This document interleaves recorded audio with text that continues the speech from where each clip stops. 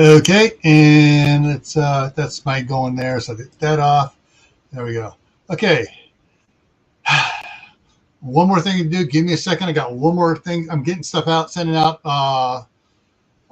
sharing it, and where was it here? It's, yeah, so there's that out. So I'm getting one doing sharing for YouTube and stuff over at not YouTube, Facebook. So give me 1 second here. I come over here to this one here and get that there. Gotta get something up here real quick here. Get that in, and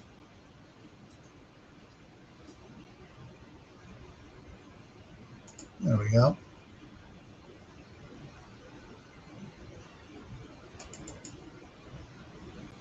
There, post it. Yay. Good. Got it. Okay. Alrighty. So I'm not sure if Al's going to be coming back up here, but give me a second here to take care of some things here. That's on.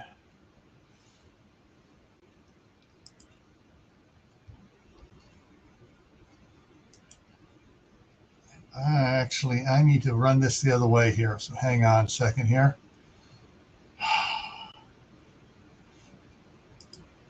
Control C. Going over here. Yeah, it's fun doing this stuff. All right, good. That's there. And now I can take this here. Control C. Waiting for this one here to load up now.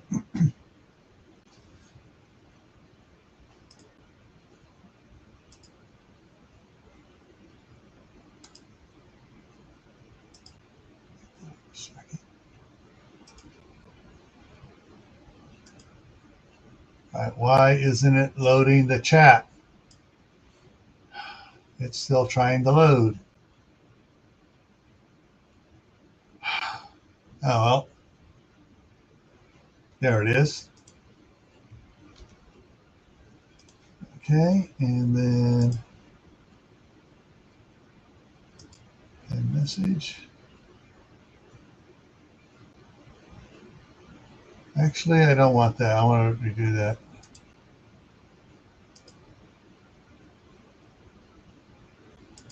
Do it this way here.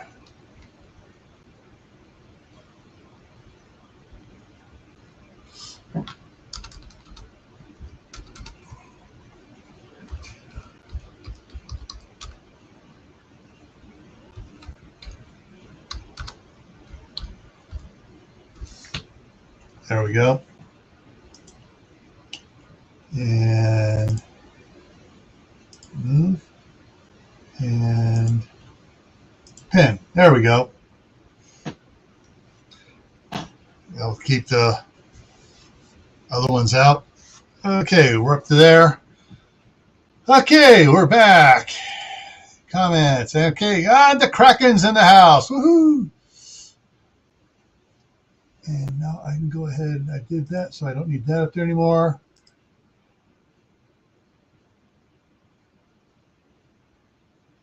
And I got a bunch of stuff in here. Sorry, I got a bunch of stuff in. All right, that one's gone. New question.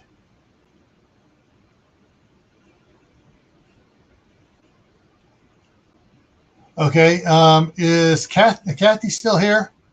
Kathy D, is she still in the side chat? I know she was in the previous one. So I'll have to answer that thing there later. She is asking a question on the email. And number 2 can go, boom, there we go. All right, so Marshmallow Man's here, Kraken's here, Where It Begins here, Ron is here, I'm here, Jaden's here. All right, so those are the ones that are commenting. And we got a bunch more that are just lurking. Fine, no problem with lurkers. Uncle Al's here. All righty. First transition. Yay! 2 more transitions to go. At least I got it figured out now to go ahead and start the transition on the one computer, get it up, start the countdown, then end it over here. And that way the computer's not going, oh, which one do you want me to go with? Yeah. All right. So that should all work right. Got that there. Oh, I need that one there. Okay. Oof. Yeah, I think she's. I'm not sure when she asked that question. That was about 20 minutes ago. So basically, the question. I'll repeat the question here and give the answer here too. So Kathy was asking about. I did both here on Tuesday. I had Ben from Minuteman Prep and PoweredPortableSolar.com, as well as Friday on Camp Patton. We had him there, and she was asking. One of the things is, did he say that froze the Delta EcoFlow or Blue Eddy was the best solar bank? It was the Delta Pro or Delta Pro Max. There's Al. Yeah, he said it was the Delta Pro Max was the better unit right now, and so right now it has passed the Titan because Titan doesn't do 240, and the Delta Pro Max has the come on brain, charging wall charger, high speed wall charger, so you can charge it up quicker from so like if you're using it without solar panels and you're just using it as a emergency power bank when the power goes out, and in some areas like the power will go out and come back on for 15 minutes, go out again, come back on. You have one of these and it'll charge it up quicker each time. So than the others.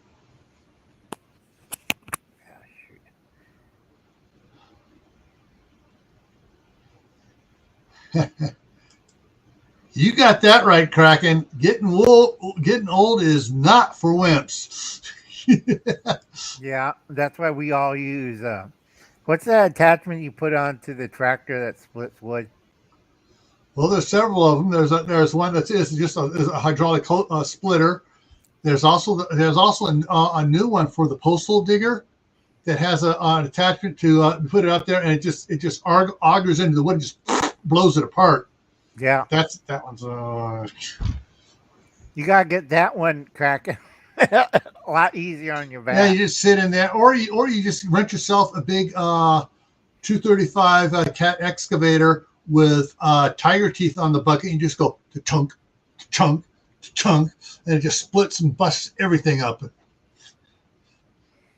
It's like the good old days of normal live streams. It's like I've been on a lot of just helping out the new prepper, the fourth wave of preppers, and they're doing the same old stuff like the first wave, second wave, third wave, and it's like I'm just looking at them like, yeah, we have. Boom! Yeah. Farmall fanatics in the house. Oh, Farmall, long time no see. And yeah, woo. They have they're selling all sorts of stuff. Like, remember we did that food bucket thing? Mm-hmm. With Dave, folks, unless you're used to eating this stuff, a lot of people will not digest it. And then they say they have the food bucket for 72 hours. God, that was a piece of garbage, wasn't it? Yes. Some of those, the ones and one of the things when we were talking about the food buckets and stuff is you have to read the calorie count. Because someone says, "Oh, this will provide you, this, for this many for this, 30 days worth of food." You look at it, 700 calories for the day. You got to be pooping me, right? And also the big problem is the portion size. Remember, we had a big discussion on that. people think they're going to get a plate-sized food. No, it's going to be like a little cup. Yeah. It's compared to its calories. It could be a little small cup at 700 calories, or it could be just a little bit bigger cup at 1,500 calories. Right, like a small bowl. Yeah. Or, and the thing is, and some of them will have, so many, serve so many people, and you look at the package, serves 4. And some of those packages look at it and go, no, that serves 1. Yeah. Also, another problem is a lot of people don't try these buckets out. Okay? Trust me, if you ever eat that home... Oh, he froze again? Did you freeze? No. No, okay. No. I'm moving, I think. Yeah, I'm moving. You ever ate one of those food buckets like the chocolate pudding? Yeah. Oh, you can't get chocolate pudding past my lips anyways. And the smell of those things are even worse. Like, oh. You should do one of those food bucket pudding things for the kids. Put it in front of them, and you put real pudding on this next to it, like butterscotch or. No, because two of the kids will throw it at me. Yeah. If it's like they're like.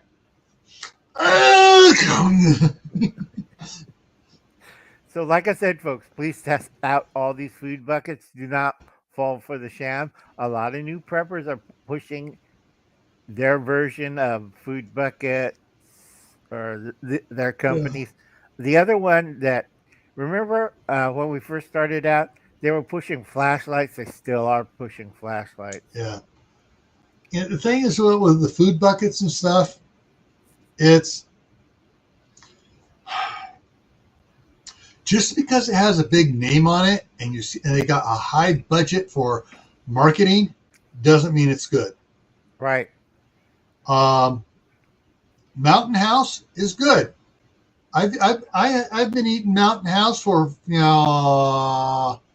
over 35 years. It's good.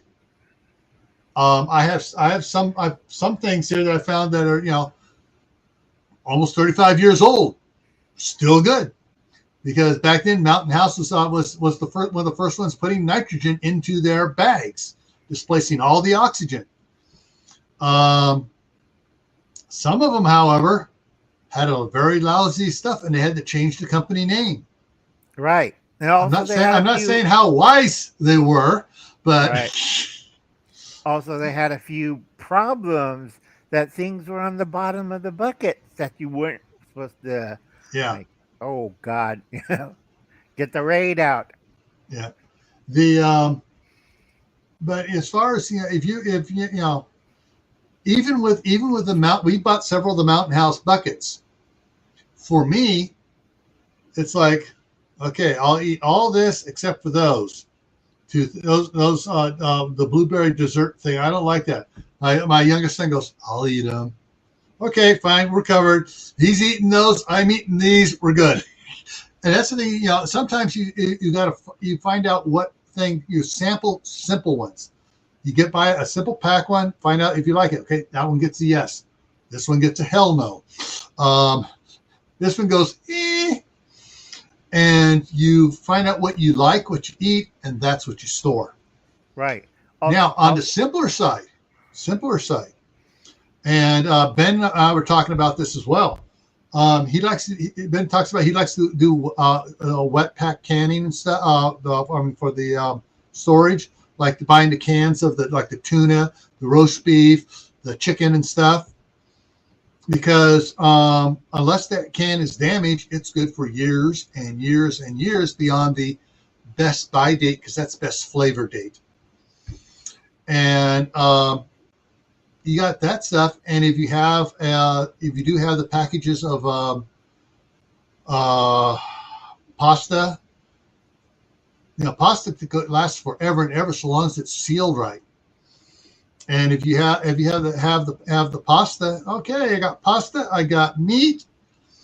Let's see, the can of chili and beans, that lasts forever too. I can mix this stuff up and make myself something good like that. Now, the problem with some of the canned stuff was the canned cans of tomato products. Right, and don't forget pineapple. and pineapple, because the very acidic ones, which also includes actually they've stopped doing that on the oranges. They're putting it in spring water for the mandarin oranges. They got rid of the juice Right. because it was eating through the cans. And so, but like the cans, we stopped buying tomato sauce in cans. We buy it in the jars. And tomato sauce in jars lasts for years and years and years. Yep. Uh, like I said, on pineapple, you have to be very careful because it's more acidic than oranges or tomatoes. Unless you want a can explode Yeah.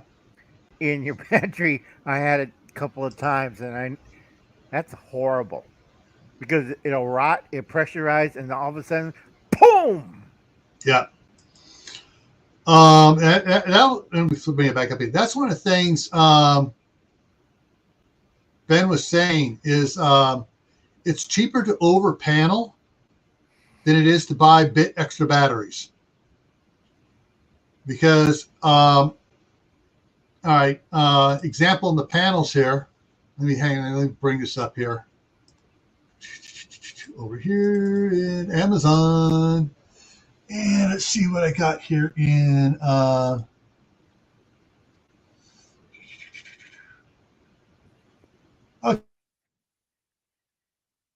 froze. Okay, so Rich Solar, which is making leaps and bounds, and it actually has some good combination inverter controllers and stuff. 100-watt panel, $92. You're not going to find Renology or any of the others that way. In fact, the others were, the last time I checked some of the others, they were like 132 for the same thing. And this is rated at a better by several guys that I trust. Reed being one of them. At being better, it puts out more side by side comparison. It actually puts out, even though they're both rated at 100 watts. And depending on the day, you'll be lucky to get 62 watts, but same panel side by side produces better than the others. But so yeah, and so $92, you get a 100-watt panel. Now it's what $300-400 for a battery, 100 amp hour battery, and $400 you got 400 watts you producing. Yeah, it's gonna charge up the battery that much faster and give you more power while it's charging for you to draw upon. So Right. Gil, I almost forgot. Did you ever talk with Minuteman about cyclic wave? no, That's a good topic, you guys, next time to get together on yeah, cyclic wave of the power, because a lot of people goof this up, and I warn people about it. If you don't get the cyclic wave on your inverters and panels right, you have fire insurance, right? yeah.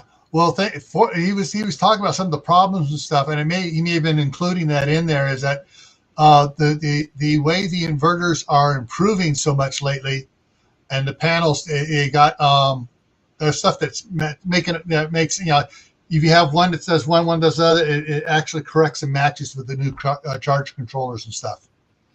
Because a Or the lot of inverters. the early panels. Oh And yeah, he was talking about early panels having problems, early inverters having problems, and early charge controllers having problems. Right. That's why DOI Solar went off the air. One of his inverters exploded in his face. Not a good thing to happen. Yeah. So this thing right here, I'm going to click on this, make this one big. This is the small version of what I was talking about for a postal. This company's been putting out these things. They for a wood splitter. Yeah, you put in just split wood and stuff. Bigger ones, you're using some smaller wood pieces here, but the is this the one that has the actual? No, this I think this is the this is does not have this is the knockoff version of it. The real version, they show them splitting big, full, 16-inch, 24-inch log, right down through it. But yeah, Yeah, that's the knockoff one.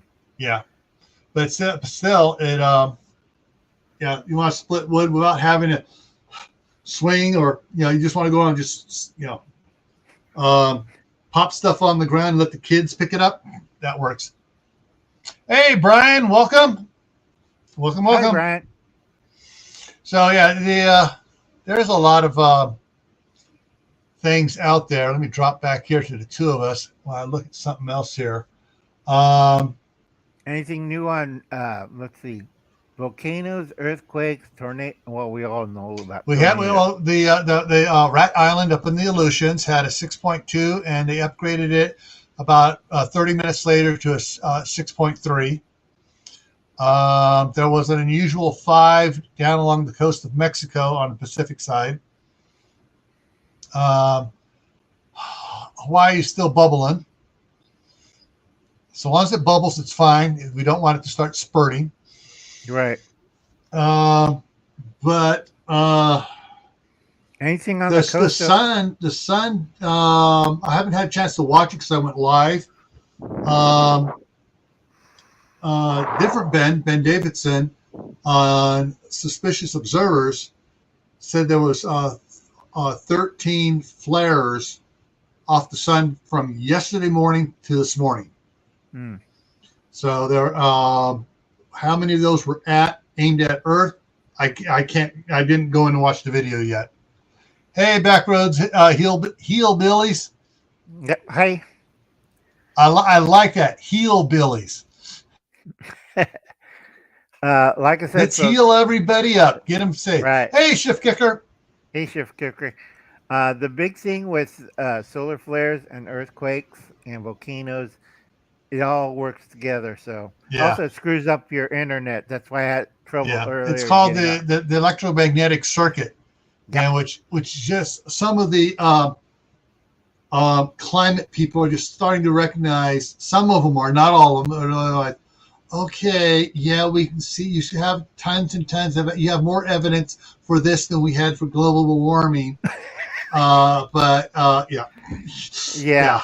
It's like state of Maryland. We're going all electric. I'm still laughing my head off.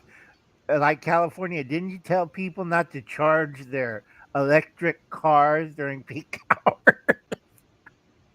They want to go all electric and get rid of natural gas and propane. Whoa. Oh, power's out, going on 3 hours. Ouch. Ooh. Hey, Black's Guns and Gardens. How's it going? Yeah. Oh, that's I forgot to put it. I got to put the other banner up here. Hang on. Where is it?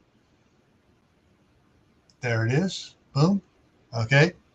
So, Joe's joining us. We're getting closer to the 1,000 subscriber mark, so I can actually do the giveaway for the giveaway contest. The rules are in the description down here below, so you can go down and it has a video for that. But giving away the grand prize or the first place prize, not grand prize, first place prize for the giveaway coming up here is the $80 book by Doc Bones and Nurse Amy. This is the color version, not the black and white version. And this one is autographed by them for the giveaway. So read the rules and see if you can compete. There's still plenty of time to take first place. And let's see what else we got here. That up. Tomorrow night, over on my other channel. Hang on, let me go ahead and drop. There we go. On CFC, Kent Patton Family Compound, the other channel. We're having the 4,000 subscriber giveaway. You must be there to win. And it's a question and answer. First one answers the question right, wins a gift card.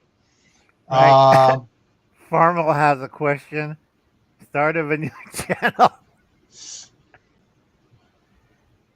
Actually, I had Rayman Prepping 9 years ago when I was working for Homeland Security. I was putting out travel tips and everything on it.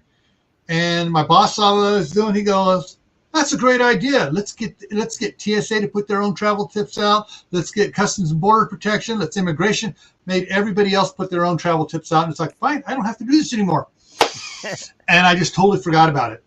Right. And then a year and a half ago, the platform didn't like all the truth I was putting out on my Camp Patton Family Compound about preparedness and stuff. And I said, fine, I just moved all that stuff over here. I'm doing the most emergency preparedness stuff over here, and just keeping the gardening and homesteading and property work over there. So it's so basically I resurrected this channel to take the hits, but it's not going good. And it's like I got plenty of watch hours. I'm buku good on watch hours. I just need more subscribers. Right. And we'll catch you later, Shift Kicker. I understand because your power's out.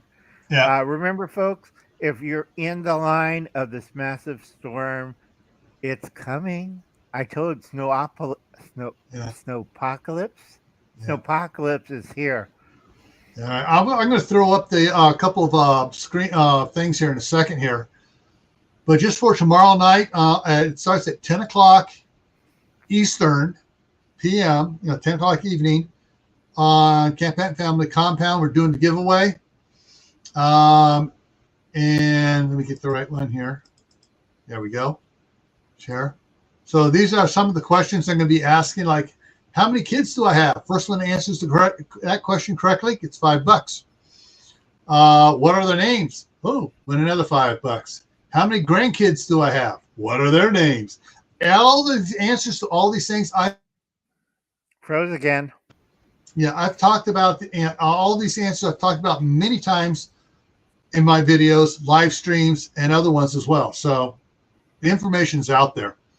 So these are the ones for normal subscribers to Camp Patton Family Compound, and then the Camp Patton Family Compound channel members have their own special drawing. And I noticed I just said question about my hobby.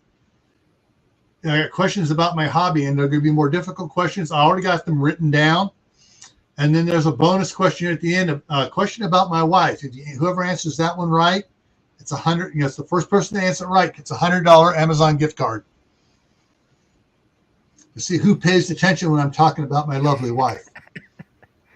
Anyway, folks, I think Lewis is having problem with they're getting rain and it's freezing. Freezing rain up there. Yeah, this morning he was -1 degree centigrade, so it means about 30 degrees, and he was getting the rain and it was freezing. Like I said, folks, Snowpocalypse will last until about probably second week of February because we're in the third Nina year, right, Gil? We're third El Nino year for California and the West Coast. Plus, we're coming up on the mid solar cycle for the. I forget how many. Ben Davis is talking about it again right now, right, because we're supposed to be hitting it here in January, and so that's going to screw things up as well. Big time. And no, Barry's back. Yeah. Yep, he was up there. He said he's putting together another antenna.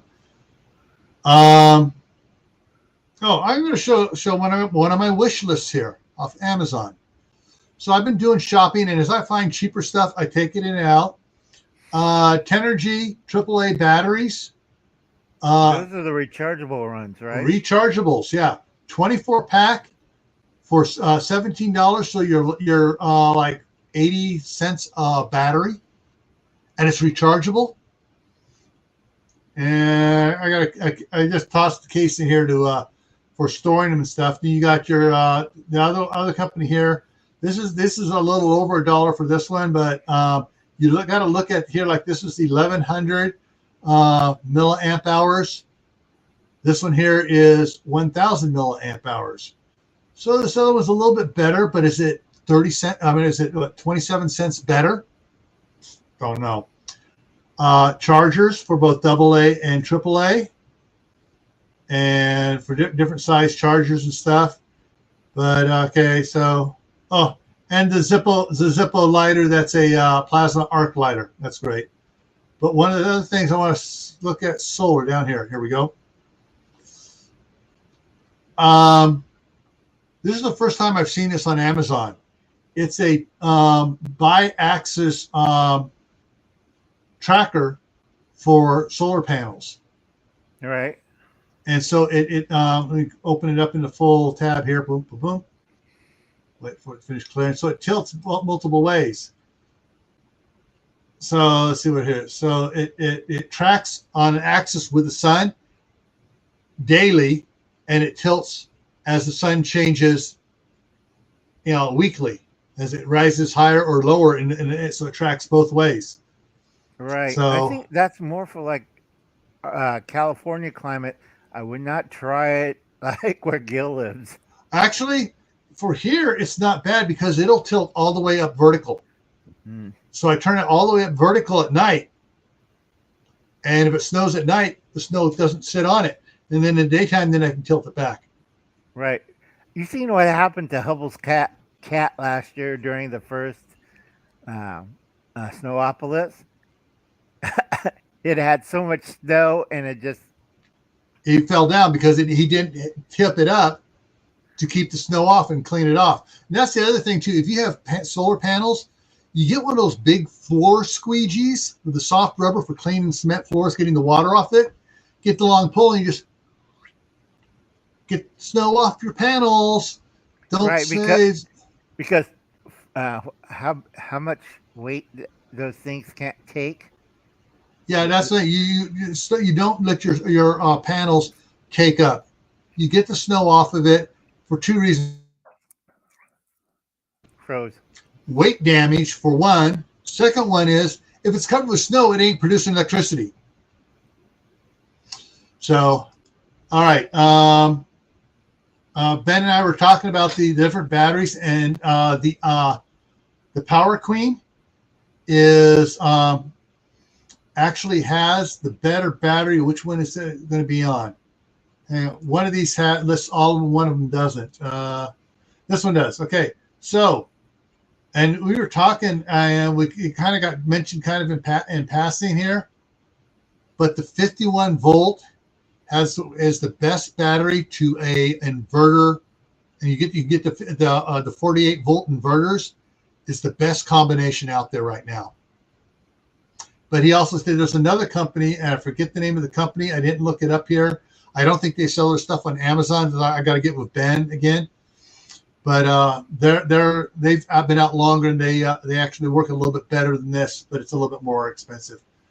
But if you're just doing a 12 volt system, the 200 amp hour battery is phenomenal. Ben's been testing this one, and he's also been testing did a video on the Time USB, and he actually did the 200 amp hour one here for time. These are iron lithium phosphate batteries. They're a lot lighter than lead acid. They work better than lead acid. Lead acid has like 300 life cycles. 3,000 life cycles, 10 times as long, and the prices are almost the same now. So yeah, so that's some of the stuff we were talking about when we had Ben on here. Okay, Gil, I got to get going because I have to take care of my mom. Catch you later, folks. All right. So yeah, so this is I try to share some of the stuff I do. Here's the other one. Hang on, let me throw this one up. If you're worried about power outages, a solar battery charger charges 9 volt, AA and AAA, and it's solar powered. So that's one of the neat ones. That's on my Christmas wish list. I'll find out whether or not I get it for Christmas. And yeah, and this here, and now that I got the concrete all poured out there, we'll be putting this summer. We're going to put some poles in, and I'm probably going to be getting like the 200 watt motion sensor light out for over the driveway. So when the cats go running across, I'm not talking the kitty cat. I'm talking about the cougar or mountain lion. It comes on and scares them off. All righty. So yeah. Anybody have any other questions? Stuff you want to fire out? Things we've talked about in the past, and you have any questions about it? I'll be happy to answer questions right now. How many of these windows I got open here? I got that one, that one, that one. Okay.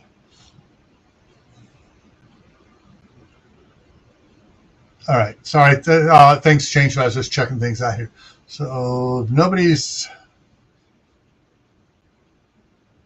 will be driving, not so much chatting. Okay. Thank you for sharing it, Janice.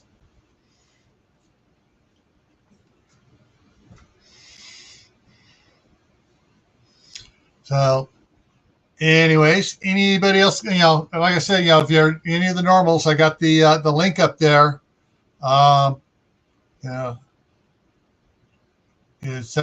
Link should be pinned. Yes, the link is pinned, so we can talk things. All right, I'm going to go ahead and close that. Close that. Close that. The price actually dropped on that solar-powered battery charge. Dropped 10%. Dropped from $39.99 to $35.99. Have to drop subtle hints on that. And okay. And what else is going here?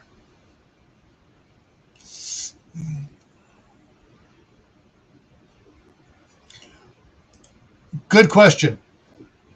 Here's the interesting thing about solar panels. You see them put solar putting solar panels out in the desert. The problem with putting solar panels out in the desert's hot. Heat is bad for solar panels. They did a study here a few years back in the San Francisco Bay Area. San Francisco Bay gets fog along coming off the ocean along San Francisco, especially South San Francisco. And then over by Berkeley, they get fog coming in onshore, partway just over 80, partway into Berkeley. And they found out that the solar panels in the fog worked better than the solar panels 5 miles farther inland in the sun, because the fog kept the panels cool and the UV lights still made it through the fog. So you can have a gloomy, overcast day, but if you're getting the right lights coming in, your panels may work better because it's cooler, which means you'll get more out of them, which will offset the gloominess. So there also depends what part of gloomy Washington you live in too. That's how gloomy it is. All right. Okay. All right. Need sunlight for panels. That there. Okay. All right, folks. I'm going to need to put a countdown timer on here for a minute. I need to go take care of something, and I'll be right back. Less than 5 minutes, but I'm going to put the 5-minute countdown on here just so everyone knows what's going on. Actually, let me put something else up here, another banner. There, put that banner, and I will be right back in a couple minutes.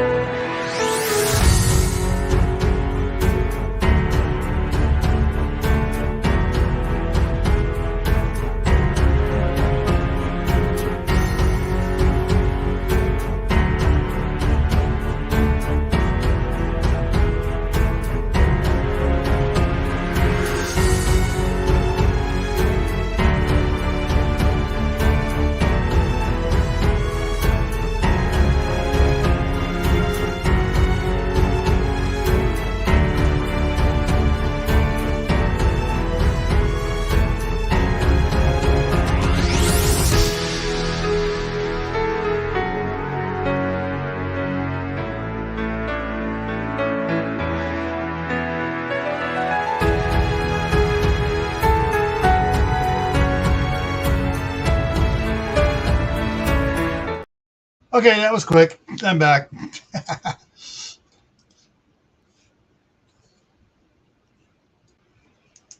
All right, second question. I live in a tiny house here. Do you think panels will keep my house cooler? Depends. Froze again. Depends how they're installed. Some companies, when they install them, they put them down, right up against the roof and stuff. Other companies put a bigger space in there. And actually, if you have a bigger space, that allows airflow between the roof and the panels, keeps the panels cooler, keeps the roof cooler.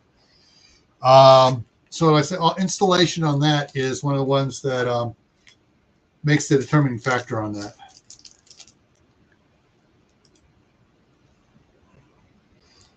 Sorry, I had to get something to eat as well.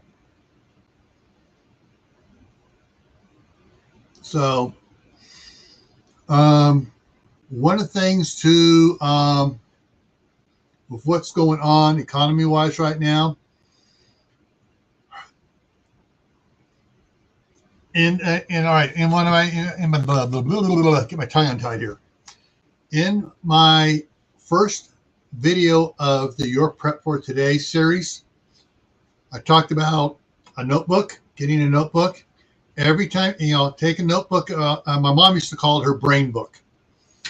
And take it with you when you go to the store. Write down prices, the normal prices and sale prices of different things like the tuna, canned beef, canned chicken, canned pork, whatever it is. And when you find stuff on sale, it may not be a sale, but it's a lower price than normal. That's when you know to stock up on those items. Canned meats may be something to look into stocking up on, particularly right now. There's a lot of problems going on in the food chain. One of the things with the food chain problems that I've noticed, and people were telling me earlier this summer, "Oh, you're full of hogwash. It's not going to be a problem." Was when some of the food factory processing plants are going up? Oh, it's nothing unusual. Well, it's been really hard to find frozen chopped spinach around.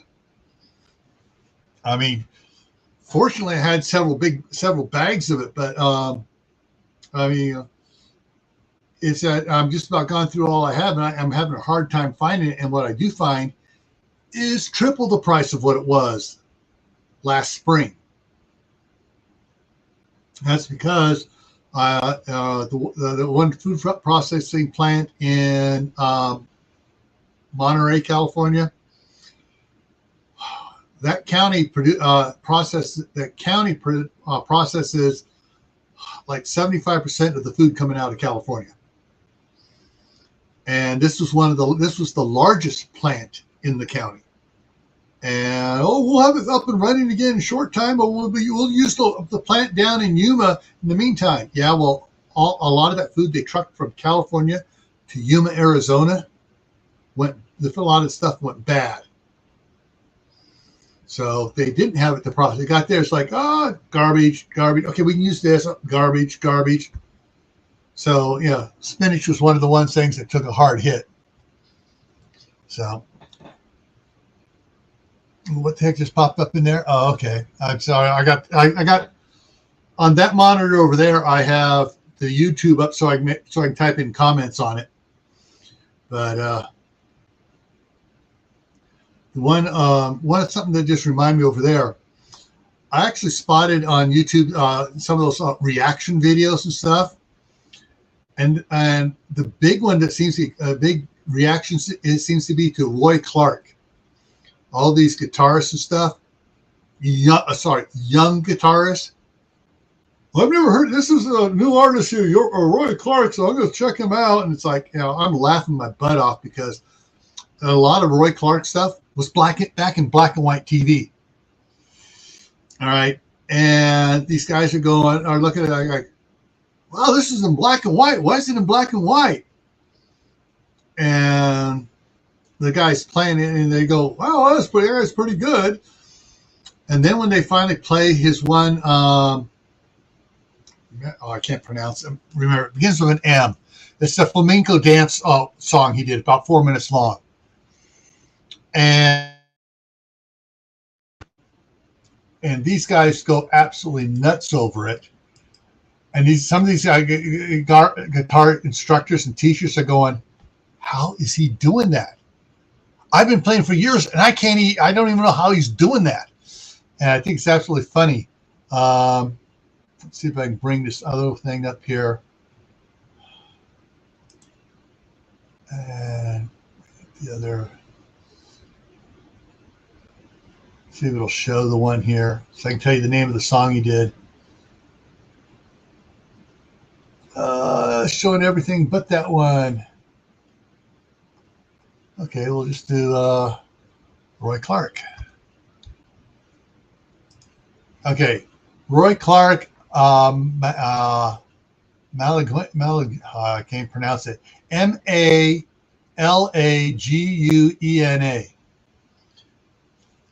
You guys want to get your minds blown away and have some good entertainment?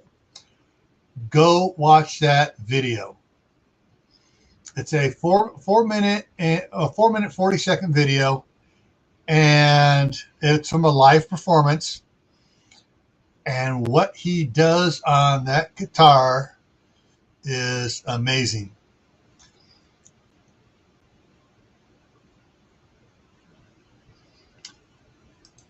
Canned chicken is $13. So is a fresh one.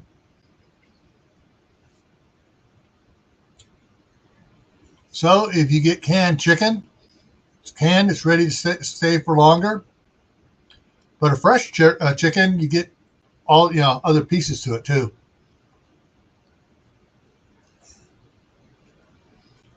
And also, how much is the weight difference between the fresh chicken and how much you're getting in that $13 worth of canned chicken?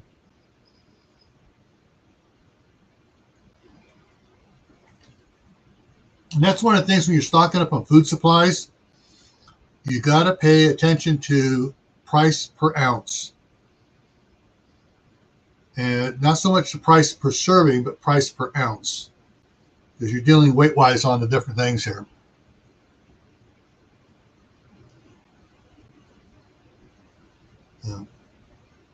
Yeah. Oh, I'm tempted to play that Roy Clark video for you guys, but it's just, but I will do this instead. I will, come on, get up there. There we go.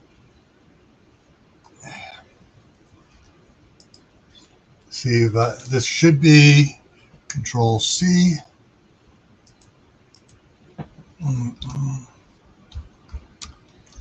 L-A-R Clark. That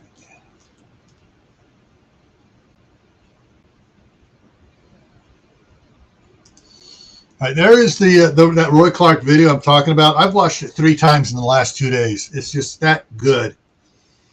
It's good entertainment. It makes you feel good. It takes your mind off of the crap going on around the world to watch his skills in playing.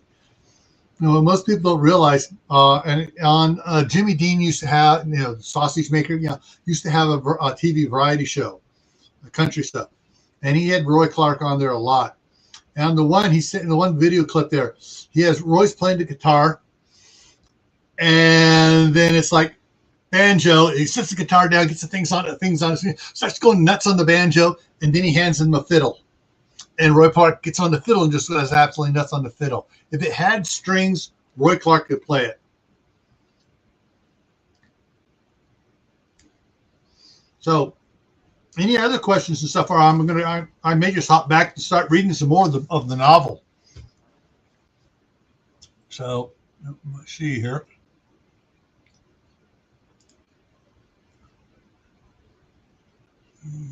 Unread and.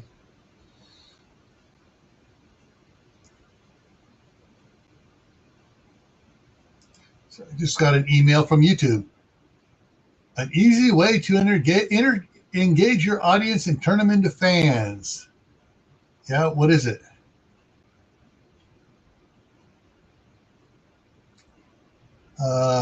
Community tab. Community tab. I've been using Community tab for a long time. All right, so we go ahead and drop that down.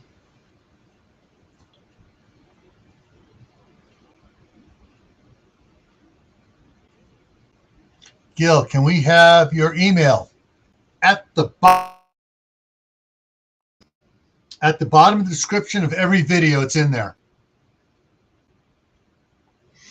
Yeah. But the easiest one is just use the Camp Patent Family Compound one. Very simple. CA. Let me just put it. I'll just put it out here for that.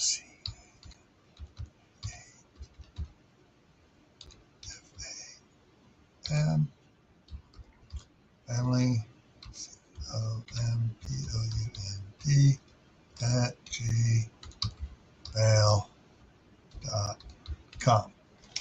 And make sure I spelled it right. Camp Patent Family. Yeah. So there it is. It's in the bottom description of all my Camp Patent ones, and I have my other email in the bottom of this one here. But yeah, that's probably the best one to pop up because I keep the Camp Patent one open, 24/7.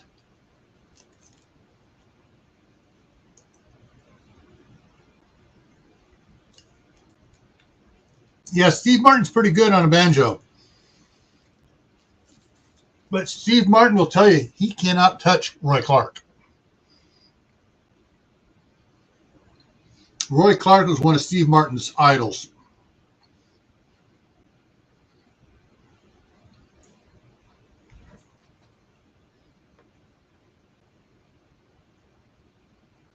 I think it was Brent Trent, who's a banjo player, and Roy Clark back on Hee Haw did a dueling banjos of themselves, and it's like, holy crap! How are those guys doing that?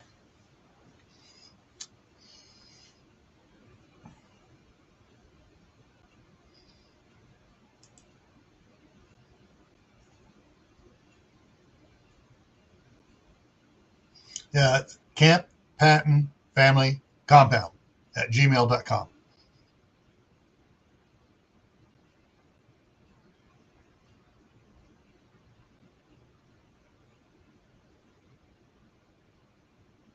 Yeah. Yeah, Hee Haw was that. I mean, most people don't realize the talent that they had on Hee Haw was phenomenal. Yeah. Any other things? Hey, Aid. Looks like Aid and Ear's back.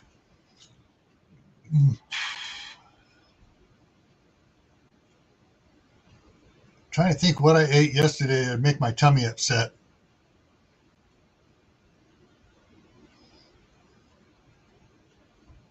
Oh, that's right. I tried having some peanut butter and honey yesterday. I think the peanut butter may have been bad. This over here. I'm moving things around here. And I'm going to change things up here actually, wait a minute. Let me change back here. Put that back. I got multiple monitors, so I move things around from monitor to monitor. And I want to get, okay, which one's that? That's that one.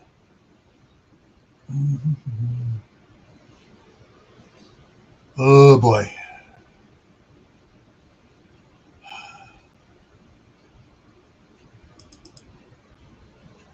That one. And that one. Yeah, tummy's going gurgle, gurgle here.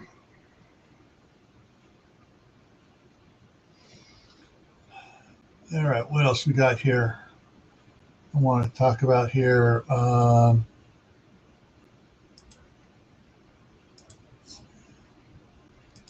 Get that in there. And where is it?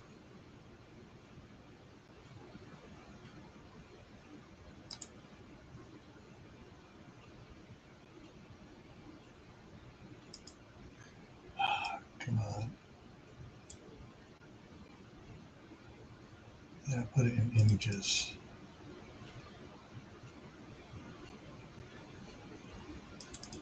There it is. Yeah. Okay, so I got those down there now, right? I got that one, that one, and that one. Yeah. And I got to go back here and pull up this one.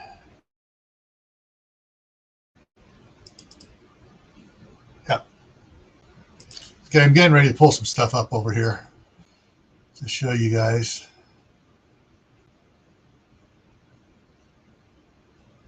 All right, Keith. Take care. Stay safe.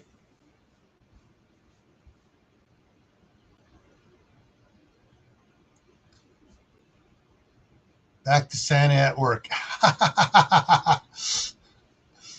All right.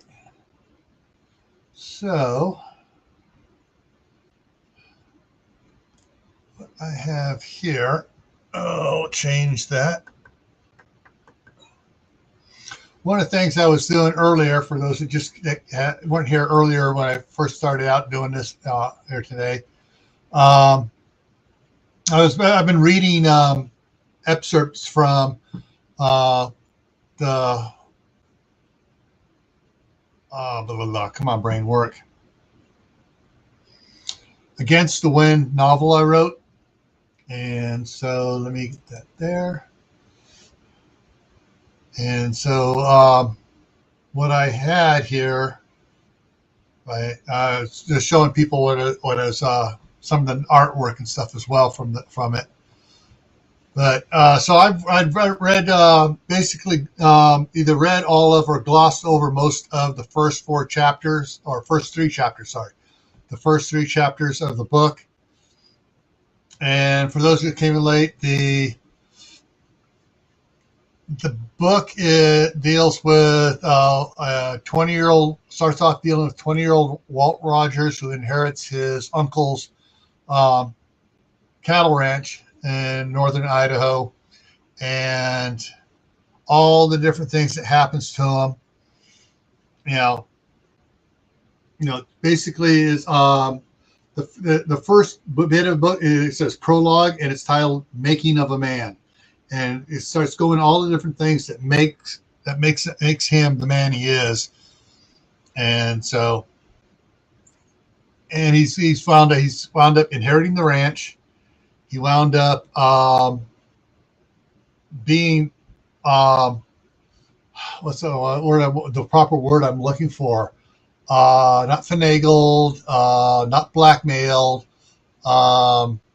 But basically, the previous sheriff, the previous sheriff made his retirement announcement, and I talked to all my employees and stuff, and we all agree that Walt Rogers is the one we want to see replace me. So we're nominating Walt Rogers to run for sheriff. And so he wins sheriff.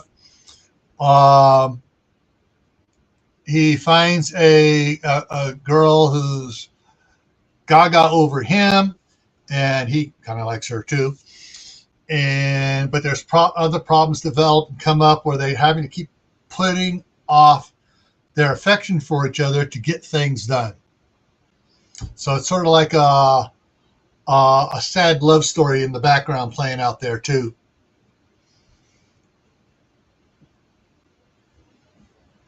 So and so basically they've done a couple of them, and now it's a month timing on the book here. It starts out in September, and things progress. So things are September, October, April, early May, September again, November, mid-December, early January. Now we're into late March. So it's been about a year and a half since the book started. and they know about the main event that's coming now. He knows, but it's still classified as top secret. And he's trying to get his family prepared and not violate the non-disclosure act on it, and get his county prepared. And now it's late March, and his brother and fiance have come to his ranch to get married in the big, huge, monstrous house that his uncle had built. And so his brother Walt Rogers is the main character. His older brother, I froze there. His older brother Michael's there with his fiancee Jenna, and turns out that Jenna's parents are both colonels in the United States Air Force and are getting to retire that summer. And in the finding out about this big asteroid that's coming towards Earth, it was on a secret teleconference that Walt was being a sheriff, was invited in by his friend, who's the special agent, the regional special agent in charge for Idaho for Homeland Security. And anyways, he found out about it. And then during the conversation here at the house with the wedding party people arriving for the wedding and stuff, he figures out that Jana's mother, Colonel Candace Smythe, was at that meet, was on that telecom as well, and knows who Walt is. But she can't say anything because they can't mention anything in front of any family members. So they would have to go off privately to talk. But anyways, he's working on, figuring out and trying to find them a place that they can buy away from the shore in Idaho, close to family type stuff. And it meets the requirements they want and is actually cheaper than what they were looking at.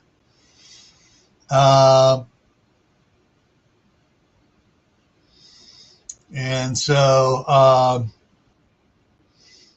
he was talking to the parents of the bride-to-be, and the bride-to-be, Jenna, is freaking out. Her mom's talking real estate. We're here for my wedding, not you buying a house.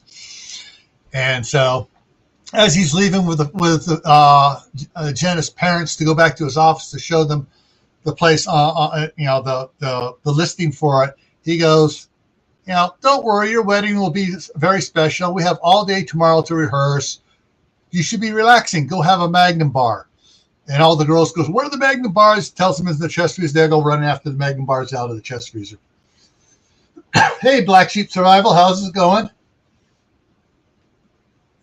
So, actually, let me double check something here. I need to double check. And yeah, okay. Checking my mails, making sure what's going on here.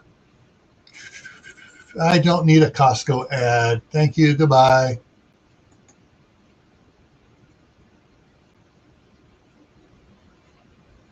And that is okay.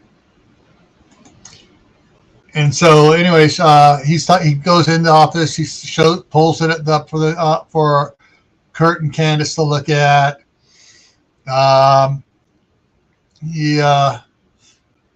They said they really wanted it. He makes a call to the real estate agent, get an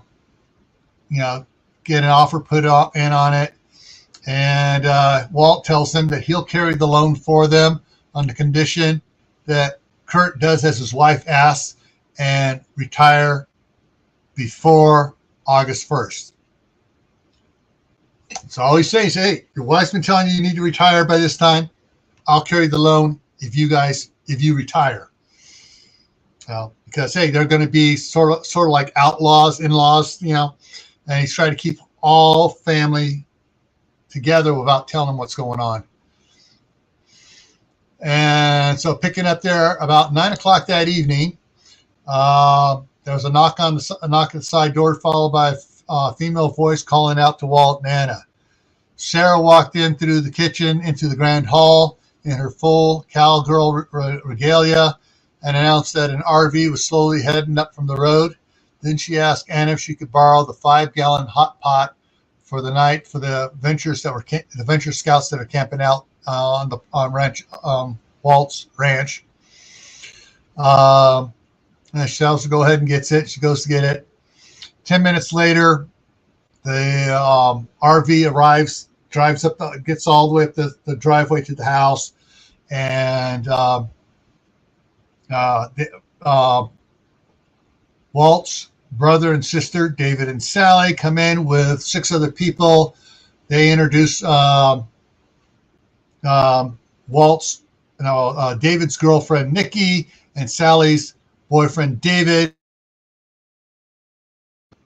Froze. So they introduced Nikki and Brian, which also be brother and sister. So they got brother and sister dating brother and sister, and their parents. And so they, gets turned up. Next morning, after breakfast, they had the first wedding rehearsal, trying to figure out where they wanted everybody in the big grand hall, how they wanted it set up. And Walt's parents, Mark and Mary, called and said they'd be there about 10 o'clock with Mary's parents, Walt's other grandparents, Thomas and Rebecca, and not to wait for them before having the first walkthrough. The walkthrough went as expected, a lot of stops and starts, going over, changing things. And by the time Mark and Mary got there at 10 o'clock, nerves were getting a little frazzled, and they said, all right, time to take a break. And so they're starting to take a break, and Janet's getting a little nervous when suddenly the doors flew open. Sarah came striding in quickly into the room, her jet black hair just fluttering behind her. Damn it, Walt! Chris has been blowing up my phone for trying to get a hold of you. And she tossed her cell phone to Walt. Walt catches the phone and says, hey, Chris, I left my phone in my office. We're doing walkthroughs on the wedding rehearsal. Walt's face suddenly turned dour as he listened to Chris. Let me get on the sat phone, okay? I'll be with you in a minute. He tosses Sarah's phone back to Sarah and runs to his office. Mark, Walt's dad, turned as soon as Walt left the room, turned and said, who's Chris? And Sarah answered, Special Agent in Charge, Chris Davies, U.S. Department of Homeland Security. Candace gasps, quietly, but not quietly enough. Kurt turns to her and said, what? Sorry, it's classified, she told her husband. Mom, what's wrong? Nothing, I hope. Candace answered her daughter and then looked at Sarah, who was walking back towards the door. Is there? She says to Sarah. Sarah just stopped at the doorway and sighed heavily and spoke.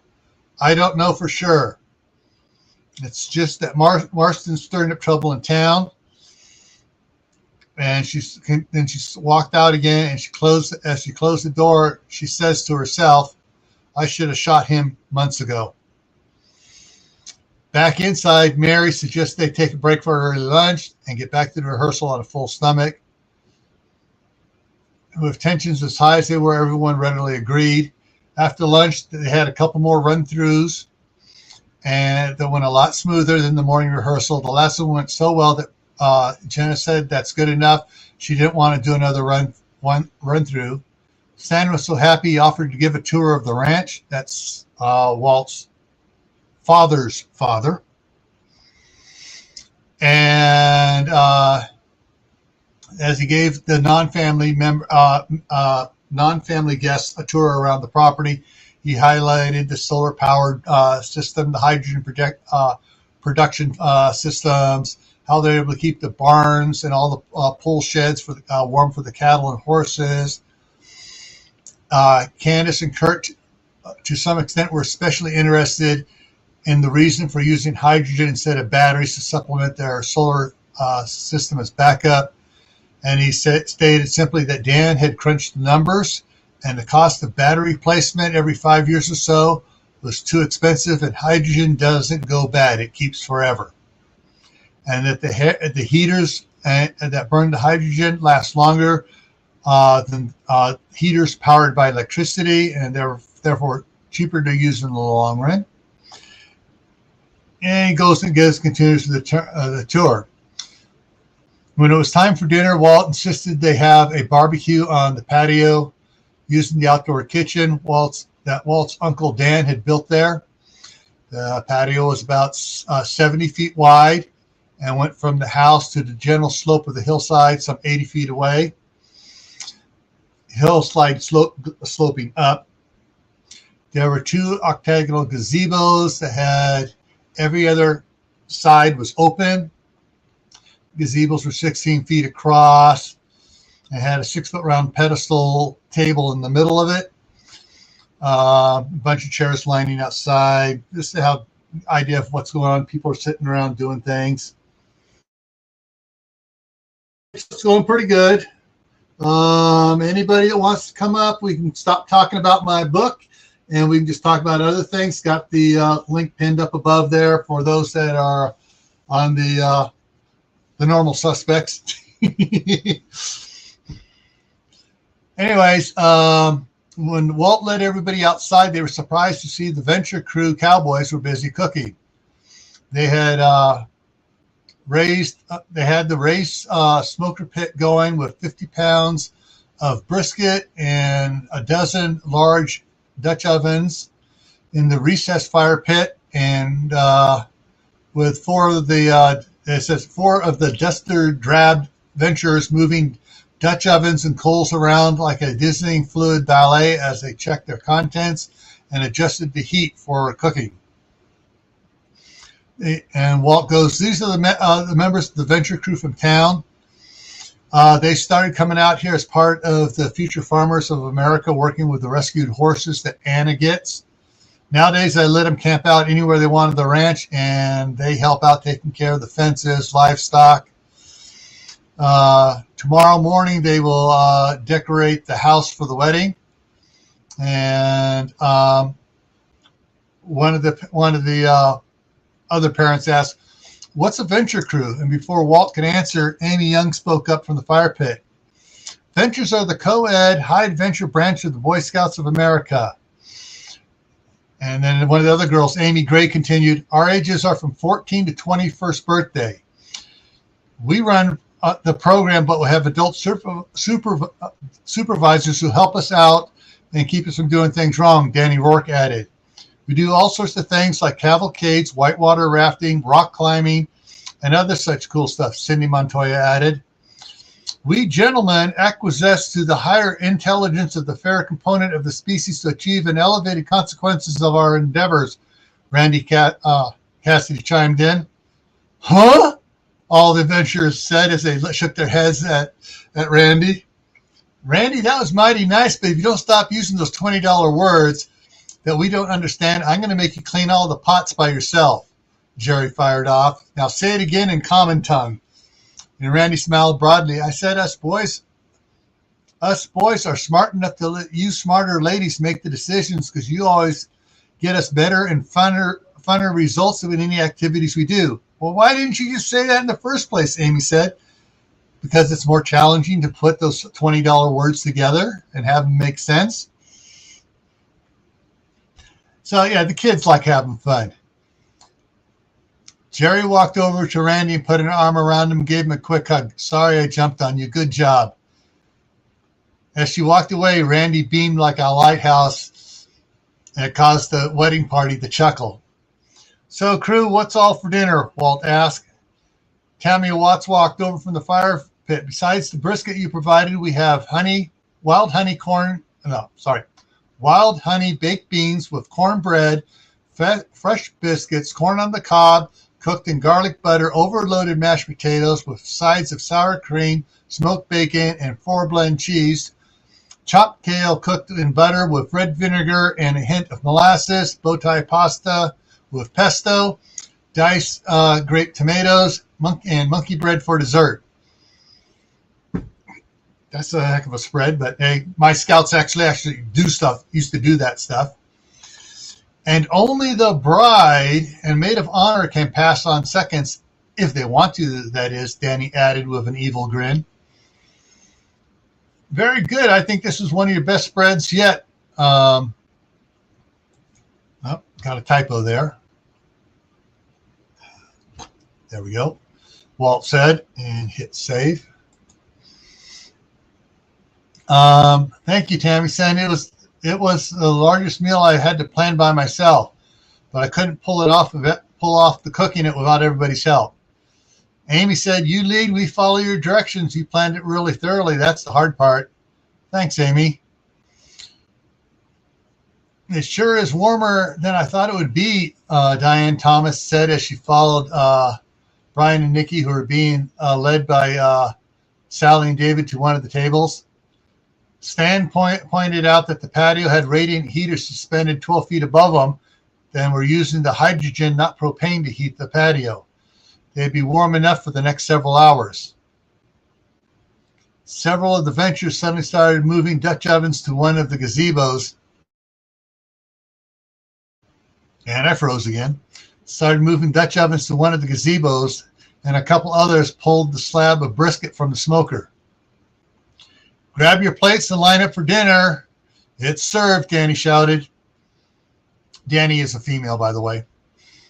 D-A-N-I. And we have Raquel here. Hey, Raquel, how's it going? Hey, you're not connected to my speakers yet. I was going to let you drive home with me. You're going to drive home, huh? Yeah. I need to get you coming through my speakers, though, because I won't hear you otherwise. Okay. I don't know why it's not connecting. You know what? I'm going to plug my phone in.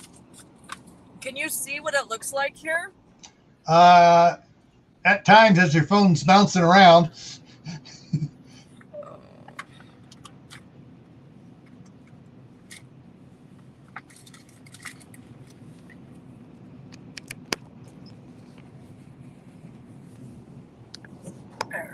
See the way? There we go. There's the truck on the road ahead of you.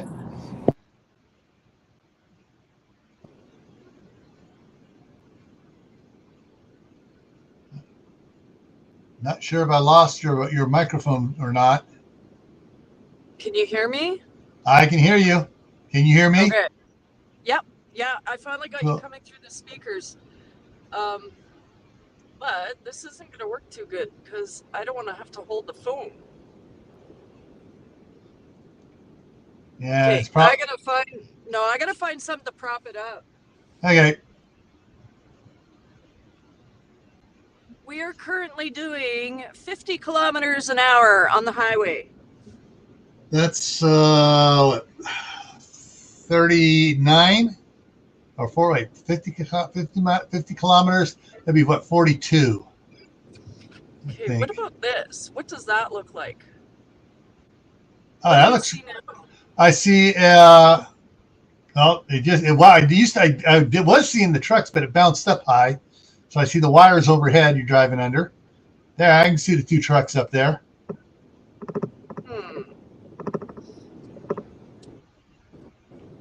Oh, look, there's a vehicle in the ditch. Yeah. Huh. Yeah, the one truck passing the other one is making the other one nervous. I can tell by the way he's driving. Yeah, well, he's passing crooked because there's an emergency vehicle. Look, there's another one in the ditch. This is crazy. Yeah. Wow. And that's an ambulance too. Wow. It's going to take me over 2 hours to get home. Ouch. We could sit here and count all the vehicles in the ditch. Yeah, I see. Yeah, there's more. What the heck happened there? I wonder if you guys had a strong side wind and it took a bunch off. Well, What I'm driving on right now is all ice. That's why we're going so slow. Because if you try and speed up, you'll take Yeah. off. Like I'm also in 4x4 right now. Because you wouldn't even be moving if you didn't have all-wheel drive or 4x4. Yeah. So I don't know. I thought I'd keep you company because I know what it's like doing a 24-hour live. And but yeah. Barry at Storms Radios and Cats says, "Stop! You're making me cold." LOL. Actually, the temperature is 0 degrees, and that's why it's worse than having it be 20 below. Yeah. Because the vehicles warm the highway, and then the wind cools it, and that's why we got a layer of ice. Yeah. So. I remember one year I was driving back from here when we first bought the place up here, and I was driving back to California, and the county guy was out there, had made a pass on the highway, and put out a thin layer of salt, just enough to melt the snow, and then the wind coming down the canyon crossways froze it over again. Oh, jeez. Yeah, okay, I spun out. 3 other guys spun out, and it was like, what the? And so we told them, hey, you got to put, if you're putting the salt down, you got to put more salt. And I froze. Keep it melted and stuff where, not so it just melts and freezes over as a sheet of ice. Yeah. How's the view now? I found a way to prop it up. I'm getting sky. Too much sky? Yeah. There we go. Is that better? No? It was for a second. It bounced back up again. Because I'm trying to figure out a way so that I don't have to hold it. Yeah. Yeah, you get it down, and then it shoots back up again. It's really bad.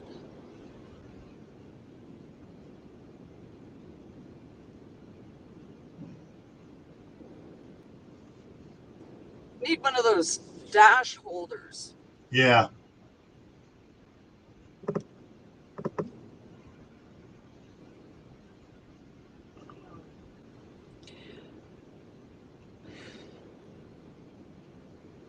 If there wasn't the semi in front of me, you guys wouldn't be seeing anything. It would just be white. Yeah. So, and an occasional bush and sign as you drive by. Yeah.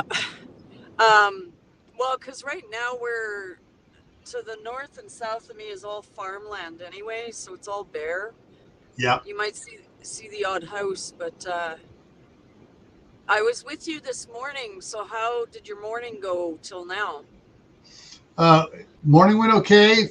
We got close to the changing over from part 1 to part 2, and I figured it out that I'll just, on the one computer, I start part 2, and with the countdown, while the countdown's going, I ended on part 1 on the other computer, and then log myself into it again on the other computer and just switch back and forth. And it went fairly seamlessly. Gosh, there's such a drift in the other lane. It's just nuts. Yeah. Did you go 7 hours on your first one, or did you just do 6 and then start this one early? I did 7 on the first one. Okay, so this one started on time. This one started on time, and the rest of them will start on time. And I may, depends how I feel in the morning. I may end at 5 hours for the last one, or I may go ahead and take it for a full 6. Okay. Okay, let's see. Barry says it's 48 degrees Fahrenheit in central Kentucky. Brian says in southeast Ohio it's 50 and rainy.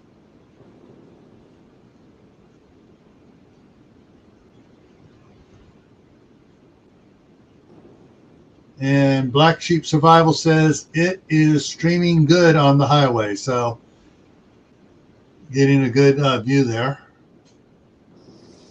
I'm going to try something. Oh, got someone passing me here. Oh, yeah. You know, I kind of I came to your live too to keep sane because I hate driving in this.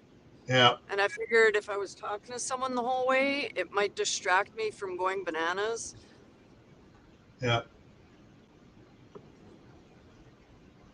Yeah. Let's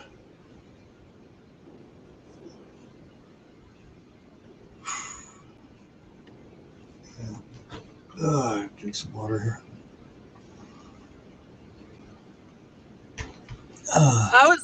what is that view like? Can you see the road? I can see the power poles going by on the side, but I can't see the truck in front of you anymore. Yeah, I just starting to see it. I need to catch up to him. Yeah, yeah, you're losing your road clearing there. Oh, look, there's more in the ditch. Yeah.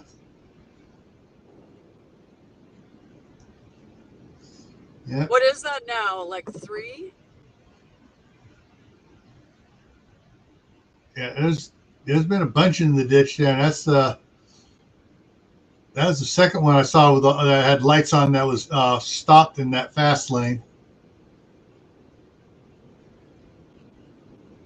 I don't know if anyone's curious. This is the Trans-Canada Highway that I'm on.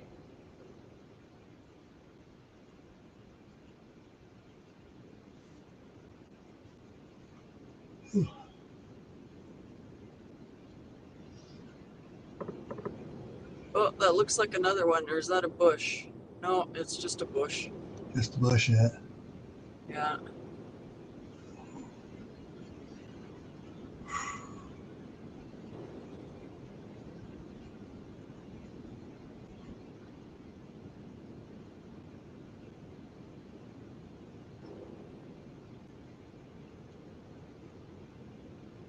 How many people do you have watching? I can't see chat while I've got you. We got 13 people watching right now.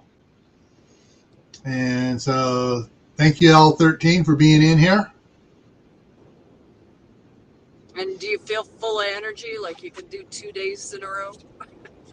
Yeah, 2 days, no. Actually, but I am suffering because I forgot to change my banner down below off. And let's see here. Change it up to put that one out there and put that one. So let me double check something here. I'm at hang on. I'm gonna move that to patch. There we go. And refresh that page and see what my subscriber count is. Yeah, all right. I'm still at 945.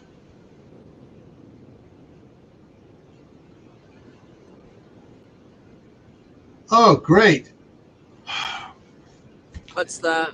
Oh, YouTube's playing with a thing. It used to be on the thing you have on your column on the left-hand side of your the studio. You'd have dashboard, content, playlist, analytics, comics.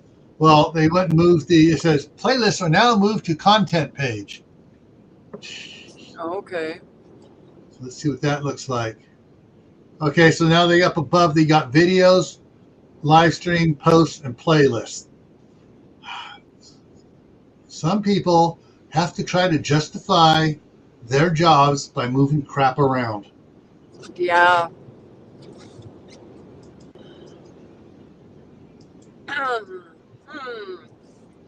Do I stay in my lane and go 60 or do I try to pass?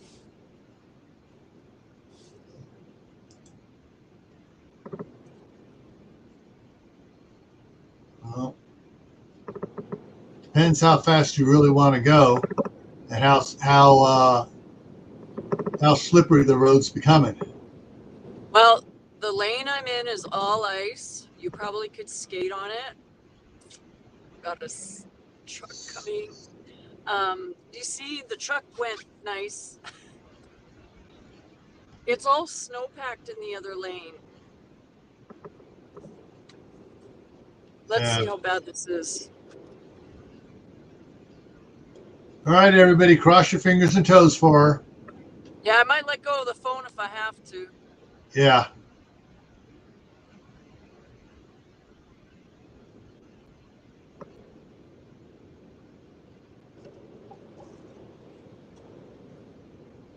Well, that wasn't so bad. That wasn't a huge truck. Yeah.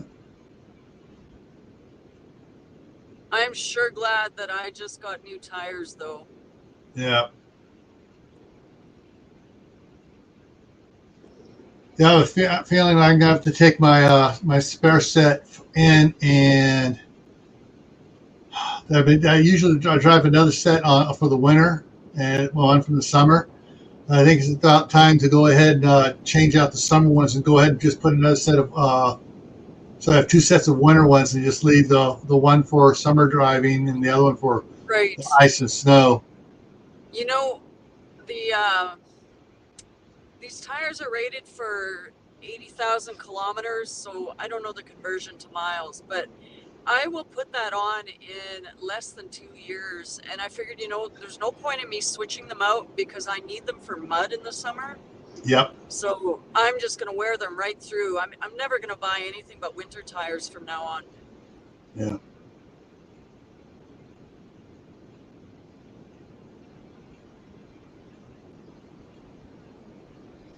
All right, go ahead and change this out here.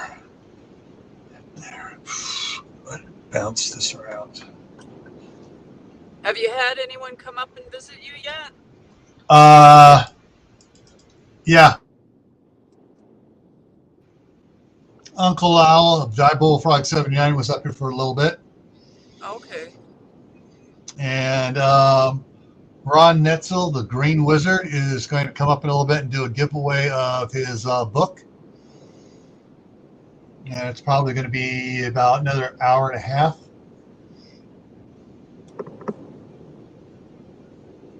If I'm doing my math right. Wow, there's such a drift on the other side.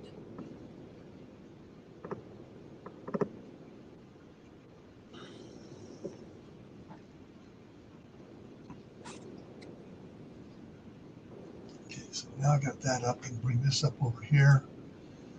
And check out.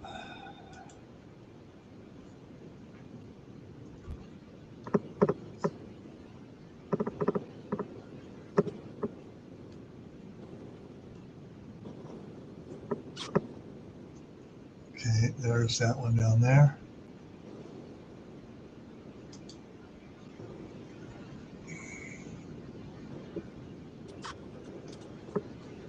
All right, so, okay, I guess that's, wow. So this, I brought the conversion thing. It says 60 kilometers an hour is equal to 37 miles per hour. Well, I got up to 80 when I was passing that semi, but now that I caught up to the next semi, I'm only going 50 kilometers an hour. But Okay, it's not safe to pass here because there's like half a foot to a foot of snow in the other lane right now. yeah. So 50 kilometers is 31 miles an hour. Oh, 31 miles. How many miles? 60. Yeah, that would make sense. When I think about it's going to take me 2 hours to get home, I'm probably 60 to 80 miles because it's just over 100 kilometers away from home.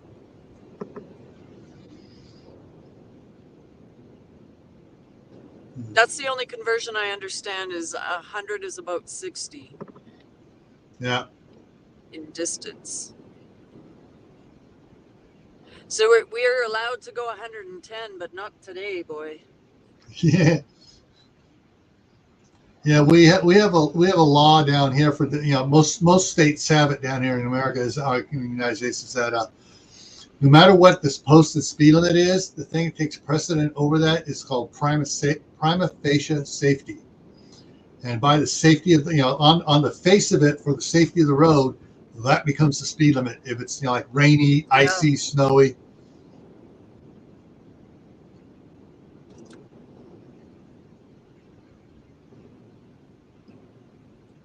I don't even know if I'm in a long line of vehicles. I can see there's a long line of vehicles on the other side of the highway.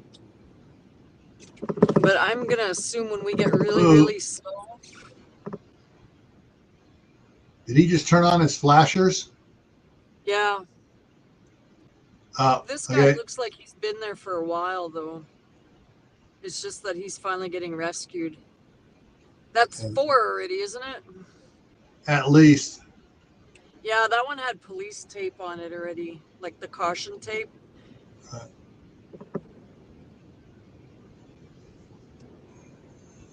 I don't even know why, but I'm not in charge. But they should have called off work this morning. I came to work in this. It wasn't this bad, though. Okay, we got Dave is here, Southern Ohio Prepping. It's live, Dave. It's live. It's not Memorex. And a lot of young people who have no idea what that means. Is it live or is it Memorex?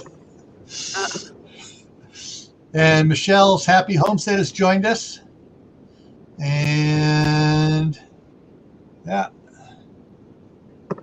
So yeah, this is let me go ahead and this is Raquel at Cottonwood Branch driving on the Trans-Canada Highway.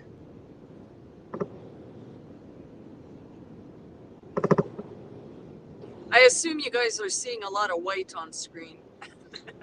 We're seeing white. I can see the cars going the other direction. I can spot those. These guys are brave, boy. Or stupid.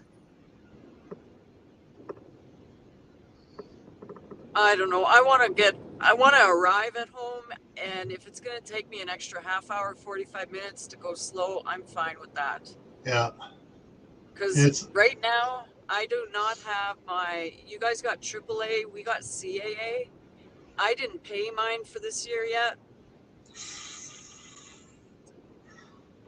Yeah. But I think I know what I'm doing when I get home.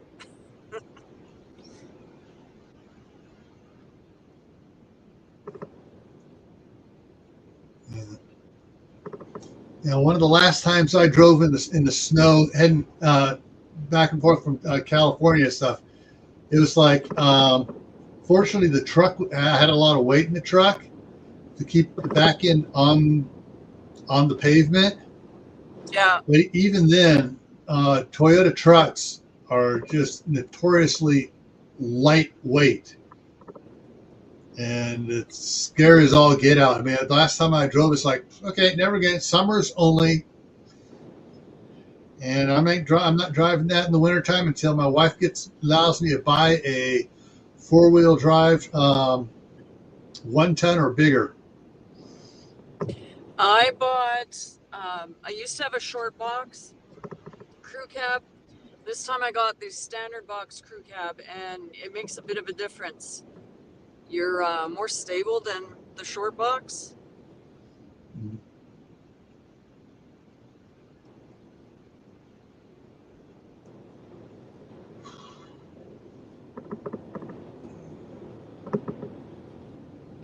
All right, I'm gonna have to tilt up for a second because I gotta work something out. My hand is falling asleep.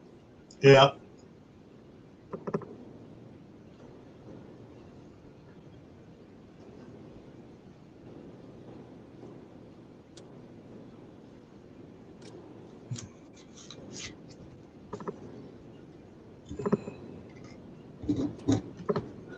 Can you see the semi or not? All I see is kind of a light blue.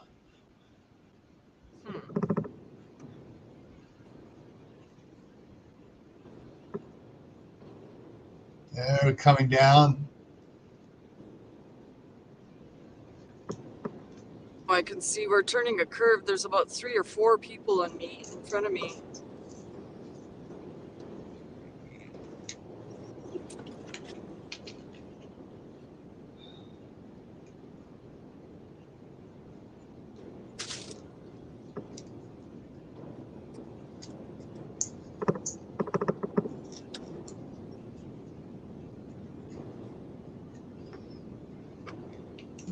See some trees off to the sides there, and oh, they're gone.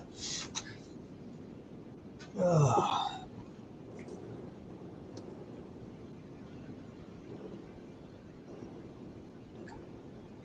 Hey, Kaylin.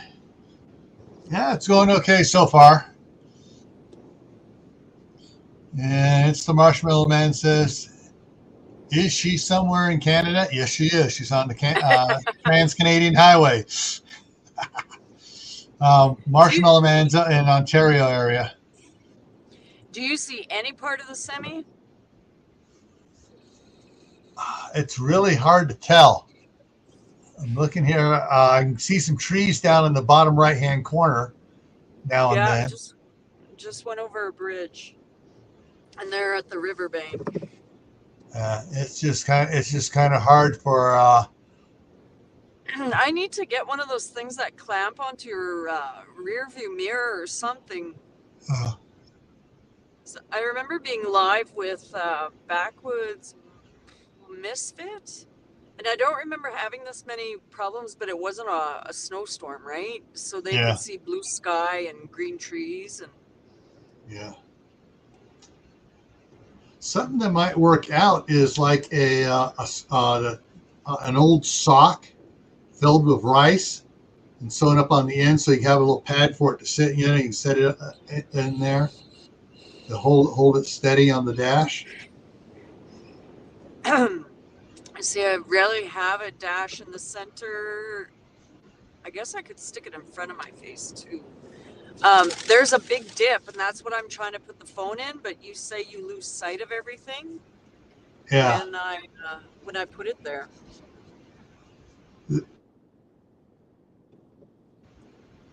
It might be need to have something like there's a ceiling.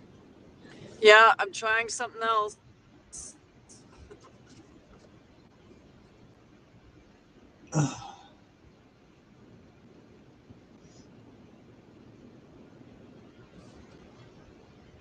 Every now and then I can tell the difference of might be a cloud, or it actually might be the sun behind the clouds go by as you move it around. But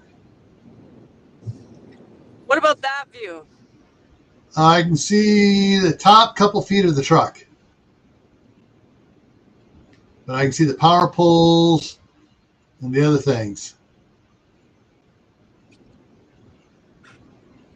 I think I might be able to get this to work.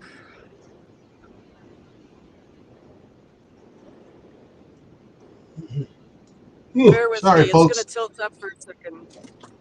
Yeah.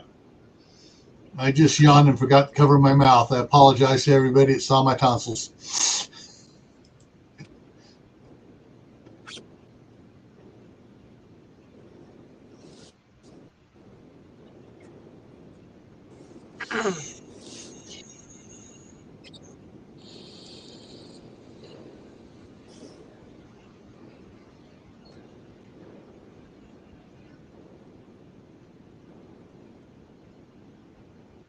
The amazing thing I've noticed about the cameras and stuff, in bad light, dark light, or too bright a light, they lose most of their focus on stuff.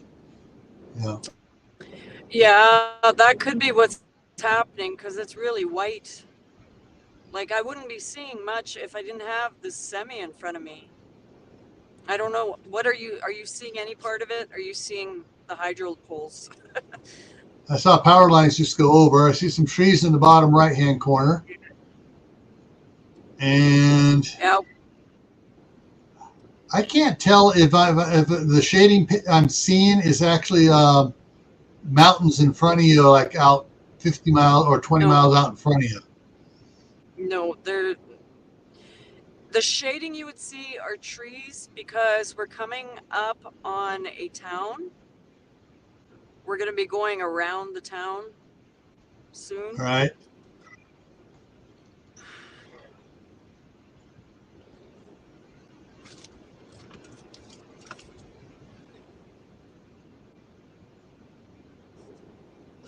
Whoa, too much. How's that?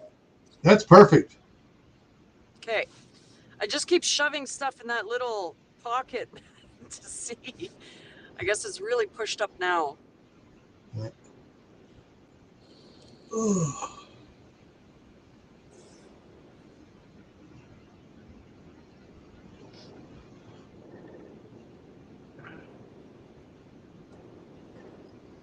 How many are watching you now? I got 14 watching right now. So just remind everyone, I got the little ticker going across the bottom there, folks, reminding about the 1,000 subscriber giveaway. You can get, the top place has 15 points, 15 people that got to come over and subscribe. But where is it? There it is. There's 6 places in that, so you got 15, 11, 14, 7, 7, 6, 1. Oh, wait, I forgot to move triple threat up. Triple threat is...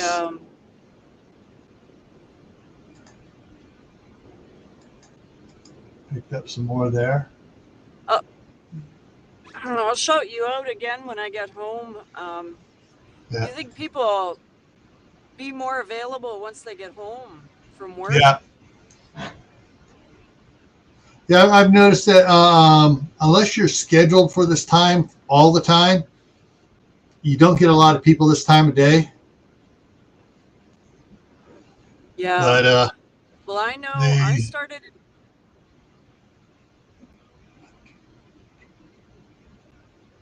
I started at 2 in the afternoon, and it wasn't until I think my last 2 hours that people started coming in because they all shouted out that I was in the final stretch. Yeah.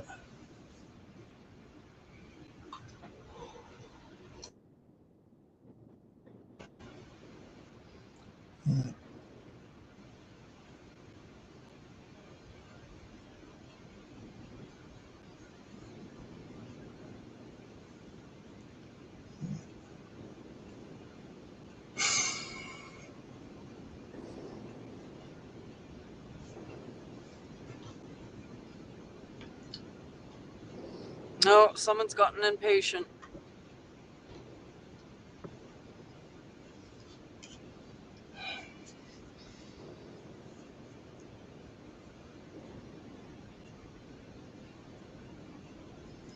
Yeah. Well, I like the color of this semi. Bright orange. Yeah. He's just the tractor unit. He doesn't have a trailer, does he? No, he's just a track. Yeah, you're correct. I just don't feel like passing people. Yeah.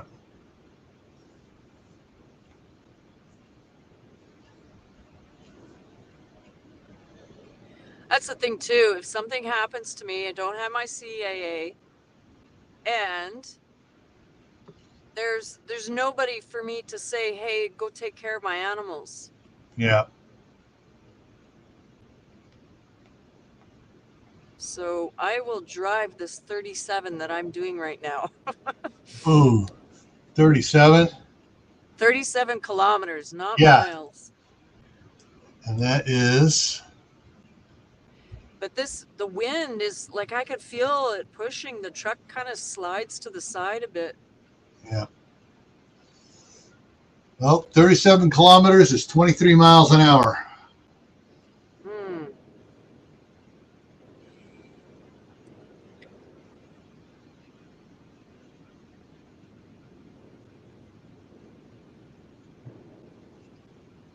Oh.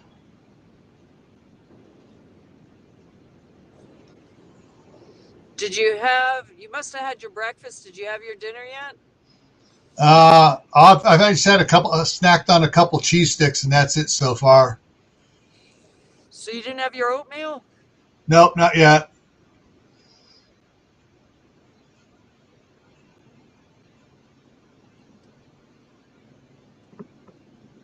I went to the drive-through for lunch, and as I was going and ordering, we got the phone call that the buses are canceled and everybody go home.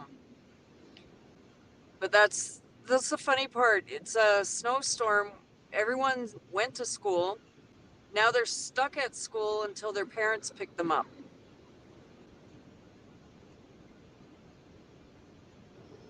Hmm.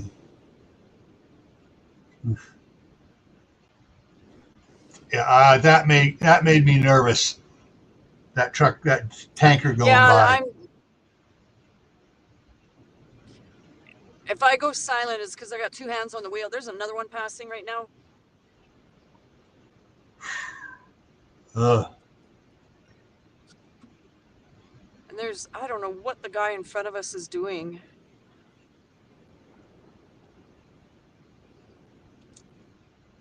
Good Lord, I don't know why these people are in a rush.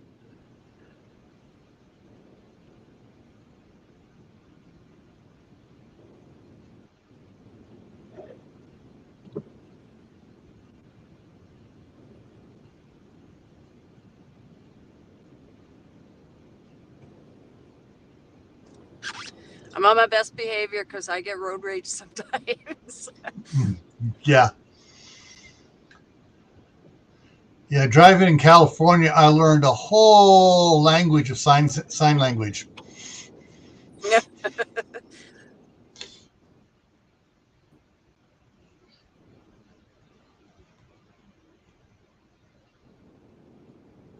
Did I disconnect?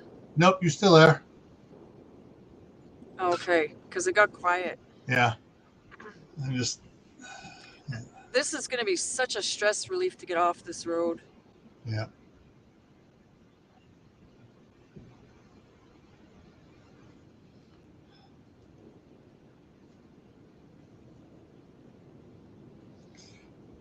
Black sheep survival. We've seen several already. Is he asking about people in the ditch? Yep. Yeah, at least 4. Sort of. Yeah, we've seen at least 4 in the ditch. That. Yeah.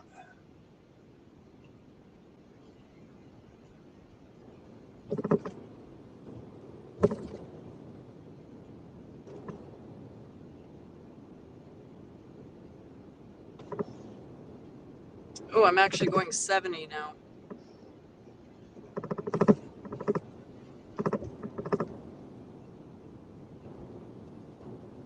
Ah.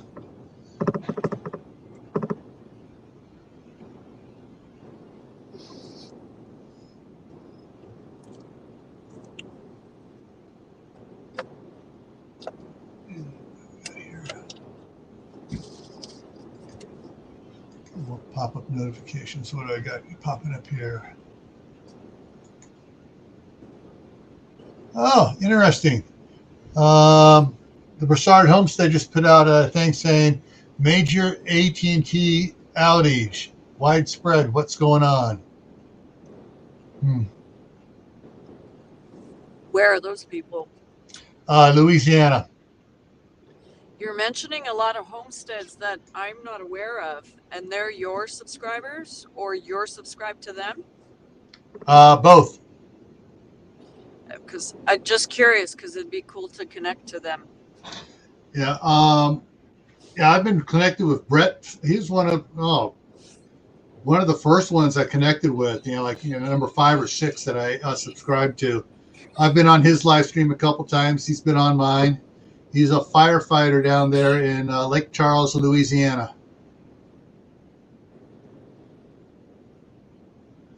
And they went and they had they had the one property. They were living in the city. They decided, no, we're moving out to our bug out property and fixing it up, and that's where they're at now. And Courtney's back. Hey, Courtney. Oh my goodness. Yeah. You just feel the truck sliding, and I'm going 40. This is why this guy's got his flashers on.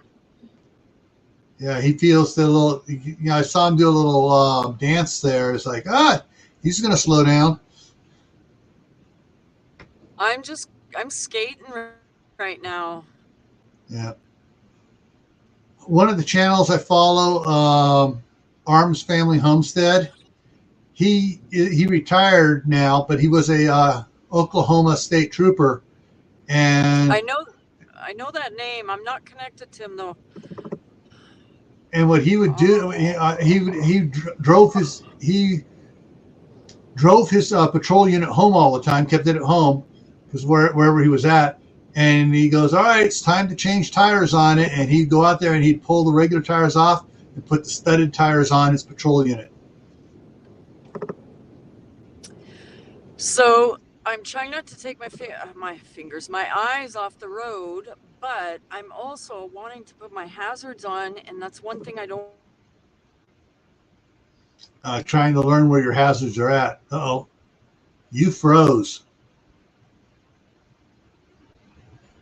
So may have lost signal here.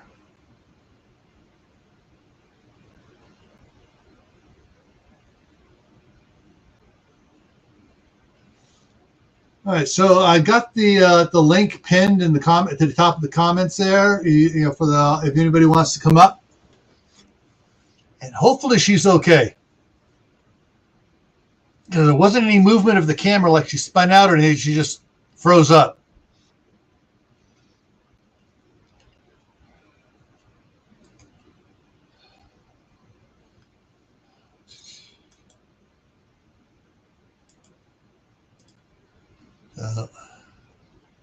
Yeah, she lost connection with her.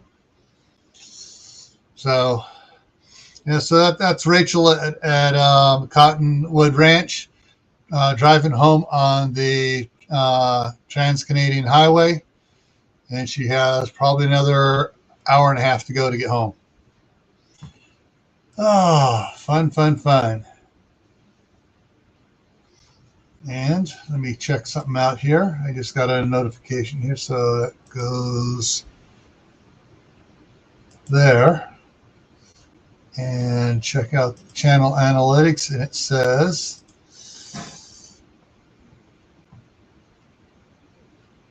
okay. So I need to I change that ticker from from 55 away. We're now 54 away. Getting closer to 1,000 subscribers. Get that off there and edit. We'll see how long we stay at 54.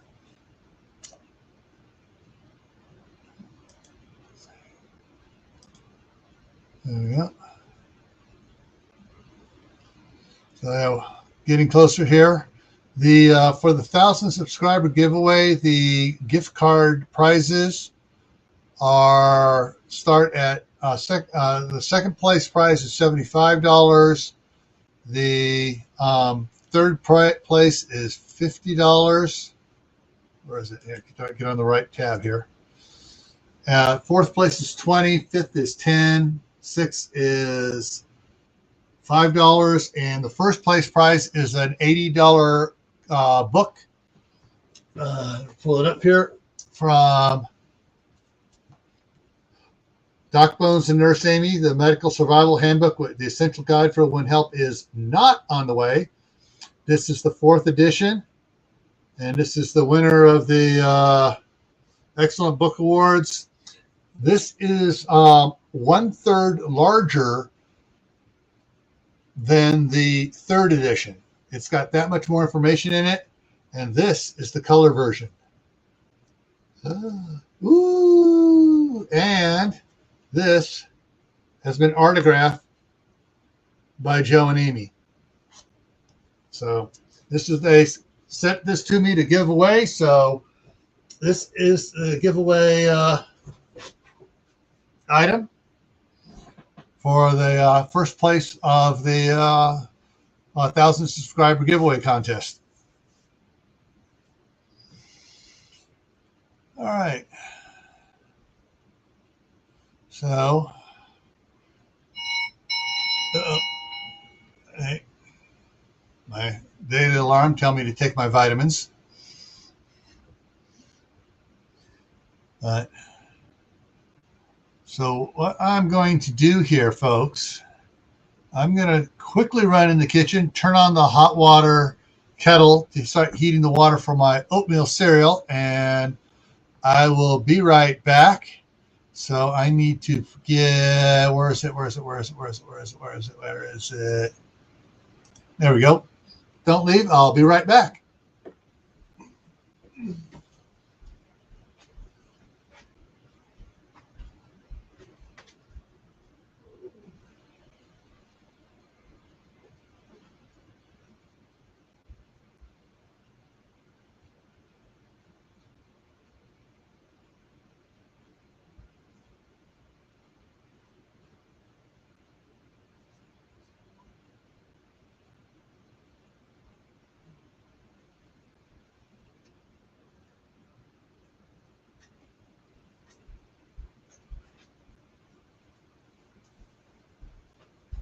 All right.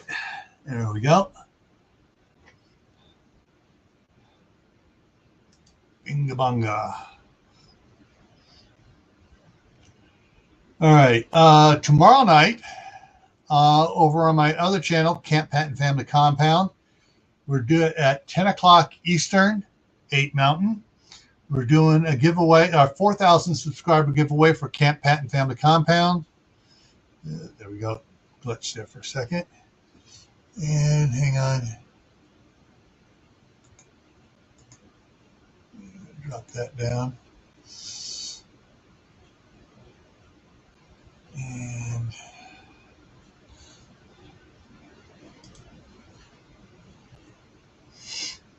yeah, she probably, yeah, Ken, you're right. She probably hit a dead spot there.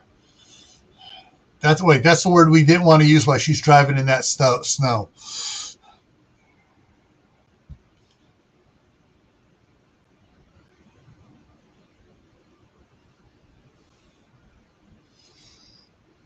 And so that's, yeah. So anyways, on tomorrow night, I've got, so 2, 4, 5, 6, 7, 8, 9, 10. So I got 14 prizes I'm giving away tomorrow night on Camp Patton Family Compound. The first 6 are for regular subscribers, and it's question and answers. And so the questions is, how many kids do I have? Well, the answers have been in my videos for quite a while. And what are the names? I've named them off, referring to them at different points in time. And how many grandkids do I have?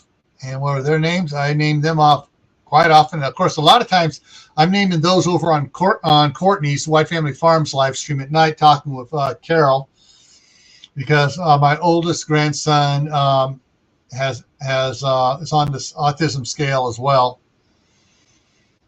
And we talk about stuff like that. And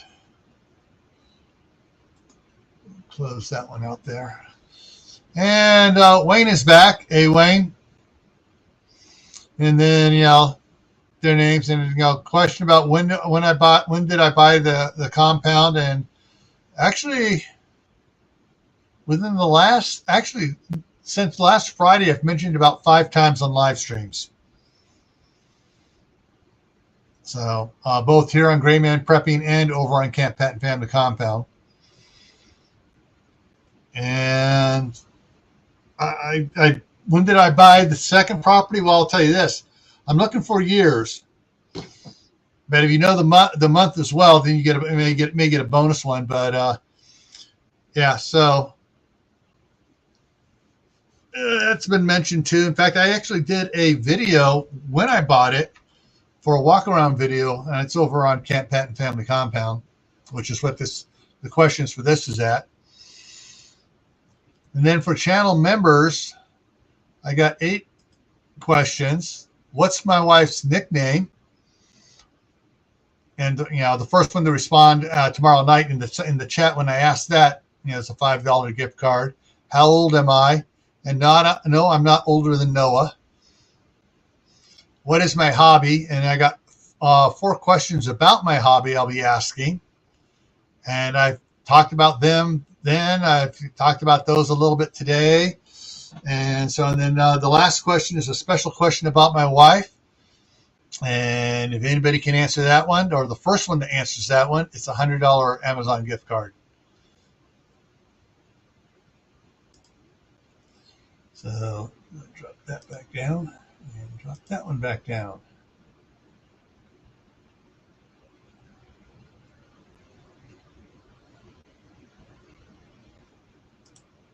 And lower that one. There we go. So yeah, yeah, things are kind of interesting here. And let's see, that water ought to be hot. So I'm going to run in there and grab my oatmeal and mix it up, and I'll bring it back in here and we'll continue on. So I will be back in about 90 seconds.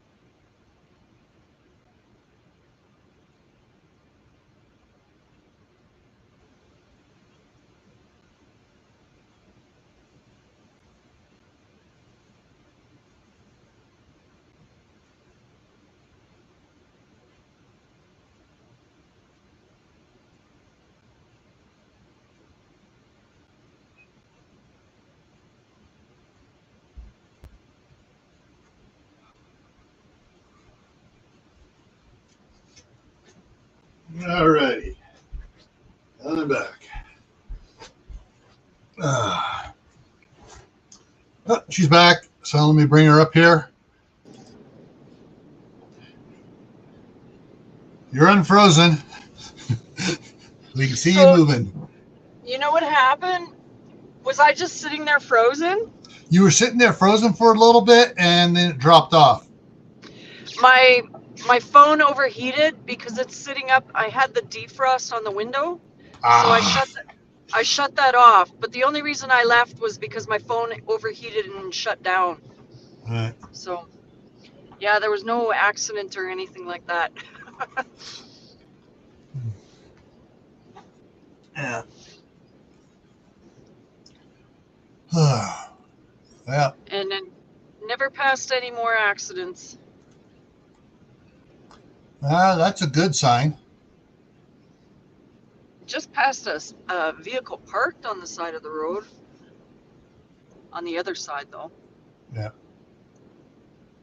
Oh, and I did find my hazard button, too. Cool.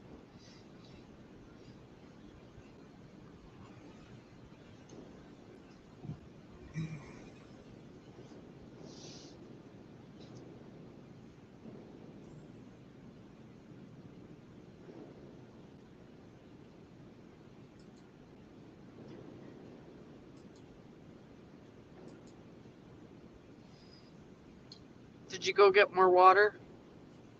I went and made my oatmeal. Oh,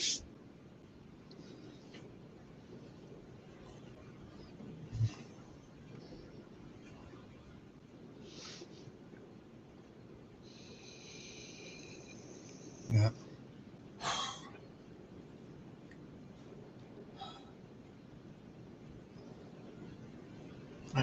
Yeah, that's the one thing I don't like about up here is the snow we get. Well, especially with that stupid Toyota Tundra I got. I mean, it's like you spit on the road in front of it and it hydroplanes. yeah. And it's they don't seem, because of the weird tire size on it, they don't have a good selection of good meaty tires to try to grip and stuff. So What tire size is it? it's a fat tire, which is not good for snow. And because it's got the rims on it, are fat, and it's just.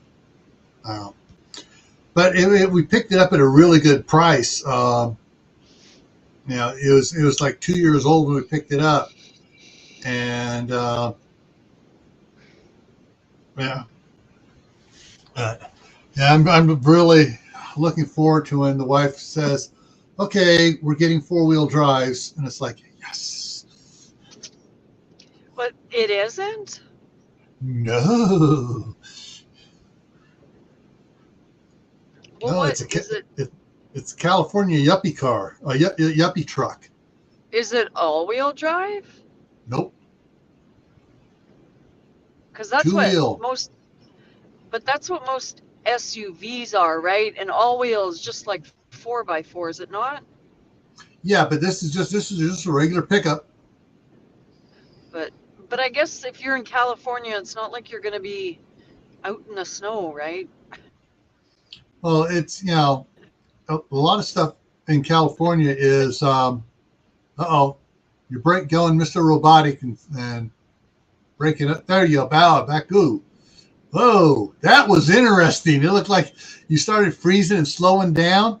Then all of a sudden, it's like you hit warp drive and you just went whoosh. That's the camera doing something. I'm just going steady 50 kilometers an hour right now. But I mean, in the San Francisco Bay Area, 90% of the vehicles don't see snow ever. Mm-hmm. And so that was the one. That was one we got. I think that teachers should be able to teach whatever they need to in a year in 9 months rather than 10. So we get the whole month of December off. Mind you, winter could come in January too. Well, when I went to school, we didn't start school till after Labor Day in September. So we got started like usually around the September 6th or so. Yeah, that's our law. And we got out before Memorial Day. So we got out before the last Monday of May. So we had all of June, all of July, all of August off from school. Hey, you know what? If somebody gave me that offer, I'm like, yep, I can do the curriculum in 9 months rather than 10. And then we still had a week off for Thanksgiving, 2 weeks off for Christmas, New Year's, and a week off for Easter. So there's 4 weeks right there. Whoosh. Plus the normal holidays. The orange semi just pulled over, but now I got a new orange semi in front of me. Although, I think I'm going to pass him because he's going that slow. I am passing him at doing 46 kilometers an hour. Hang on. 46 kilometers is 28 miles an hour. Yeah. That's how we speed down here.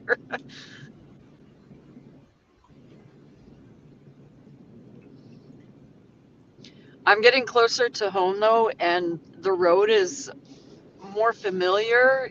Like I'm relaxing a bit, even though it is icy. Mm-hmm. Yeah, don't relax too much.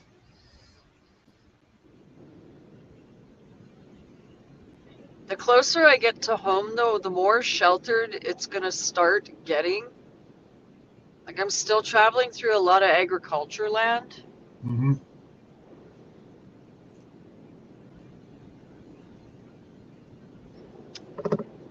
Got no one to follow now. You'll catch someone sooner or later. Yeah, doing 67 now.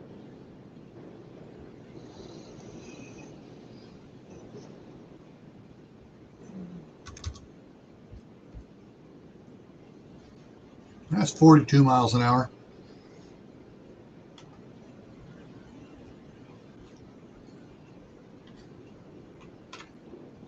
Well, for where I am right now, it should, if I was going regular speed, like the speed limit, it wouldn't take me more than 30 minutes to get home.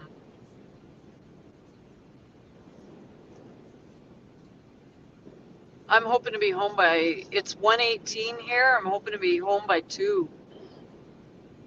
Okay.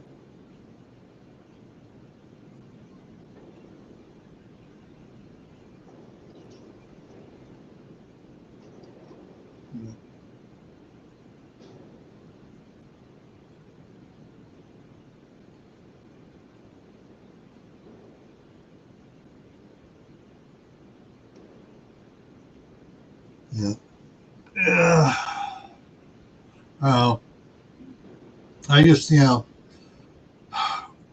back in the day, I had no problem driving in snow and stuff, but that was even with a station wagon, and that those are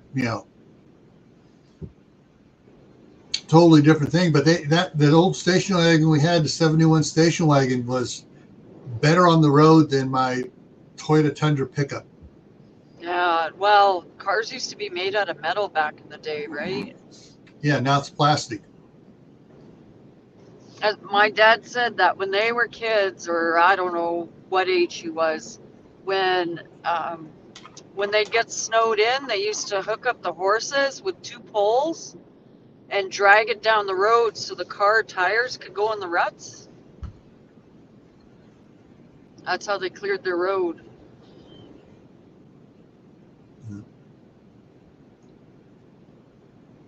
Oh, it looks like the sun just came out here. Take a look out the window. And the sun is out. Still an inch of snow from last night on the driveway, but it should start melting here. This road is not a sheet of ice anymore. I'd say about 75% ice. You can see bare highway in between. Mm-hmm.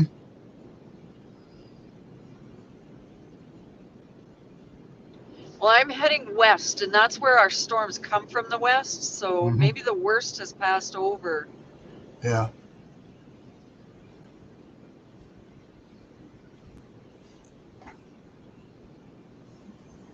Hey, Keith, welcome back.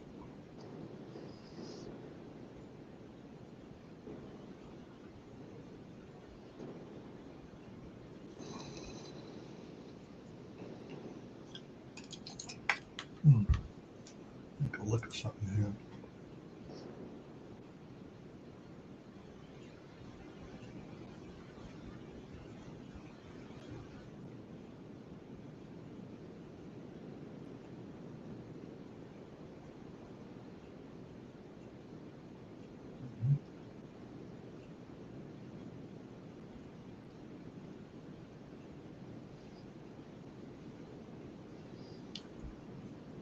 Let's see what we got here. I got some stuff popping up here. Got to take a look at here. What do we got here?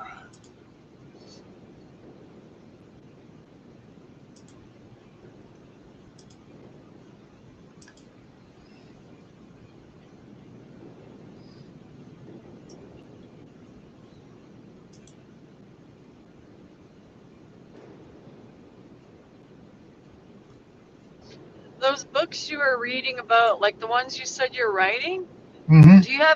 is anything published yet? No, I'm waiting to publish until I have at least 10 of them completed. That way I can drop one every month Right. and stay fresh in people's minds. And, even though they're different, they have the same universe. They're stories about different groups, but they will interact as the stories go along. Yeah. On my books, the one character Paladin is going to be wandering across all around the United States, so he's going to be interacting a bunch with them. The one character in Hardcore, Mary, she's going to be going out traveling around, covering mostly the western part of the United States and interacting with several of the groups. As will one of the characters from the main storyline, Against the Wind. Sarah's going to be going out there and interacting with people. And so, and a lot of them have already had other people interactions that they don't know that they're having interactions with these other groups. They just know somebody on the radio is saying this about this person, somebody on the ham radio is saying this about that person. And so, but things are really going to change for all the books after they get done with the first winter. How many do you have done? I have right now. I got three books completely written. I got 3 others partially written, and then I got 2 books that are being referenced partially written. So that's like a story within the universe of the one telling the story. So Yeah. that's just the Laugh and Giggle series. So I got 3 of them there. So the Blood Moon Rising, Blood Moon Falling, The Dying Winter, and Twalkie Time.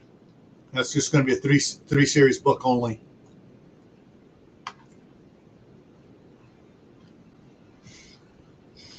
Okay. Hang on here. Let me see if I can do something here.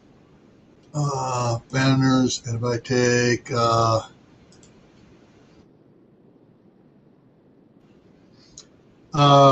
Keith, that's Raquel at Cottonwood Ranch up in Canada.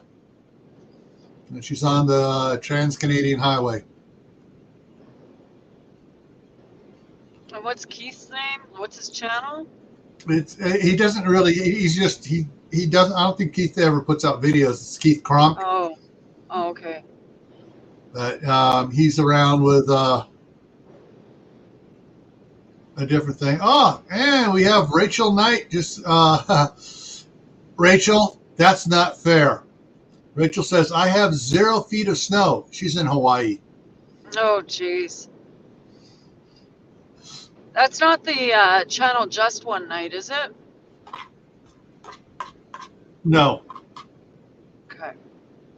I've been meeting a whole bunch of new people, so I don't know who's who anymore. Yeah. But Well, Christmas vacation, I'll be able to do some watching. Yeah. Rachel and Keith, I know from Corsair Trainers Monday morning talk of the island of misfit toys. That's what he calls us all. Oh. Misfit toys. And let's see, Aideneer, who's in here, is from there as well. And trying to see, go back here and see, pick up some. And then there's several here from a Wide Family Farm, Storms, Radios, and Cats. There's no from over there. Word Again, Homestead, picked up off of over there, being on Wide Family Farms live streams. Kaylin Strain, I've known Kaylin a long time back from when Just in Time Prepping was around. That was Will Russell's channel before he passed away. And there's a couple others, you know, that have been popping in and out that I've known for quite a while. Oh, the Ungrateful Peasant is also from over there on Corsair's Trainers channel, Monday morning channel.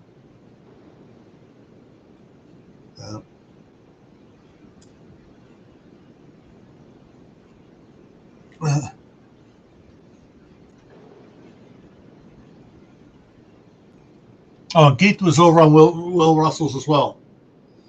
Yeah. Yeah, Will Russell is the one that taught me how to use StreamYard and actually got me off my butt to do live streams. So you all can blame Will Russell for me being up here. He's probably laughing at you guys from heaven right now.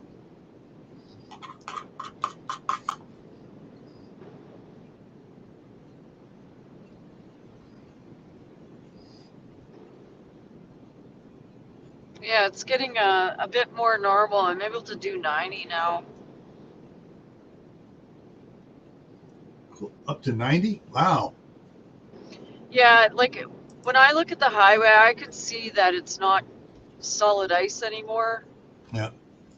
90 is still pretty cautious because usually we're zipping at 110, even though that's not as fast as America, but I mean, we're in Canada, so. Yeah, well, that's 90 is 55 miles an hour, and that's what trucks are limited to in California. Oh, really? Yeah. Yeah, California stuck back in the 1800s when the trailers on the trucks didn't have brakes. Oh. So they're thinking, oh, trucks can't do this, can't do that. And so they make the trucks go slow. Since the trucks are going slow, people get all pissed off at the trucks, pass them and cut them off and, brake check them and stuff, which is stupid. Yeah, that's scary because those people cannot stop on a dime. Yeah. Oh, look at this guy. Can you see him? In front of you? The white semi. Oh, there it is. Yeah, now I see him. Oh, he jackknifed. Oh, boy. I don't know. Don't know how long that's been there. He's got to have been sitting there for a while. But what a ride he would have had that he's facing the opposite direction. Yeah.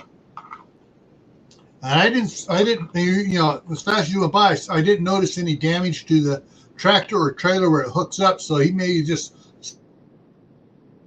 did a donut. Then spun around nice and smooth and just, move.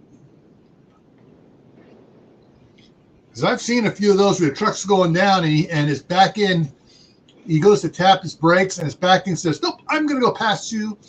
And just slowly and just turns them all around. It's like, it's a slow motion catastrophe. Oh, he just wound up facing the wrong way.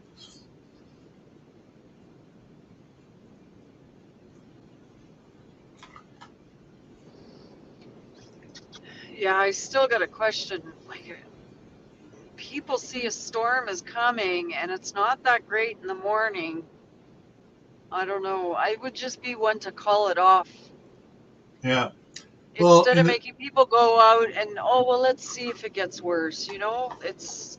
Yeah. It's the Marshmallow Man. Lewis on the side chat said he called off today. Nope, winter day. Nope, not going in. All I can say is I was already thinking, I wonder how many days it is until I'm like, my birthday is in September. And of course the school year starts in September. So the year that I turn 55, I can retire as early as October of that year. But as a teacher, you can only resign your job for June or for December. So I would have to resign at 55 in December of that year. Yeah. But I was already daydreaming about it because I'm over driving in storms. Yeah.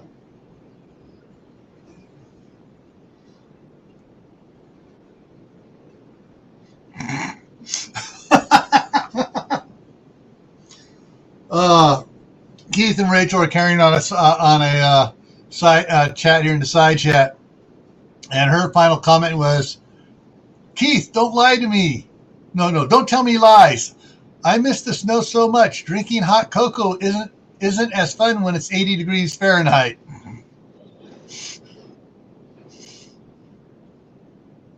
Well, then wait for a rainy, cool day. That would be enjoyable. Yeah.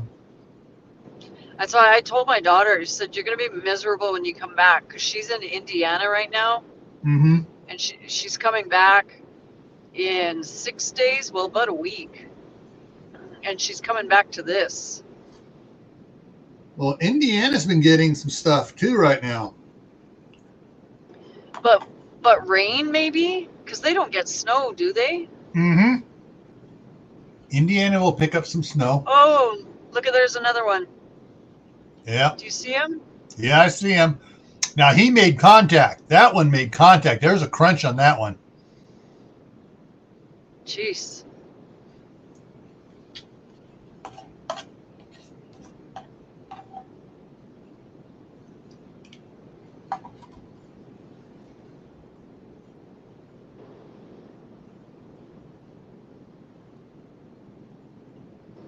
Hey, Debs. Good to have you in here. Did you say Dez? DEBZ. Oh. Yeah. She just came in. North of...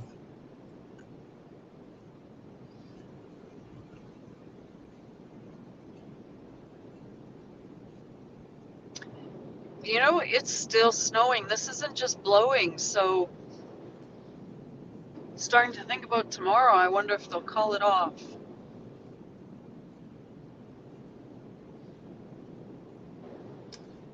Yeah. Yeah, Kaylin says Indiana is about the same latitude as Iowa. North of melt is worse. Several inches of it by the time this one is done.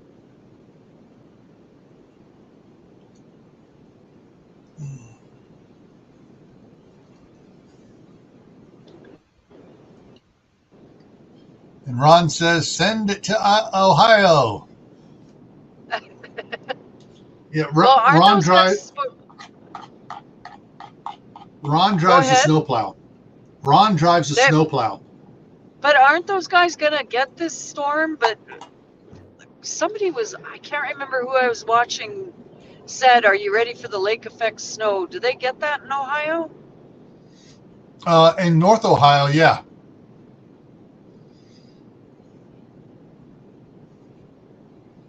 And there's Courtney talks about it on her channel a bit. She was talking about, I mean, she can go like 20, 30 miles north, and she'll cross over like it's like a wall. She crosses over that area, and suddenly she is into the snow and lake effect snow. Is she in Ohio? Yeah, White Family Farm is in Ohio. Oh, I didn't know that. I didn't know where she was. Yeah.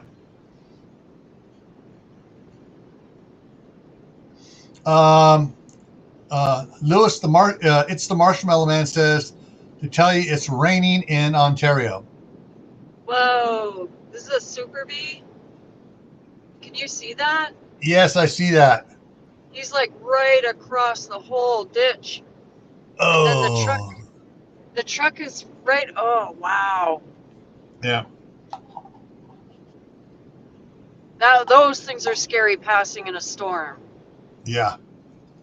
Okay, I completely missed the last thing you said. If you were talking about Courtney. Sorry, I got distracted by the truck. Yeah. I missed catch you.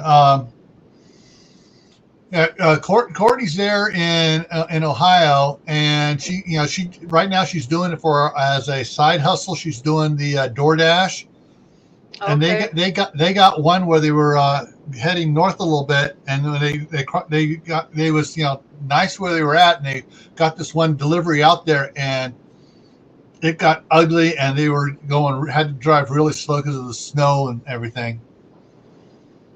But the Marshmallow Man says to tell you it's raining in Ontario right now. Yeah, if he's in southern Ontario, they're different there. I know they get the snow, but they got a warmer climate too. Yeah. He said the temperature there was -1, and they were getting freezing rain earlier today. I think this is the first car that I've met on the highway today.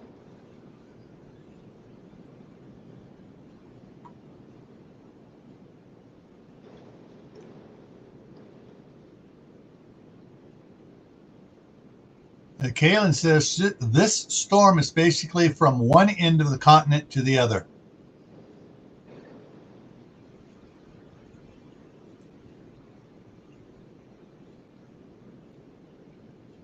And Deb Z says, good here from southeast Ohio. No snow yet, just the light rain on and off last week and this weekend. Sun peeking through now, charging up solar lights. See, the reason it's so bad here, it's not because we're getting a ton of snow, it's because we got wind and warm temperature.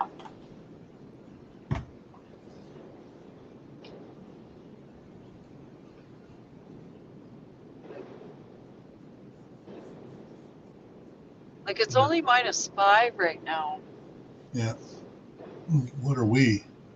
We've warmed up today, so let's see what we're at here now. Refresh the weather. And we're at -7 right now. Is that Celsius? Yes. Or Fahrenheit? Okay. Celsius.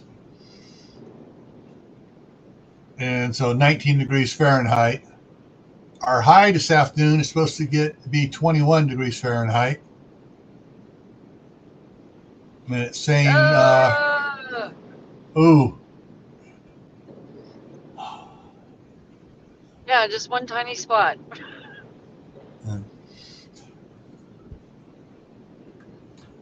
What's weird is that whiteout you got. There's an area going from my house up to Idaho Falls. In the summertime, it does the same thing, and it's dust. You'll be driving along, and the dust is coming across, and you're like, what the heck? It really turns you around. You're like, where's the edge of the road or whatever you're driving on highway.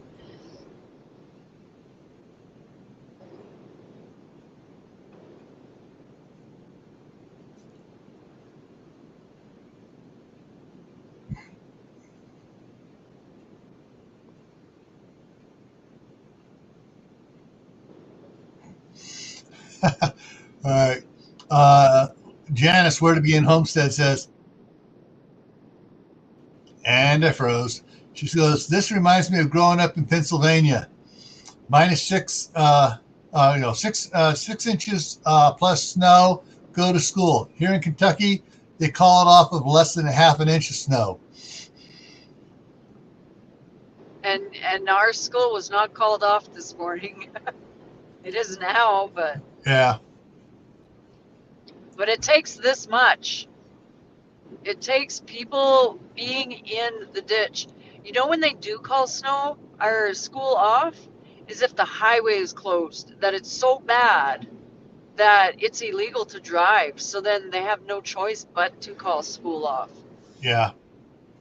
Hey, Gma Gross. I don't know that illegal is the right term. Your insurance isn't covered when the highway is closed. Yeah. And if the cops are sitting there, they won't let you go. Yeah, someone on Facebook posted a Volkswagen Bug with tracks on it. Oh, that would be cool. They modified it and everything else, and it looks like a little mini snowcat. What do we have here?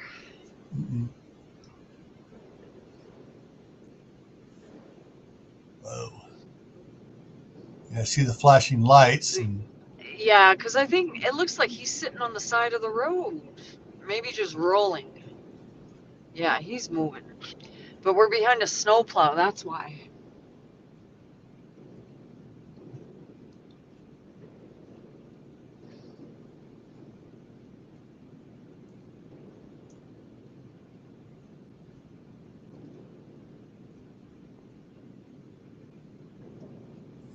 Cattle truck. But them cows are cold. No, pigs. I just saw Pigs. the side of one, yeah. Yeah. I'm only going 53 passing all these people.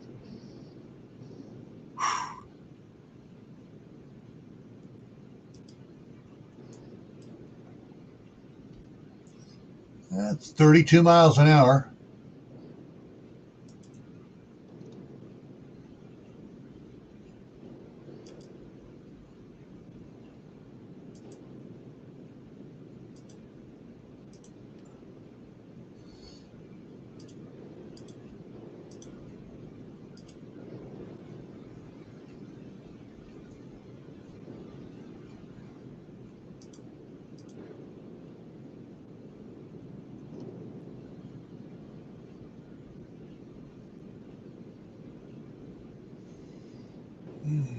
Now, I was wondering, the vehicle was blocking my view. I couldn't see if the snowplow was actually clearing anything, and he is.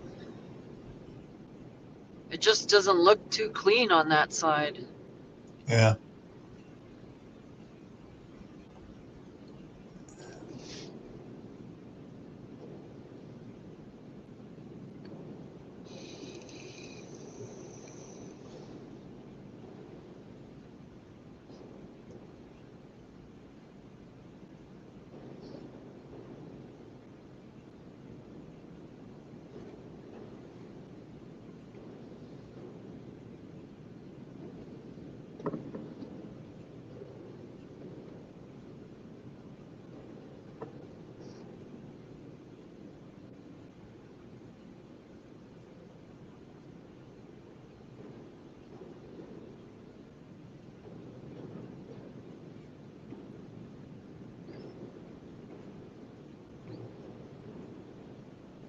Yeah, he just lifted his plow.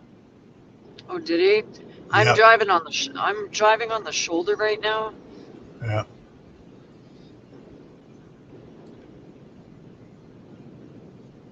What do you call that? I went over that. That thing that when you fall asleep, it wakes you up. What do you call that? Rumble strip. Yeah.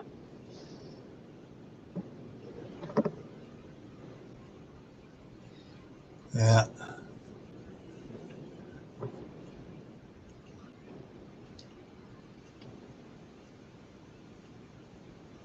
Yeah, see, this is okay. I can't see the highway, but I know where I am, so it's well, of course I always know where I am when I'm driving, but I mean it's so familiar that I know when the road turns and things like that. Yeah. I'm very close to home.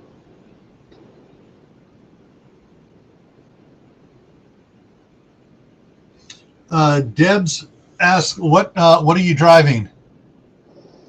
Um, Chevy Silverado 1500 4x4 crew cab standard box. Mhm. And I just got brand new winter tires, so and Yeah. they're the Wrangler Duratec. They're pretty aggressive. They're like one of the out of all the selection I had, they're one of the beefiest ones I could get. Cost me $1,900 for a set of 4 tires. Whew. Yep.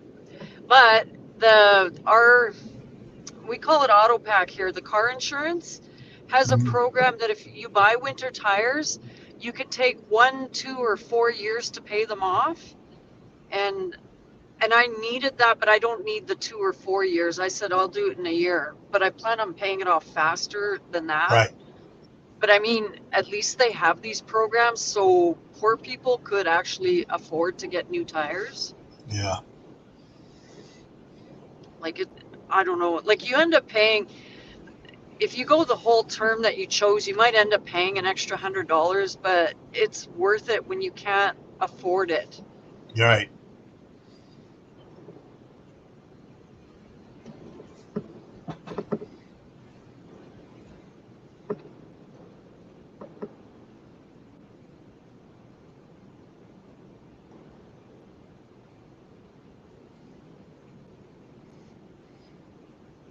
Yeah, it's just white.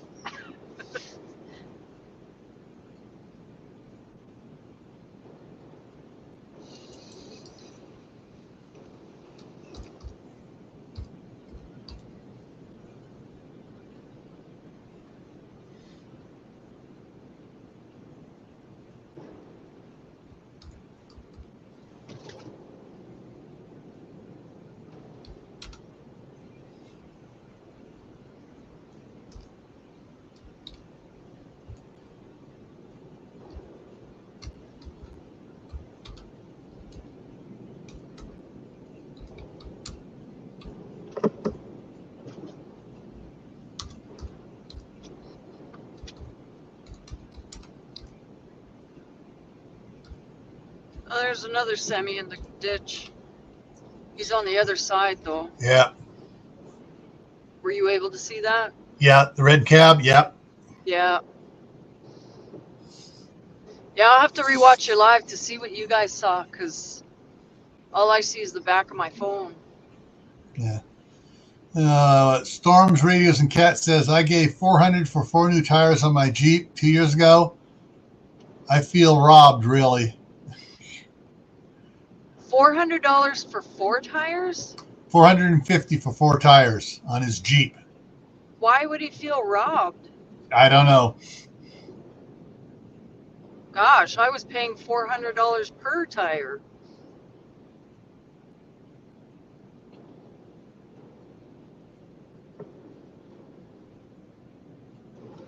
It was $389 was the price per tire, but then it's like a $30 installation fee per tire. Then we got our taxes, provincial and then federal.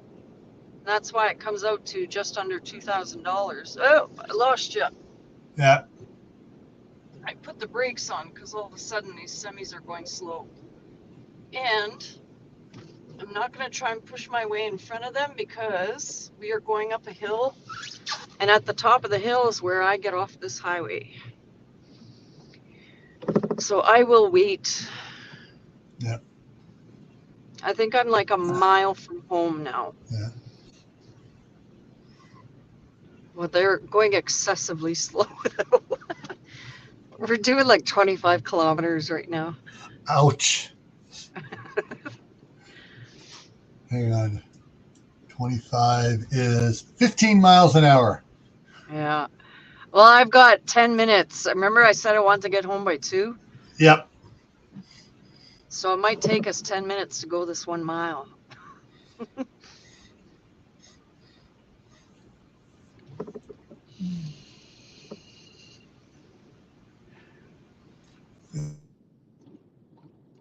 Four minutes. It takes 4 minutes going that speed? At 15 miles an hour to go a mile takes about 4 minutes. I wonder if I should go.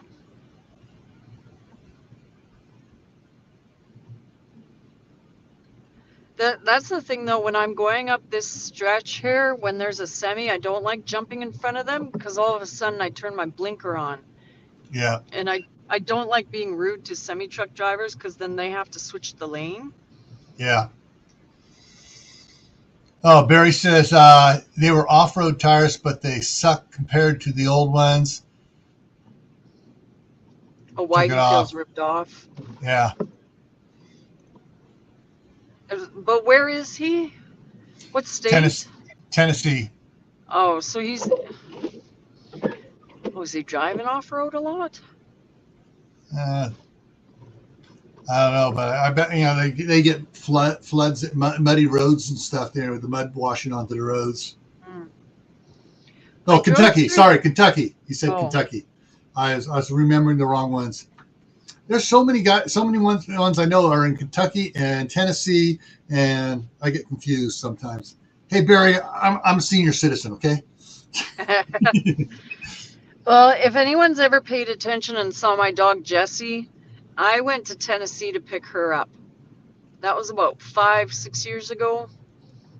Um, we went down, we didn't go to Knoxville, we were in that area and then went south. And I remember stopping at the vet in Cleveland on our way back. And then we stopped in Nashville because I couldn't go through Tennessee without visiting Nashville. Mm. But there was some neat, like it was neat scenery. I did not know Nashville had hills in it. Is that the end of the Appalachians there? Yeah, it kind of spreads it. You know, if you look at a map, you see mountains on the one side of it, and so yeah, it's got a mixture there.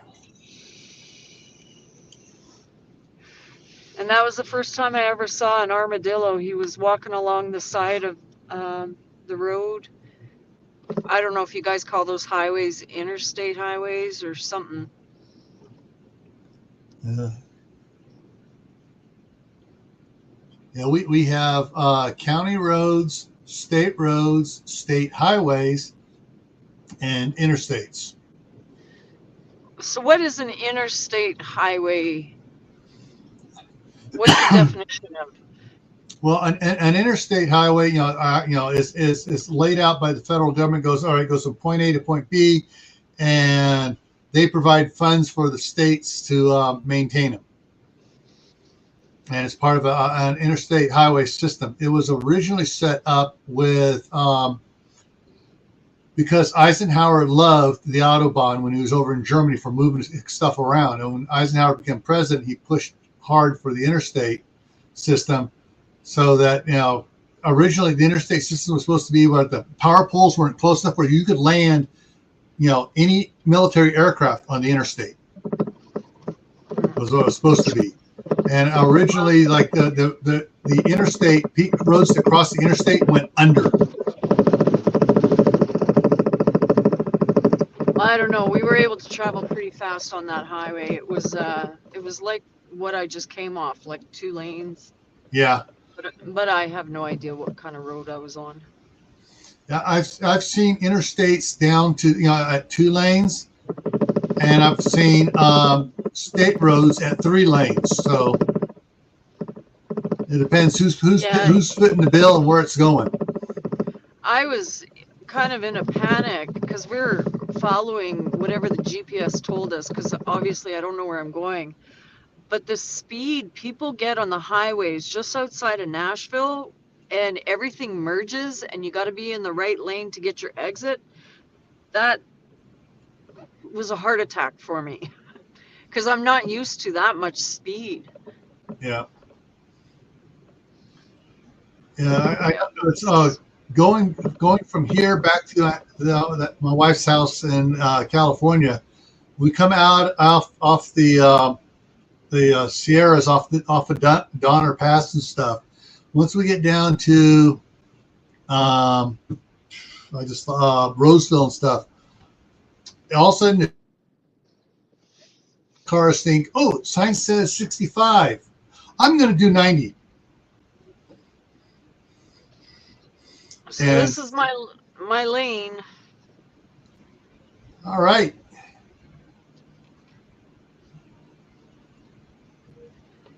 Snow's pretty deep here too.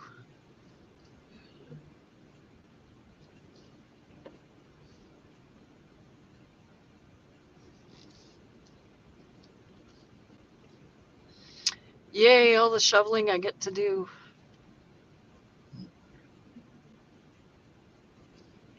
Wayne, the ungrateful peasant says Knoxville is like that too. He hates it. The way the traffic gets, the speed, all of a sudden, you're in there, all of a sudden everybody's goes. Yeah, no, I'm a country girl. I like my slow speeds. Oh, look I'm gonna get stuck here. Oh, now I can relax. Well, I'm going to disconnect with you and settle in, and All I'll right. probably come visit you again. All righty. So, Well, we're glad to see you made it home safely. yeah, well, thanks for driving home with me. So Yeah. it was good to have someone to talk to instead of yelling at everyone. But we'll see you in a bit. All righty. Okay, so Rachel at Cottonwood Ranch up there north of the border. And she made it home safely. That's good. Oh.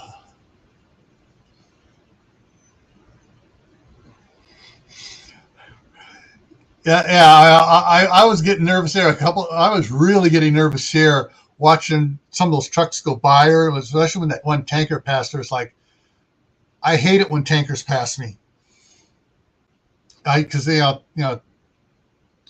had a hazmat endorsement on my Class 1 license in California, and it's like, truckers should not be, tankers should not be passing like that.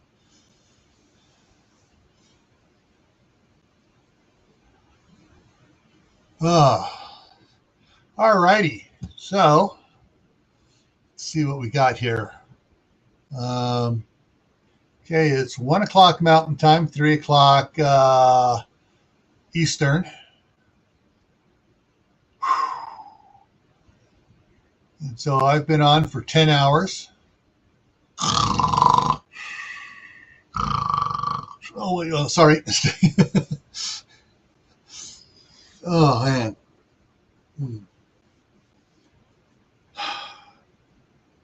Actually, I'm thinking about it. I'm going to go take a quick look out the window. I'll be right back because today is a school day for the grandsons. They should already be on the bus, but my daughter's husband should be about getting ready to leave. I want to see what's going on after. So bear with me a second.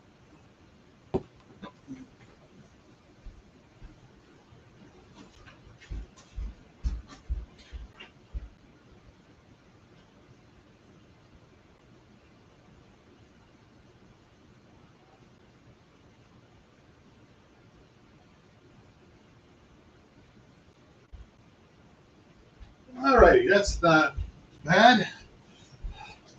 Okay, so what's going on out there? My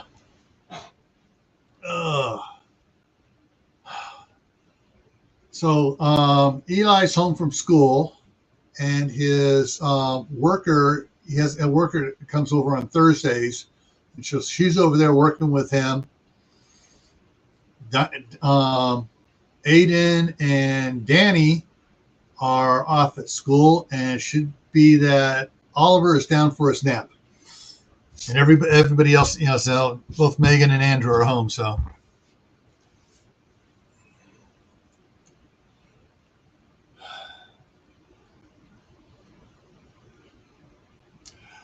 yeah, Wayne, I kind of agree. There are some truckers that have gotten absolutely stupid across the board, and some of the smart ones are saying, "Okay, it's time for me to retire."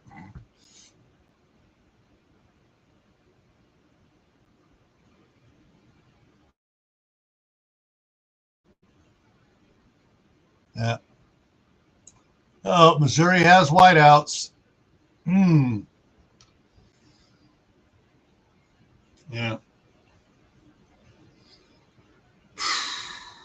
And so what am I just looking here? Yeah, so tomorrow morning we got freezing fog until freezing fog tomorrow until 2 p.m. And then tomorrow night, freezing fog after 8 p.m. So there's about 6 hours there of no freezing fog tomorrow. Saturday, same thing on Saturday. Sunday, same thing on Sunday. Monday is partly sunny with a high near 21. Mostly cloudy Monday night. And then it says 30% chance of snow Tuesday, 40% Wednesday. So,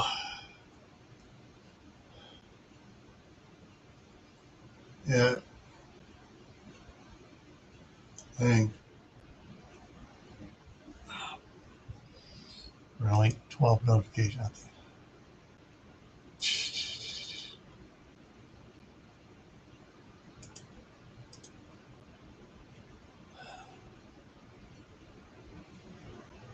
Okay. Weird in the middle of Iowa is getting light snow, and elsewhere it's heavy. Yeah. Actually, I need to go over on this other page here and see if I can bring it up.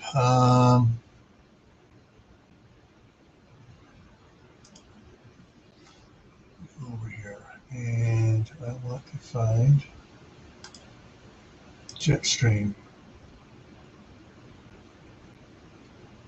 And it's trying to bring it up. It's lagging. Oh, okay. Deb says every winter, not currently. Okay. Let's see what we got here.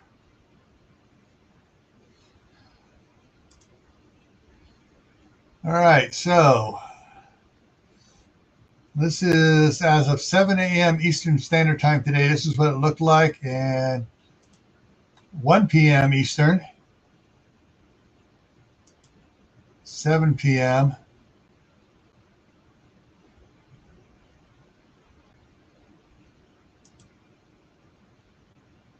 One a.m. in the morning, 7 a.m. in the morning,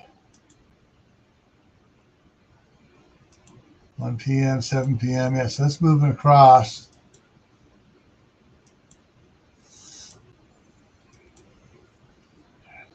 Doesn't look like too much washing machine weather except down where Uncle Al is and Steve are at. You have the jet stream coming across, carrying it from one side to the other.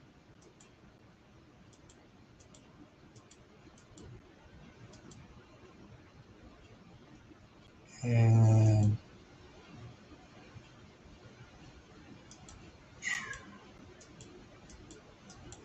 pressure system's moving through. And now we're up to Christmas morning. So this is the jet stream at Christmas morning, 1 a.m. Eastern time. And 7 in the morning. Oh, and we went back to the other. That's that one. And then the other one here. Get it up here. And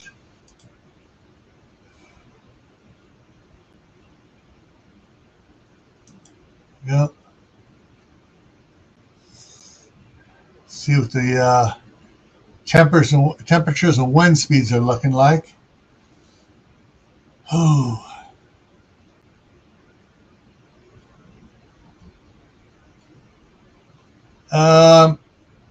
Guys, no, it's not 50 degrees up here. It's 19 out there.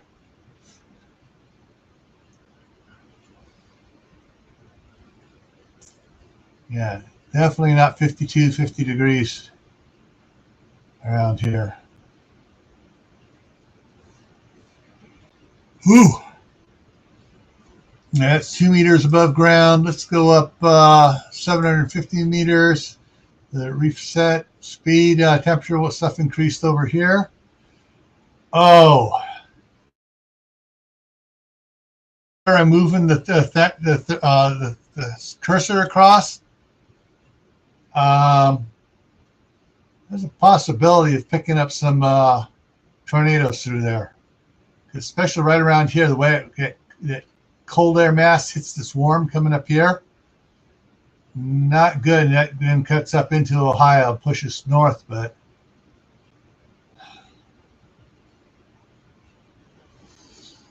oh.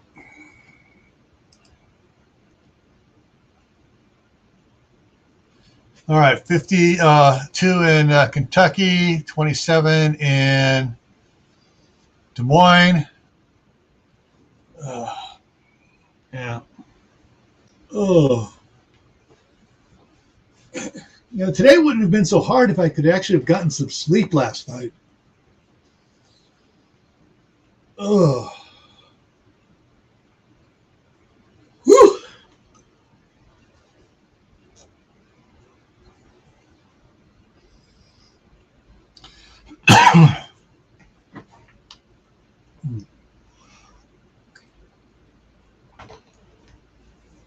Go ahead and close that one and close that one.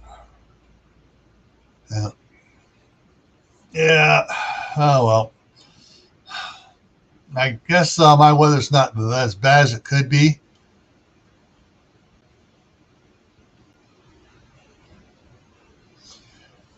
No, it wasn't just this last night. It was for the last week or so. It's been I'll go to bed, and an hour and a half later, I'm awake. Come back in here, work on the book for a couple hours, go fall asleep. Now, 3 hours, 4 hours later, wake up again.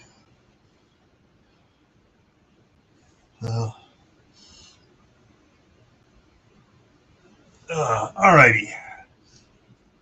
So, let's see here. We got about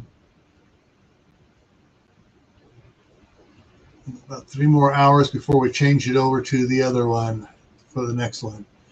Okay, let's put this over here on that page over there. Let's see what's going on in the other stuff here. Oh, I left that playing too long.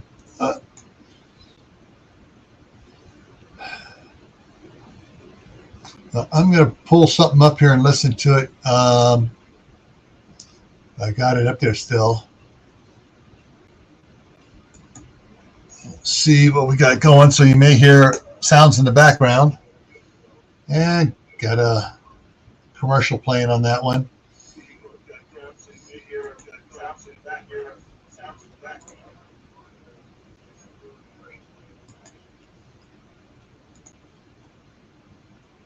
Central Time.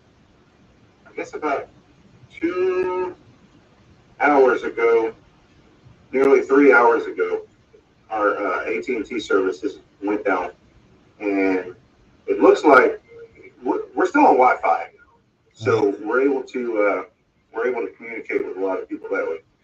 It seems that AT&T is experiencing a widespread outage. I'm not sure at this point how far that effect is reaching. We're in Southwest Louisiana near Lake Charles. Yeah, so this is Brett Broussard. Like this whole area at least is out of AT&T wireless. It's affecting the cellular. It's affecting the cellular service, the internet, and some landlines. So we're at this point, we're still trying to figure out what the heck's going on. I've heard a few different stories about what the cause is, and none of them make sense to me. There's holes in the logic of each of them. One was someone hit a cell tower, which to me that wouldn't affect such a widespread area. The second one was a fiber cable cut in North Louisiana, which maybe that one could be. And the third one was tornado damage, which yesterday was the nasty weather that came through our area. Okay, so that's what he's talking about, that power, that AT&T outage there. And the map he had showing it, which looks like he got it off their site, showed the blotches covering the southeast there. So it's covering an area bigger than him down by Lake Charles. So if anybody has AT&T, let us know if you're experiencing problems with AT&T for both internet and cell communications.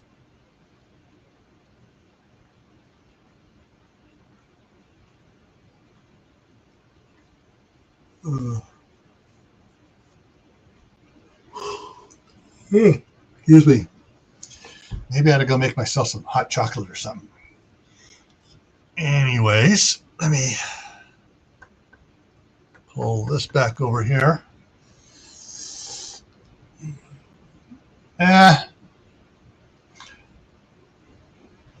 For Christmas, I usually, I never got too excited until I had kids. And that was just to keep them in bed and I get out, let them out and tear everything up. As a kid, it was like, oh, okay, I'll go to bed. No problem.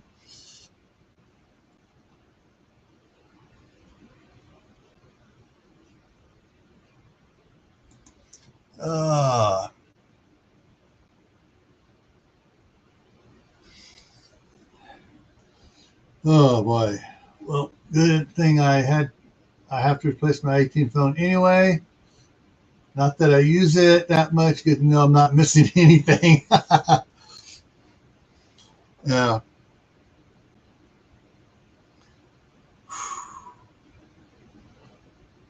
Yeah.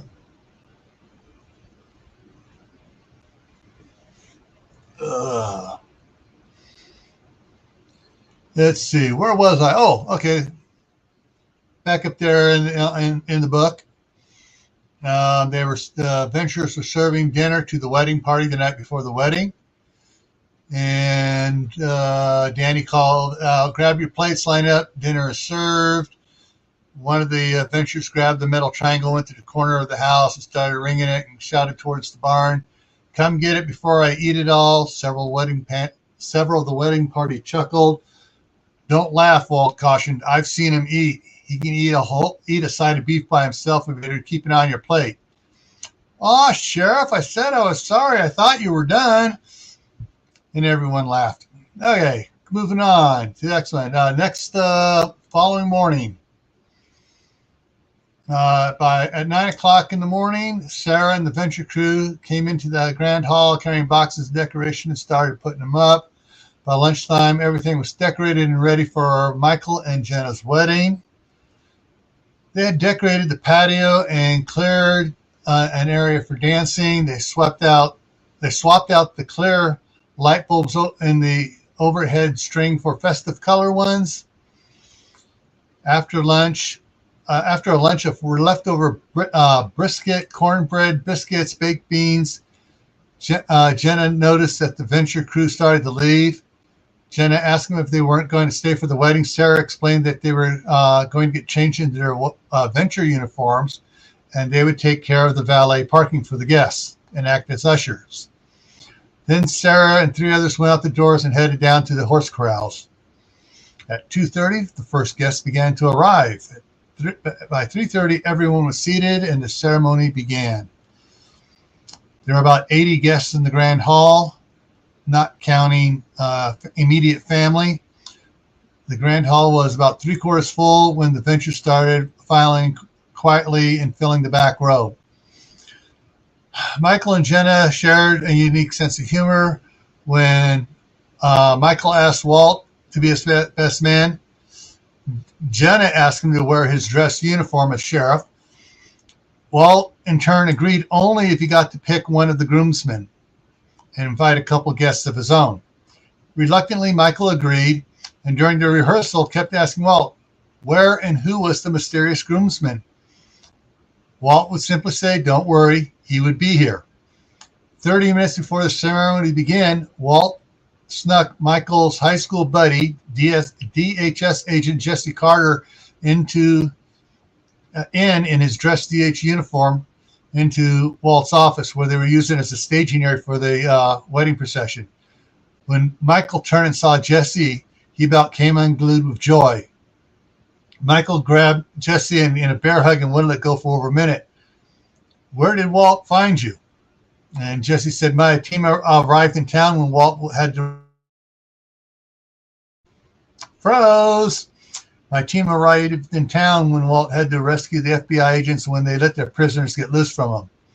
Since then, we've been helping Walt get the county's EOC up and functional. Wow, this is great, Michael exclaimed. Wait a minute. You're the mysterious groomsman? Yeah, Walt wanted to surprise you. Hey, brother, Walt began. And every time Walt called Michael brother, it usually meant something bad. Michael's eyes widened. And Walt continued, if you want, I'll swap places with Jesse and he can be your wingman again like in high school. Michael's mouth dropped and his eyes started to tear. You would do that for me? Of course. Why do you think I asked you to let me pick one of the groomsmen? I knew you'd want Jesse by your side again. Michael reached over and hugged Walt. You're the best brother ever I could ever ask for. He snuffled. Hey, don't go crying. You'll get all red-eyed and ruin your wedding pictures. Right, he snuffled again and wiped his eyes. Well, I better let Jenna know what's going on, Kurt said as he made to leave the room. Don't tell her that Michael got all choked up by my surprise. We don't want her to lose it, too, and come out with running mascara, Walt said quickly. Good idea, Kurt. Kurt smiled. That would definitely set her off. And hang on, I just spotted a typo. I forgot to put a quote mark in there. That would definitely set her off, and we can tell her later how choked up he got. The wedding went off without a hitch. Michael didn't break down, neither did Jenna, until after the ceremony, when Debbie spilled the beans and told Jenna about what happened when Walt brought Jesse into the room. However, she was able to pull it together for the rest of the afternoon. When the time came for throwing the bouquet and garter, Jenna noticed Sarah slipping out through a side door to the back of the house, and then Walt slipped out through another door. She leaned over to Michael and whispered in his ear, Why would Walt and Sarah not want to try for the bouquet and garter? I think they want to, but for some reason they can't. Walt snapped at me when I got very broody when I asked him about her. There is some dark secret of sort between them, so I dropped the subject. Oh, was all Janet said with a puzzled look on her face. A couple hours later, after the dinner and when most of the guests were still dancing, Jen and Michael sneaked out the back door to make their getaway. But when they got to the limo, they found Sarah leaning against the driver's door, flipping the keys on her finger like she was twirling a pistol. You're not taking the limo, she said, with a smile and pointed to a dark green Ford Explorer. All your stuff has been moved to it. Michael was going to give it to you when you got back. Walt was going to give it to you when you got back, but I didn't like the chase the new couple game that everyone's planning. Yeah, that's kind of a lame tradition, Michael said with a weak smile. Then your choices are turn left and everybody chases you, or turn right and head out towards the old mine, and the Ventures will be your outriders to guide you out the back way. Michael looked at Jenna, who nodded to the right. The back way it is. Jenna hugged Sarah and whispered, thank you. She took a deep breath and then in a serious voice, I know it's not any of my business, but you and Walt. Sarah took Jenna's hands in hers and gave him a gentle squeeze. Don't ask. Please don't talk about it or ask anyone about us. Okay? All right, I just thought you'd make a great couple. Sarah sighed and looked down and said softly, one of these days. Jenna squeezed Sarah's hands and released them. Then I'll keep you guys in my prayers. Thanks. With a nod from Sarah, Danny and her father, Jerry, walked over to her. Sarah handed Jerry the keys, and he and Danny climbed into the limo. They're going to be your decoys. Let them go first, and when they're past the front of the house, then you take off. Thanks, Michael said. Oh, Uncle Al's coming back. All right, so Al's here, so I'm going to stop reading the book again and switch things up here, get him back to the center. And there we go. Hey, Al. Hi, folks. I had to get out of my thermals. It's getting warm again. Yeah. I switched from thermals to work shirt to dress shirt. Right now, after I've taken care of my mom, I had to make a few doctor's phone calls for appointments.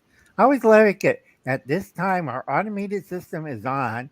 Everybody at the office is at lunch. Please call back again at 1 o'clock. Yeah. Do you love that?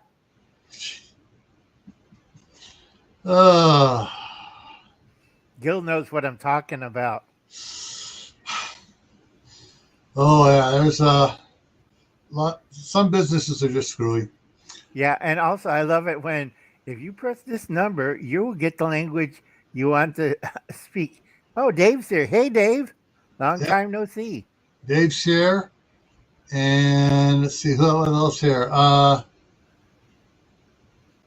Rachel I think. saying she votes for the hot chocolate with a shot of espresso.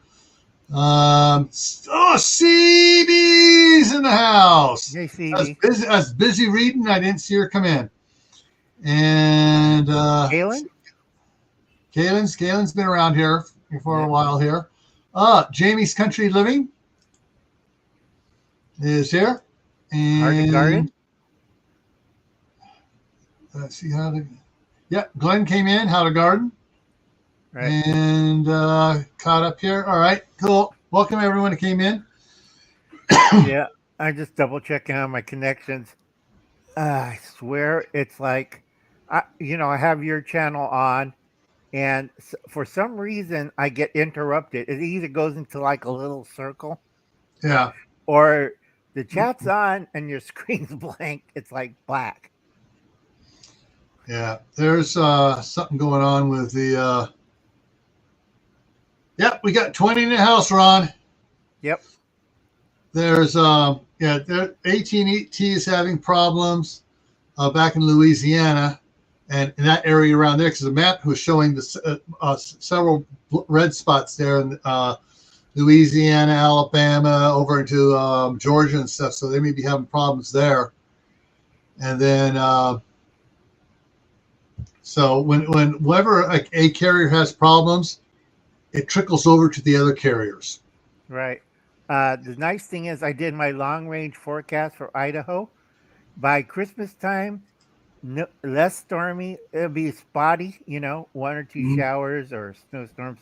A lot of fog. It's going to be from the 20s to the 50s, in between that spots through Christmas until about January. Then, oh God, I'm sorry. You Yeah. got a snowplow? I got my tractor, I got my snow blowers, and I got my big shovel. Yeah, you get another shovel. Have the grandkids help you. I mean, what I've been seeing for January, I hope it passes you and it hits Montana because it's a big one and it's not coming from the Pacific. It's coming from Canada. I mean, folks, Yeah. if you want to see a Idaho snowstorm, you look at that projection model and like, oh dear Lord, they're all going to die. It's the next ice age. Mm. Remember as a kid that huge ice not ice storm, it was a snowstorm. I can't remember. Was it in the 90s or the 80s? It was like it was snow again on steroids. Yeah. The guy I bought the house from a couple of years ago was talking about his folks live about 4 miles east of here towards the foothill. It's in a little town called Goshen. And he said he remembers going to school. They'd come out of the house, walk down the hill, and they got to the road, and they'd look down, and it'd be looking down at the top of the bus Yep. off the snowbanks and stuff. I think it was in the 90s. I'm not too sure.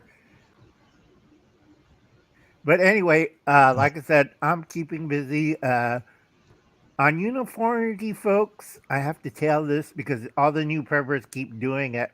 It's not going to Sportsman Outdoor or that big box shopping center. Don't buy camo. That's not uniformity. Uniformity is getting the same kind of radios, same kind of weapons if you're using a group, same kind of stuff that you could share in a group. Yeah. Am I right? You don't all want to be in uniform because I bring this subject up and everybody kind of looks at me. Why can't we wear military uniforms? Okay, here's the book. 27 countries outlaw wearing used uniforms because of like Africa and Middle East. They have terrorists and bandits and what was the other word? Guerrilla groups wearing old uniforms and camouflage. And that's the So thing too. Here in the United States, um, if you wanted to blend in, you don't wear camo. You just wear what everybody in their normal clothes. You know, you want to blend in and just kind of, you know, disappear. Yeah. It's, you know, uniformity you're talking about, you know, in like for weapons and stuff. It's like Bob did, you know, their number one pistol round is 38/57. They all have that pistol, so they can all use the same round. And he's thinking now of getting the 357 rifle, so you can put those rounds into the rifle. So, and it's like, you know, our number one round that we have, 22. Yep. I mean, it's about everyone in our family has a 22. The next most common round we have, 12 gauge. We got several 12 gauges. Yeah. We all have 12 gauges. That's uniformity. Everybody got the same kind. You have to be careful on a 12 gauge. Make sure you know what size shell you're using, because they had the 3-inch Magnum and a 2 3/4. 2 3/4 and the 3-inch. You just make sure that whatever weapon you get takes both, and then you get the small load, because the small load will work. You know, you can always manually load a 2 3/4 into a 3-inch breech. Right. It'll work. Not the other way around. Not the other way around. No, don't try it, because I had several in my group show me these old weapons, and for certain reasons I had to tell them, some will get you something better and stuff, because they were on the old standard, you know, the 2 3/4 standard. And some of those old guns are not safe with modern loads. I keep telling people. It scares me when I check them. It's like, oh no, you can't use this one. Yeah. Well, Wayne, I disagree. We don't have, our family does not have any 9mm. We have 22s. We got 12 gauge. We got the 223s. It's the rifles we got takes both 223 and the 5.56, but nobody has 9mm. We got 357s here. 357s and 45s. I prefer knocking the person down, because I seen one time. This was a shooting between a police and the bank robber, and the bank robber. This was before they put hollow points. Remember the old days when everybody using solid tips, because what was that white-haired talk show host was talking about the dangers of hollow points? Married to Marlo Thomas. What's his name? Oh, Donahue. Donahue. And Donahue got sued by the firearms manufacturing group. That's why he's off air. They used to use solid points in police weapons. And this guy absorbed a whole clip. This was the old clips, about 10 rounds of 9mm. And then what happened is somebody hit him over the head with a club. Then he went down. Yeah. But I forgot. Trying to stay awake here, folks. Wake up. Do you need to do a bathroom break? No, not yet. Okay. There's one country in the world, if you get caught, because like this lady who was vacationing and she wore a camouflage bikini, and it's a Middle Eastern country. It's one of those resorts. The morality police caught her. They put in her blanket, confiscated her bikini, gave a 4-hour lecture on morality. Funny.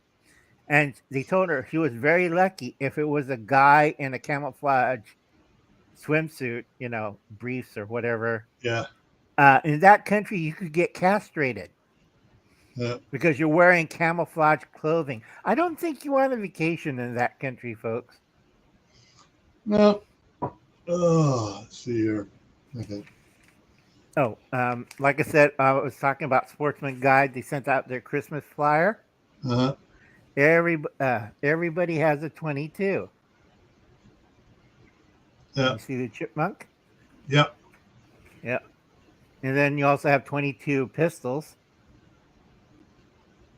Yeah. 22 is a fairly common and uniform. Let's see. Well, it's like for the 20. Froze again. For my pistols, my revolvers, I have interchangeable cylinders, so I can put in the 22, which for shorts, longs, or long rifles, or I can put in the 22 Magnum cylinder. And now my son has the exact same gun. The all my rifles are 22. Take shorts, longs, or long rifles, but the one pistol ammunition pistols we have right now that is odd is my son has got a couple of 1911s. Oh, 45. Okay. Yeah, but I don't know. It's just he was looking. We've been talking since he has the 45s. I told him, all right, and he was looking at a different rifle. And I told him the rifle 45 is not the same as the 45 ACP. The rifle one actually has a rim on it. It's the old revolver ammunition, that knocks a person down and then some. Right. The only I forget which. Is it Puma?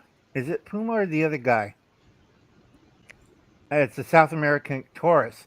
They make a revolving rifle in 45 ACP, but I don't think your son wants to spend $1,300 for one. No, because you only get 6 shots. Yeah. Anyway, he gets that with his 45-70 rifle.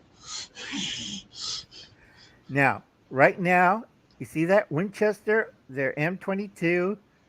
That's a box 1,000. Remember in the old days when they only cost us $25? Now it's like $74. Yeah. But a lot of people will buy 22 ammo because it isn't bulky. It's fairly common. It's uniform. Everybody has it. Yeah. And then we have all this stuff, Some of it's practical. Some of it's like, don't waste your money, folks. Yeah. I do tell everybody that if you're working in the snow, and if you're not near the house, you want to get one of these. Yeah. I need, mostly for my ages, I need new slippers. I got holes in it. Yeah. Well, shoot. Pastor McQuaddy made those on the winning team for Courtney's weight loss, made us all knitted us slippers. Did you put rubber bottoms on it or not? She did. She put some, if I can get my leg up here. She put some white goop on there, that's right. That keeps it from slipping around. So you don't want to slip on homemade baby booties and like Yeah. Yeah, the floors I'd slip on would be the kitchen floor and the bathroom floor. Yeah. It doesn't look good when they come in there. What happened to him when he slipped in the bathroom floor? And they're all pointing to the hi, Cottonwood. Yeah. Another thing is, now, first one who read this was, I forget, he's gone now. He passed away, but there's an article written by Robert Heinlein. Okay, if you can see that. Whoops. Mm-hmm. Okay. That's from Collier's. That's a really old, like, Life magazine type of thing. Yeah. He wrote an article on surviving a nuclear war. All right. Now, remember, he was at the tests, and he was a naval officer. Sorry. Yeah. Okay. Mm-hmm. And he was at the first A-bomb sites and stuff. And he knew his stuff. All right. He was a naval officer. He was an engineer. And also, he had a degree in college chemistry. All right. So he knew all this stuff. And if you read his books and novels and stuff, it shows his point of view during that time period. I'm going to try to do a reading of it. Hubble's Cat did a reading of it about 5 years ago. Mm-hmm. About the article. It's just simple, basic stuff. Like, do you have a 2-week supply of food? And this is before freeze-dried was common. Everybody had canned food or dried food, right? Yep. And he said, you don't need an M1 rifle or carbine. He said you need a good hunting rifle with a scope. Because you're not going to stand out there and, like, yeah, I'm going to be macho. And he said, no, you're going to last about maybe 2 seconds before they bury you away. You want to be hiding someplace and taking pot shots. Yeah. Yeah. Like I said, he's a pretty smart guy. And yeah, I'm going to reread that article again. It was written in 1945. It was reprinted in 1946, 1955, and 1962 when we have all these difficulties where people are freaking out. And it's a pretty interesting read. Like I said, you can get the information. You know what was weird? How hard it is to get this information? I had to go to the Dominion in Canada. Hmm. Try to find that in America, folks. Oh, yeah. Need a stretch break or your feet are asleep? I'm just stretching here so I don't get cramped up here. Yeah. Yeah, there's a lot of interesting information that was available, then all of a sudden, you can't find it anywhere. And then someone gets it and they start putting it out again and it's available for a while, then it disappears. And It's different for each country, folks. That's the trouble with finding information electronically. It disappears in one country, reappears in another one. Also, you have to be careful on the time limit of your information because it could be outdated by the time you get it again. You know, what was good in the 1950s is not too good today. Or yeah, what was practiced in the 1930s, because I had serious arguments with my nephews and my family on it. Because at one point, this is a true fact, a lot of YouTube channels did it, especially infographic shows. And it tells about incubators. yeah, Incubators was a sideshow attraction. The doctor who worked on it never got a degree in America. And everybody thought he was a presto scientist. You know, the science of saving infant babies was yeah. pesto. And is it pesto or not pesto? Um, Pediatrician. No, not pediatrician. It's fake science. Um, um, I sorry, we're tired and we have brain damage. All right, I got a question here. CB. I don't know where they're at. That 12 gauge ammo is hard to find. I know if you go to certain stores, and certain stores are like Walmart and Cabela's have had a little bit of problems, which is strange. And even Dick's Sporting Goods, like here in Idaho Falls, Dick's Sporting Goods is sporting athletic sporting goods. Don't carry any firearms at this one. But there's other stores here around. I went to a G&G supply up here with the indoor gun range, and they got more ammunition than I could ever think about shooting. I mean, they're just loaded with all the different sizes, whether it's they have lead, they have the stainless steel, and just they got 12 gauge. They got it coming out their ears. They got the 2 3/4, the 3-inch, everything. The minis, because I think what a problem with Huga is she's shooting the full loads. Go switch to the minis. It's a lot easier on your shoulders because I have a lot of lady shooters that can't stand the recoil of a 12 gauge. They could crack the pump faster than I can. I have difficulties with my hand and my left shoulder. So they're saying several of them are saying pseudoscience for that. Oh, pseudoscience. I thought it was pesto science. Yeah, because pseudoscience. Because the problem was keeping babies alive, and mainstream doctor says, let's give them a postnatal abortion. No, they're alive kids. This one doctor from Hungary, when it was Hungary, Russia came, Austria-Hungary came over, and he put his life's work on it. what he did was he joined up a sideshow or carnival, and they'll have babies that were supposed to be with the ice pick in the head. Yeah. He saved their lives. He saved over 5,000 lives since 1929 until the beginning of the 50s. 1929 to the 50s, because it was practiced, especially Germany, during the 30s. If you're a weak preborn baby, you get. Yeah. Yeah, and he put his life's work. He never made a cent off of it. He went broke 5 or 6 times doing these carnival shows, these sideshows, saving kids' life. Because what had happened is these kids were raised in these like fish tank things, and Yeah. people will pay a dime, and they go, "Wow!" And the little kids would be saved, and they get raised, and they showed off, and their parents are very happy. Normally, it'd be like in where country between Poland and France. You don't want to be that. And he saved over 5,000 lives. Isn't that scary? Yeah.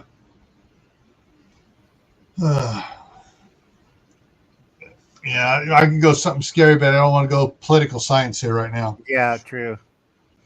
All right, let's see what's going on here. Just catch up on the side chat. Switch to from 12 gauge to 20 gauge. 20 gauge is a pretty good round.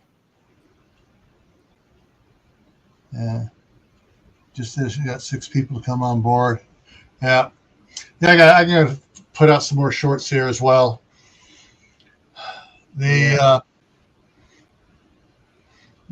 just catching up, reading everything in the side chat here. Dave put out about Detroit Detroit Ammo Company .com. Let me highlight that.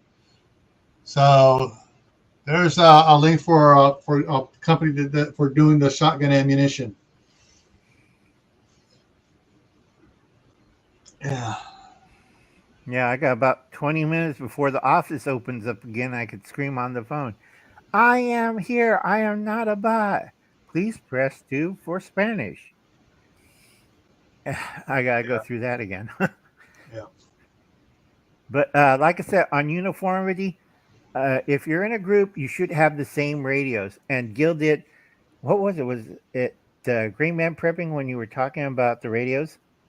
I've talked about it on both channels, about radios, the different types, ham radio, GMRS, FRS, CB, and whatever your group is going to get, you make sure everybody gets it, and try to get not just the same ones, such as the FRS, which has you can get Cobra, you can get this, that, but all FRS. Try to get the same model of radio, so everything's interchangeable. Right, and also they work on the same frequency. If you get the same model, but they're on a different freak, and you can't change it, it's going to be a little hard to communicate. Oh, okay. All right. One guy did, but what was the content of the shorts? That's the thing too. What was really weird, the concrete work out front here, the one I did, 12,000 views in 2 hours. Yep. Because shorts, because I do like 15-second shorts, but if you do something with movement or construction or dancing and stuff, those get the greatest hits on shorts. I'm not dancing anymore for the camera. Forget it. That would get me arrested for cruelty to those watching. Yeah.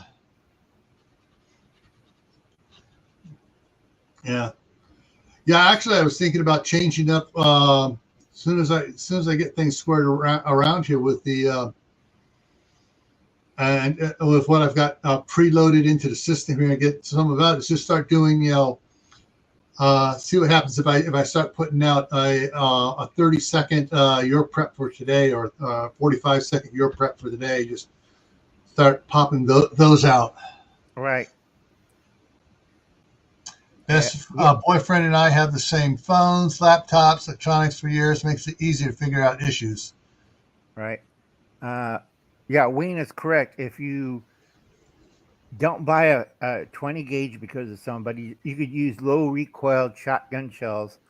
Yeah. You could use minis because I've been showing my lady friends who shoot a 12 gauge using minis, and minis work fine. Mhm. It only works in double barrel or pump. Do not try this in autos. It won't cycle in autos. It works fine in single. It's Yeah. easier on a shotgun. Yeah. I was looking at some shotguns, doing some research for the novel, and one of the shotguns I was looking at, shoot, if I can remember it here. Hang on. Where'd I, other favorite? Where'd I put it? Weapons. Okay. And there was an article about from USA Gun Shop, the best high capacity shotguns for December 22. And, there are a bunch of interesting ones. Let me bring it, oh, that's a shotgun. It is. Semi-automatic shotgun. 10 plus 1. 10 in the mag, 1 in the chamber. This is the double barrel one. It's got 2, so you can fire either one barrel or the other barrel or both barrels. But the one that I liked is, where is it now? Not right, Trevor. Looking at here, coming up here.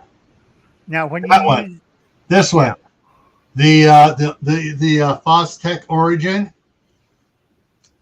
the drum magazines on it. It comes with its own drum magazines, which are either where was it here?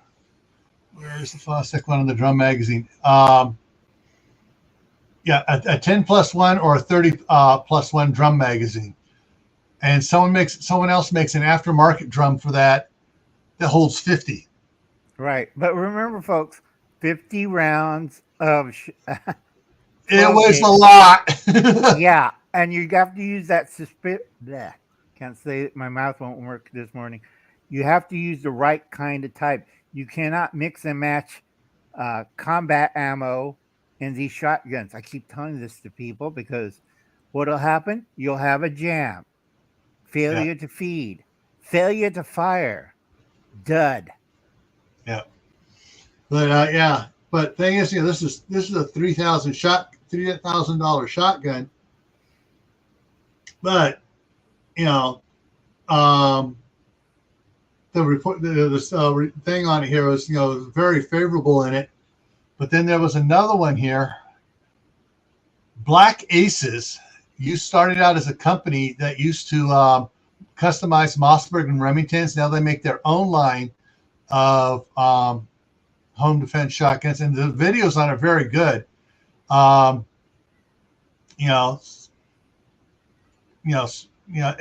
the ridiculously the way the prices have dropped on me. Like, so this is a $269.99 one 18 shotgun.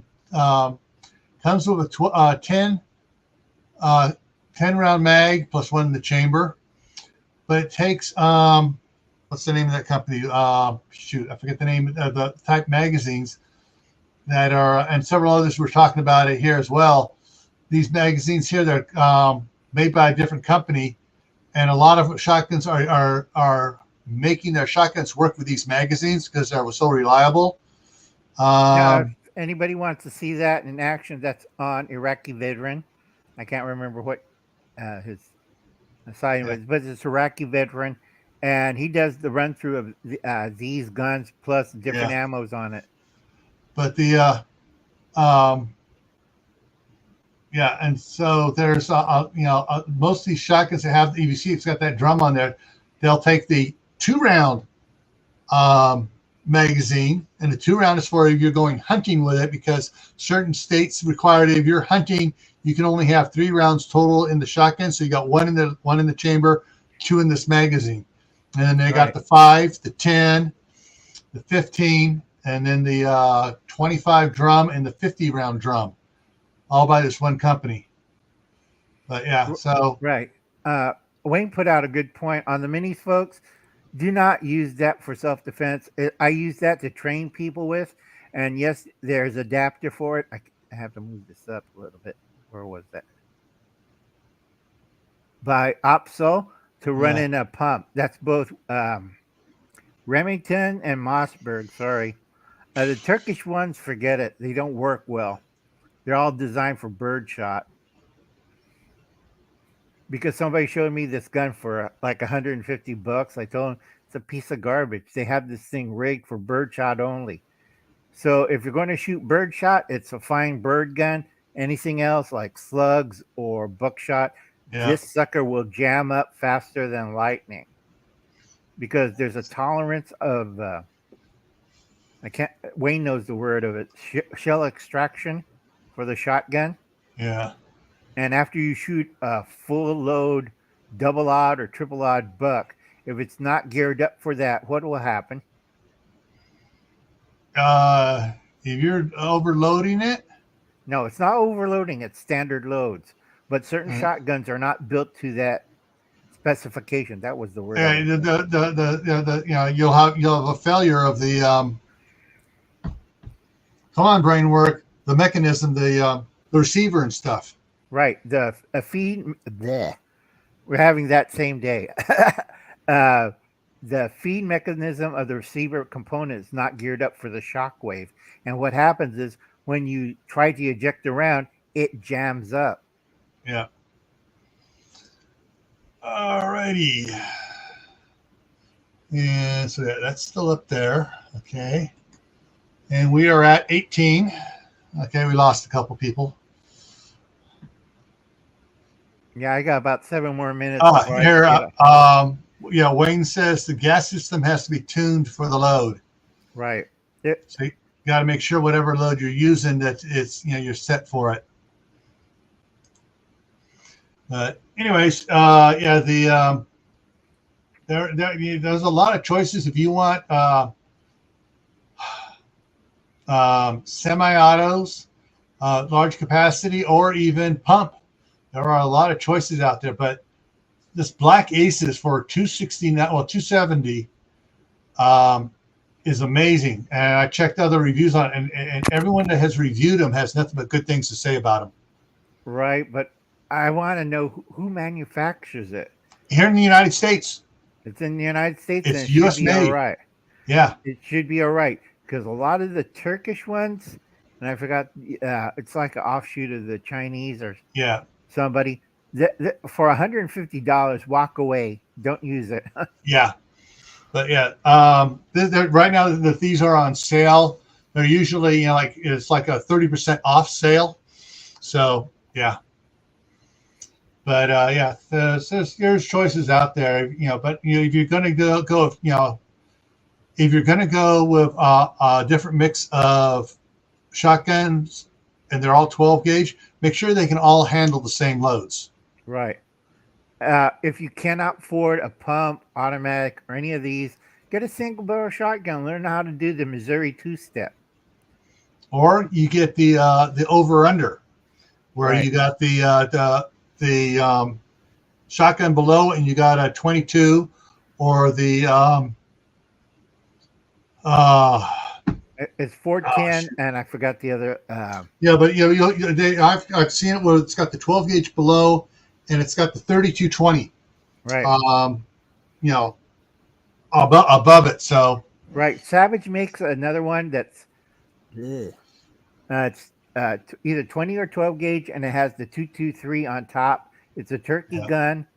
I think they're reintroducing it later on because they had the 22 Magnum, the 22, and whatchamacallit, 410. That's really popular. I get the older models. The newer models, But it's over and under. It's called a drilling in German for rifle shotgun combination. And let's see. People are asking, what the hell is a Missouri two-step? And basically, it's a single barrel shotgun. You load one, you have one in the chamber, and you put one in the finger and one right here and one right there. And then when you crack open the shotgun, you slip in a fresh round snap it back, and shoot. That's what they call it, the Missouri two-step. Because they're stepping, you step while you're loading it, you're stepping sideways to avoid them shooting at you. Right. It's an old term, but it's kind of funny and does work. I think. What's his name? Shoot. What was it? It was a John Wayne movie, and the guy with the bad eye. You see him always in John Wayne movies. Has a beard, bad eye one side. He had a big 10-gauge shotgun, and he did the Missouri two-step. And he says, "See what happens when you have young people shoot lever actions?" And he pulls out this, like, "Oh dear Lord, is that a cannon?" And then you see 3 guys fall out of the bell tower. It was the most funniest scene on a John Wayne movie. Yeah. And then he reaches in a bag around his neck for another round. And he said, "That's how you shoot, son." I think it was with Ricky Nelson, too. Yeah. Rio Bravo, Rio Lobo. But it's one of those. It's one of those. Yeah. It's either Walter Brennan or the other guy. I can't remember. Now, Walter. I think it was Walter Brennan. The she just had a squirrel moment and forgot what I was going to say.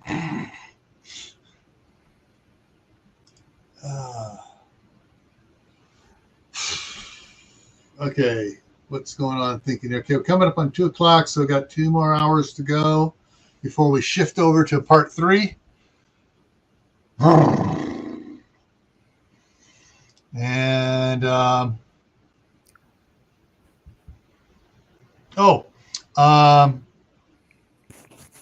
double barrel shotguns also work good. Over under double barrel is a good one too.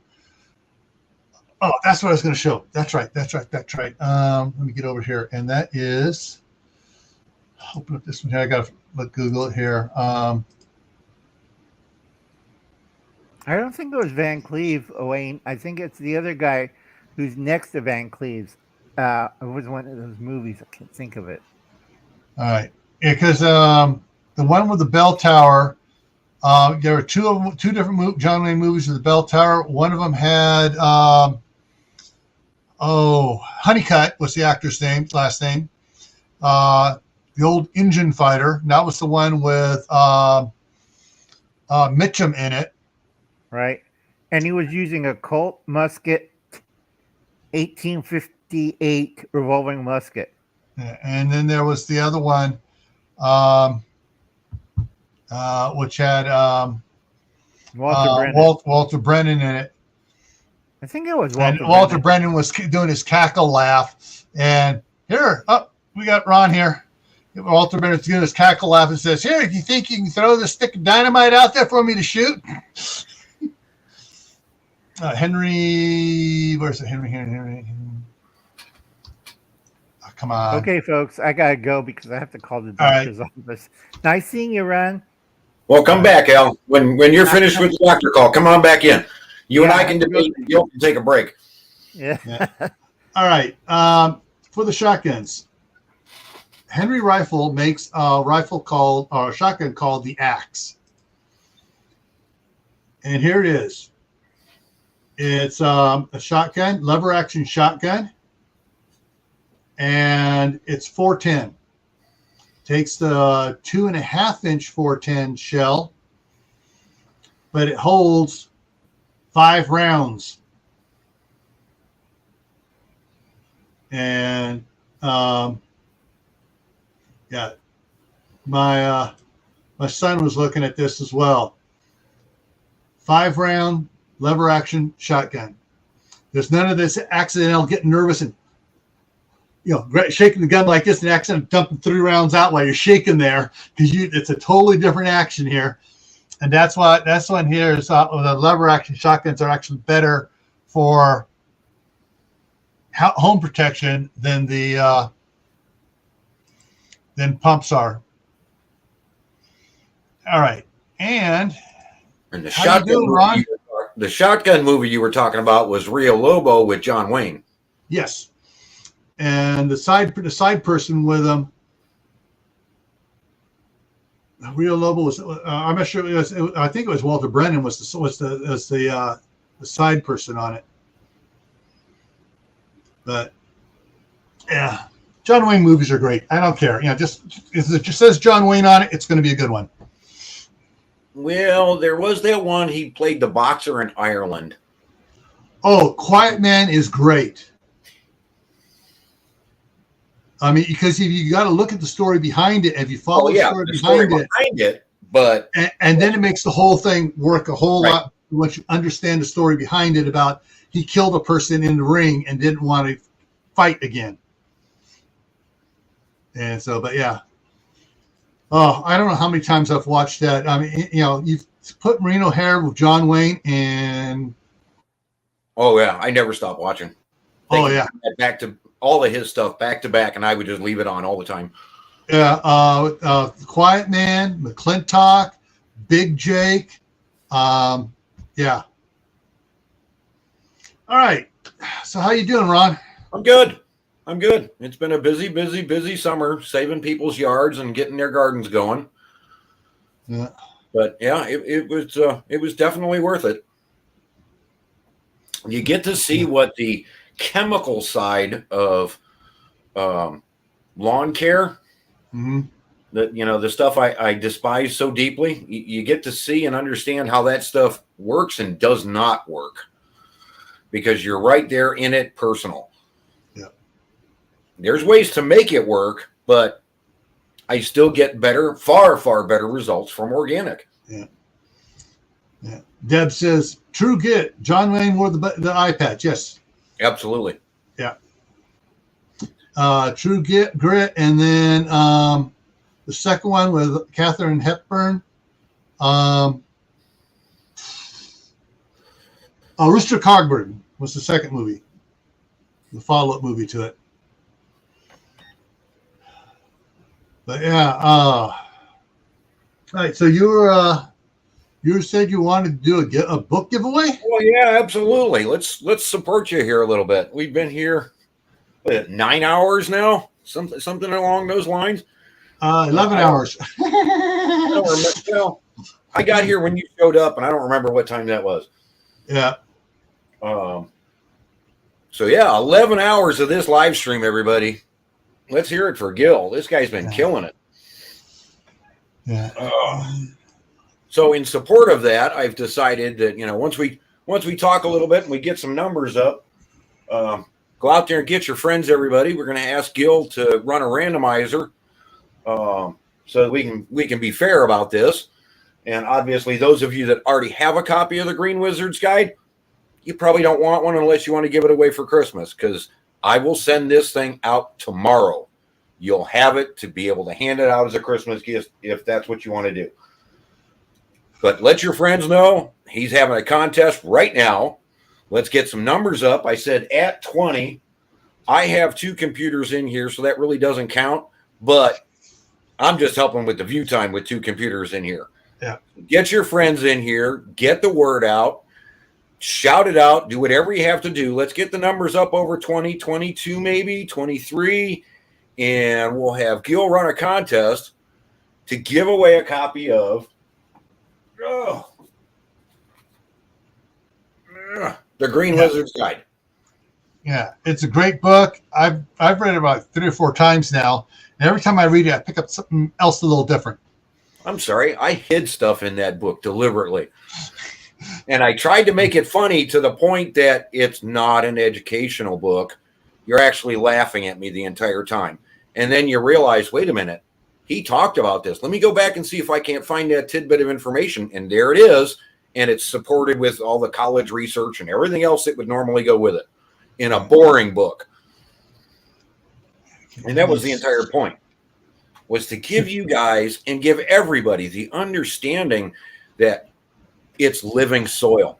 It's not about what plants you're trying to grow. It's not about what the temperature is, what the water content is, what the this, that, or the other is. It's your understanding that even in a home garden, indoor garden, that is living soil. There's a mycology inside that soil that makes it alive. that brings nutrients back to the plants that you decide you want to grow in there. And the more you grow those plants, the more those microbes colonize. So in other words, crop rotation isn't necessarily all that important. What is important is keeping that soil alive, keep it covered, and keep stuff in there that your plants need. The only thing I ever warn anybody with, and Gil, you can back me up, I know you've heard me say this, don't grow hot peppers using my method. You will get stuff that is so dangerous and so toxic because it's exactly the way it's supposed to be. It has all the nutrients in it. Every vitamin and mineral that you can think of that a plant would need works in my method. I mean, you go to the grocery stores, any one of you, go ahead and go to a grocery store and buy tomatoes and compare that to a tomato grown in somebody's garden. There's a big flavor difference. Oh, yeah. Now, when you go and you run a manure, you're going to get a specific type of tomato. You run I'm going to explain this in such a different way, but you go and you run it out of compost, you're going to get a slightly different flavor. When you start to understand that it's the mineral availability that the microbes can bring back to the plant, that's where all your flavor comes from. That's where your healthy food comes from. It's not coming from the grocery store. Grow your own, and it is not hard. If this idiot wrote the book and screwed it up as bad as I did, and then all of a sudden go back to the old knowledge, go back to the old ways, back to what I saw my father and my grandfather doing, and go from 10 tomato plants, where I might get 5 or 6 tomatoes per plant, to 600 pounds of tomatoes from 3 plants. You tell me, have I figured it out? Or, well, it's not me. It's Mother Nature's way. I've just given you a very simple guide that a 10-year-old can read and understand what it is I'm trying to get across. Now, I didn't write in there about every little nuance of gardening and this, that, and the other, because none of that is really all that important. It is, and you can do some fantastic things, but it's not as important as the mycology and understanding the mycology and going somewhere with that and feeding that. When the soil is alive, you don't have clay. When the soil is alive, all the nutrients and vitamins and minerals are available to your plants. And everything you taste, every tomato you taste, every pepper you taste, every corn cob you taste has a slightly different taste depending on the mineral availability of your soils, of the growing medium that you're growing in. And I give you an absolute guide of Mother Nature's way of doing it. And I back it up with all the information so that you can go look at it yourself and find out, yep, he knows what he's talking about. Oh my God. And it's simple. Very simple. I don't weed my gardens ever. I don't need to. I don't have any weeds. I don't need a pesticide. I don't have any bugs. Every plant out there has the ability to fend off bugs itself when it's healthy. When you've got sick plants, Mother Nature sends her bugs in and they start eating those sick plants. So if you've got aphids and you've got this and that and the other and all, hey, it's because your soil isn't healthy. It's a dead giveaway. The soil's not healthy. You know, and we were talking about water earlier. Like I said, Gil, you can go take a break if you want. I'll just run. We were talking about water earlier. And what's interesting is the mycology actually has this film that protects the individual cells and the individual organisms in the soil. And they will build these huge colonies and store water in these colonies. So when I say I don't have to water, I'm not kidding. Those colonies store so much water in my soil that I could reach in at any point, uncover the soil, reach in, grab a handful, squeeze it, and get water out of it. Now, of course, I'm ruining the mycology, but the water is always stored there. Always stored there. That's why my yard is always green. Doesn't matter how hot it gets, doesn't matter when they stop cutting grass because all of a sudden everything's too warm. I don't have to worry about that. My yard is always green, always growing. My gardens and my roses and everything else around here grow like wildfire. That's where I got the name The Wizard. My next door neighbor who got me into this said I was a wizard. Something weird's going on in my house because no matter what he puts in the ground now, everything explodes and takes off and you can't control it. You walk away from him for lunch and you come back and a pumpkin has grown 5 feet. It's just understanding Mother Nature and going that route. I think I took people away. We're down to 16. Maybe they're off to come in. I'm just kind of fiddling. I'm trying to figure out what's going on here because I was trying to practice, pulling up everyone out of the side chat, and it's not pulling anybody out. It's only pulling 2 names out of the side chat. So what we need everybody to do is sound off. Just say hi, drop dead, Green Wizard, shut up, whatever. We need everybody to just sound off. That hit a number 1, hit a number 2, whatever. I just want to see if I can get this to the randomizer function here.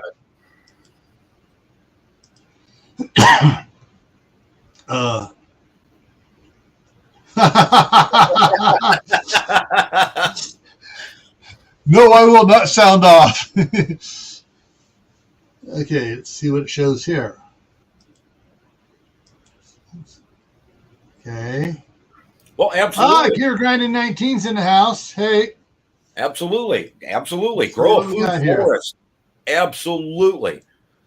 The reason that I went the way that I did with my book, and when you first look at it or you look at the title, and somebody with a wrench can probably pull it up on Amazon and show the link, but if you want to just outright purchase it, and don't get the Kindle. I'll explain some of that later because Gil probably needs to hear this for his book. But regardless, the reason I went into grass is because so many people have been given this idea with the NPK system that, oh my God, you got to have green grass. Oh my God, you got to have green grass. If you don't have a green yard, you can't grow a garden. Da da da da da da da da. Well, it's true and it's not true. You have to understand when we talk about a no-till garden where you don't disrupt the soil, how are you going to get amendments in there? Really, ask yourself, how am I going to go in there and not rototill this thing? I can put stuff on top and I can layer and I can build up my soil conditions that way, but I'm bringing everything to the surface. How do I get the amendments down into the soil to really get things going? Well, that's what's great about the mycology. That's what's great about the plants that you grow is they root out. The roots follow the mycology. The mycology is followed by the worms, which makes room for for the roots. So it's all a succession. Everything kind of revolves around everything. It's the food web. It's just everything is on top of everything else. And you can literally put all of your amendments around your garden, and all of those plants will get the nutrients and the stuff that you're putting in your garden by getting it from your lawn. So you can go 5 feet, 6 feet, whatever, and you can overdo that whole area. Don't pump it full of nitrogen. That's a misnomer. That's fake. That's like me telling you that, hey, instead of eating a really good grass-fed steak or something, that you can go eat a bag of Doritos and get the same nutrient value. Well, we see all of those people riding the little scooters through the grocery store because they can't walk anymore. You need healthy food. Yeah. It's pretty obvious something's wrong, and those Dorito chips aren't covering it. So you don't need to till your garden when this mycology can reach out up to over a mile to get the nutrients that it needs for that particular plant that's asking for it. Every plant asks for a certain grocery list, let's call it, of minerals and vitamins to give out its apples, pears, tomatoes, whatever you can think of. And to get those full flavors, it needs those minerals. So it asks the mycology to go find it.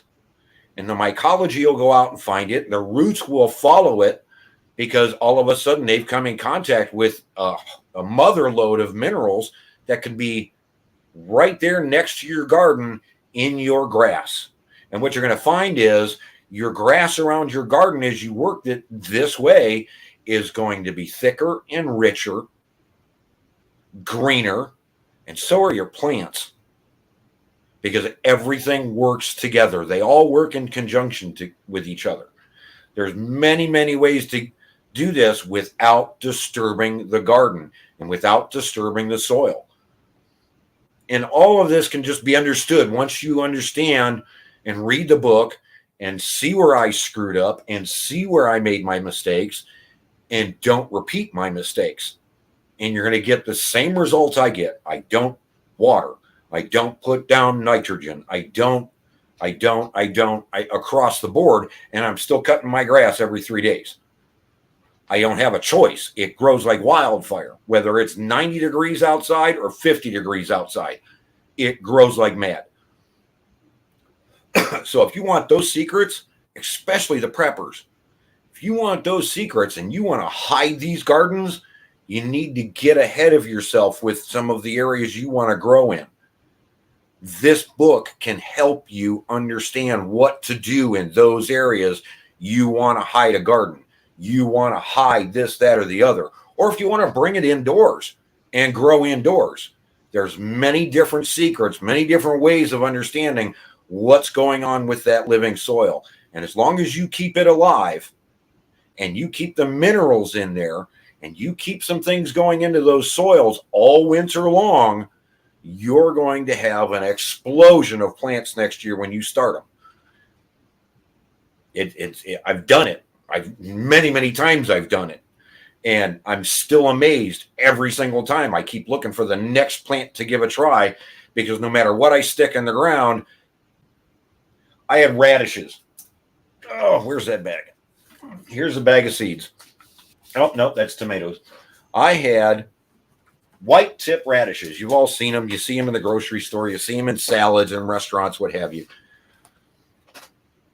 These things are supposed to be about the size of a quarter. Now, you can go on the Green Wizards channel and you can find it. I show them. These things that were supposed to grow about the size of a quarter grew, yeah, that's about right. And a quarter would be like my fingertip. They were huge in the same amount of time, 60 days. Huge growing in my soil. And they grew by accident. They just, whatever I throw down just goes crazy. You want a garden that way, that you don't have to think about it? You don't want to chase weeds? You don't want to have the different problems? Just get a better understanding of what's going on. Read my book. Get the paperback. Read my book. It takes about 2 hours. You'll do nothing but laugh at me. Go back with a highlighter or a crayon or whatever it is that you use and circle those areas that the important information and details are, because you're going to spend more time laughing at my screw-ups than you are learning about the organic gardening system and just understanding it. Once you have the understanding, you could have the blackest thumb in the world. Things are going to change for you in immense ways. Yeah. Oh, yeah. Our numbers have been going up, down, up, right. down, up, down, hey, up, Lynn, down. You're adding a ton of calcium. That's awesome. There's other things in the eggshells. You know, we've got these issues right now where, and we saw it in Germany, and we're seeing it in some other countries where they're starting to ban nitrogen, claiming that's the cause of global warming. So inevitably what they're saying is that their industrial complex that made all this gunpowder caused all of this global warming. But they're blaming it on the farmers, and they're blaming it on you guys that are putting nitrogen down in your gardens and in your yards and what have you. Whoa, wait a minute. It was the 1950s. They had all this extra gunpowder from World War II, and all of these companies that were producing it all of a sudden sat back and said, what are we going to do with all this extra chemicals that we now have that we've been producing gunpowder with? What? So they dumped it on the Americans. They dumped it on the farmers and said, look, it's going to make everything grow greener and faster. But it made it unhealthy. So all of a sudden, now we have all these bugs. So now we need a pesticide. So now there's another chemical they need. And then all of a sudden, all these chemical companies started seeing the light. They started seeing the money. They started seeing what they could actually do. When the reality is, back in the 50s, when they first started expansion and started building all these homes and everything else, in the grass seed mix was nitrogen built in. They already knew about it. It was built in with clover. It was a 50-50 mix of whatever grass type you wanted in clover, because clover leaves nitrogen tablets in the soil that's biodegradable and ready for your grass right now. So if you're thinking about your garden, like outdoor garden or what have you, and you've got uncovered soil, go get yourself some clover seed and pour it on, because it takes nothing from the soil. It gets everything from the air, and it leaves nitrogen pellets behind. Another great one is alfalfa meal. We can start talking about all the other different types of, nitrogen that you can add, bone meal, blood meal, what have you. Ultimately, don't have uncovered soil, and get away from the idea of, hey, if I pump in nitrogen, I'm going to get bigger and greener plants. That's a lie. That's not true. My 10 tomato plants running on the nitrogen system maybe got 6 to 8 feet tall. I had this little cage and it held it perfectly. No problem. Didn't even have to top it. Doing it the organic way, I've got tomato vines that are 19 feet long. Now, you tell me, if you don't have to work at your garden and you've got a 19-foot long tomato plant, or if you work at your garden and you use all the chemicals that they recommend and you've only got a 4 foot, maybe 4 foot tomato bush, you tell me if something's not wrong with that soil. Yeah. It's fairly simple. Yeah, Kalen, there was a lot of problems with a lot of the seeds last year. Like my Walla Walla onions, I had 2 that produced and they stayed small. And Walla Walla is supposed to get big. But in the same soil, I put some other stuff and it went hog wild. So there were a lot of seeds last year that are out on the market that went. Well, that's because they're not heirloom or heritage seeds. Yeah. They need that. They need that starter fertilizer, or because they're GMO seeds, they're not going to reproduce. Yeah.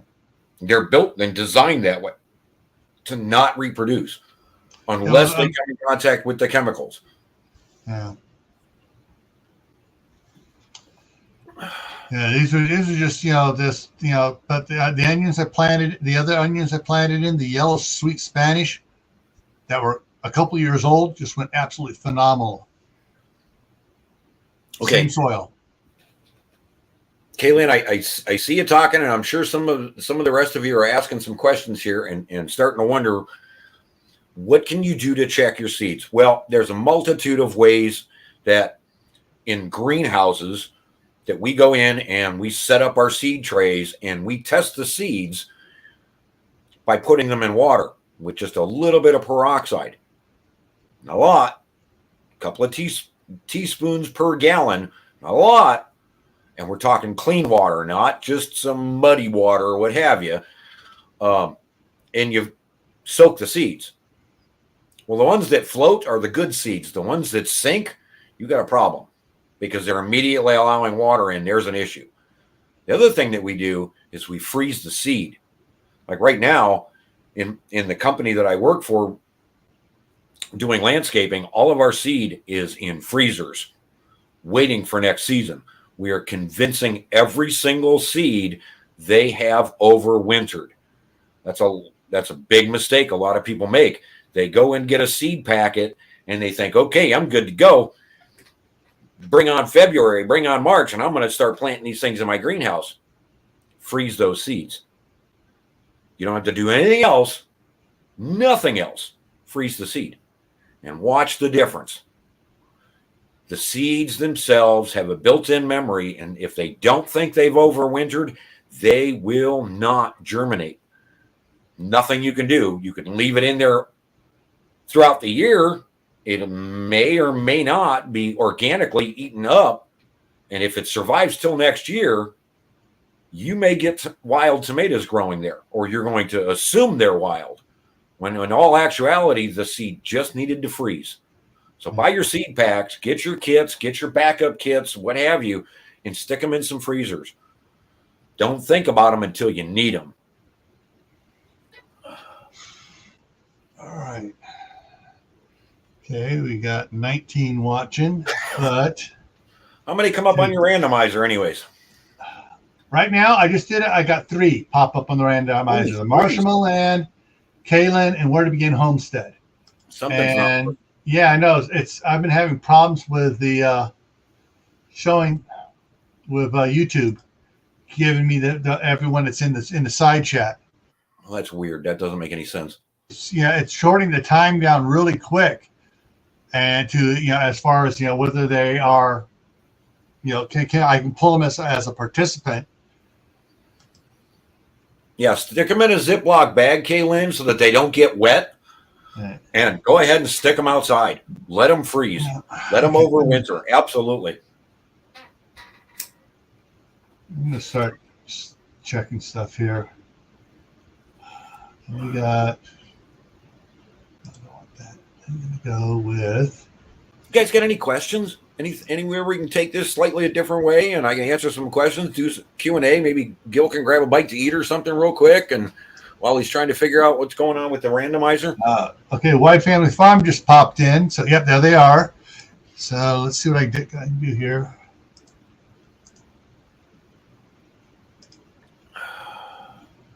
Okay. So I got those to pop in. Yeah, so everybody that's sitting there in chat that hears us, that just has not been involved, that may want a copy of this book, please come in and say hi, bye, drop dead, whatever, so that the randomizer that Gil's going to be running can actually pull your name up in regards to getting a copy of this book. Okay, I'm going to have to pull some other stuff here. Now, what I was saying earlier, Gil, and you may want to listen to this a little bit. Yeah. KDP, which is who we go through for the Amazon book publishing, they have, without consent of the authors, decided that they are only going to pay us if the entire book is read to the final page for our digital books.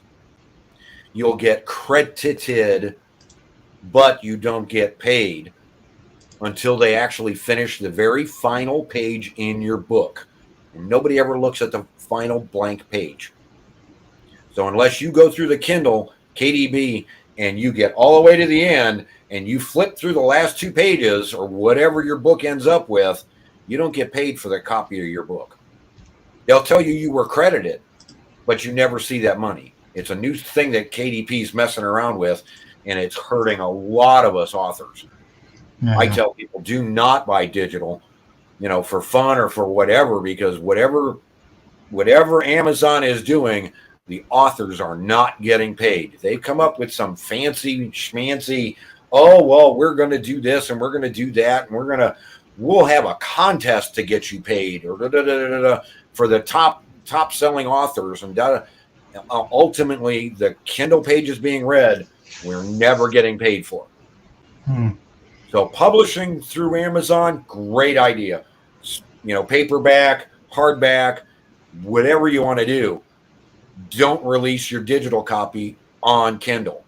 There are other avenues to go to get digital copies out. Okay.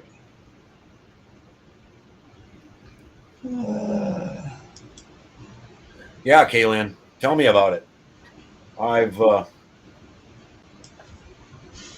learned that I'm in some issues with my book and need to be selling about 1,700 copies as soon as I possibly can.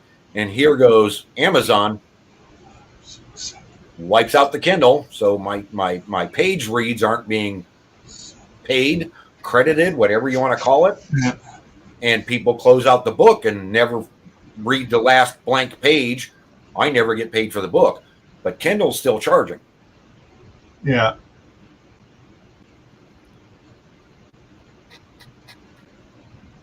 So that's why I say, if you want to help, get a paperback copy.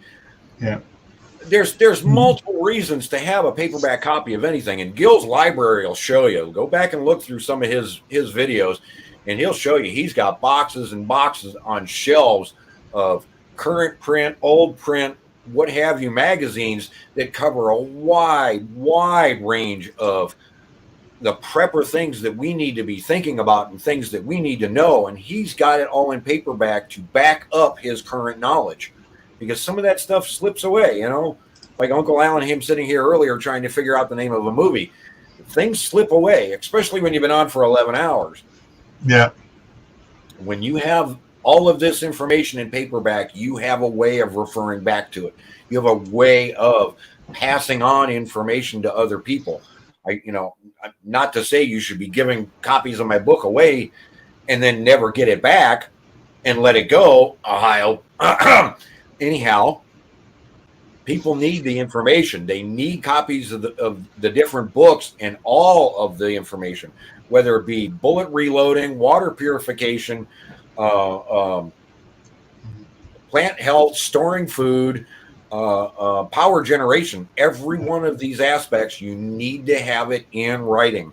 I'm going to be back in just a second. I'm going to go put my breakfast is crusting in the bowl. Absolutely. Go do what you got to do. Who, me? Yeah, Southern. You've purchased 2 books from me in the past. You gave one away that was supposed to be given back to you. The guy vanished on you, and I don't know what you did with the second one, and now you're without a book. So where'd the information go? I hope you memorized everything. I really do. Otherwise, yeah, sorry about your luck.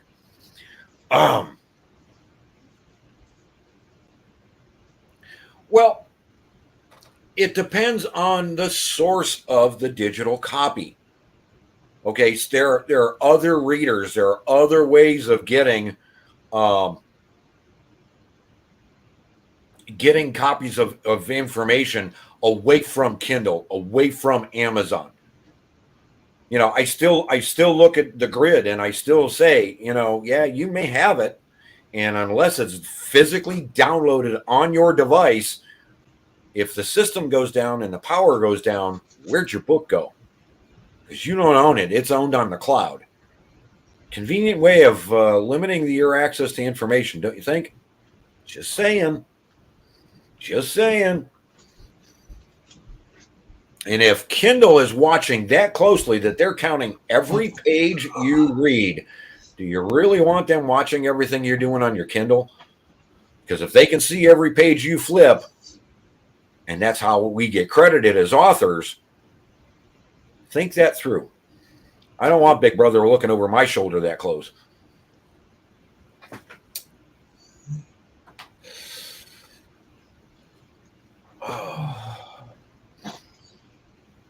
So we were talking about, or I had mentioned, if you're going to hide a garden, well, we all just went through leaf season, okay?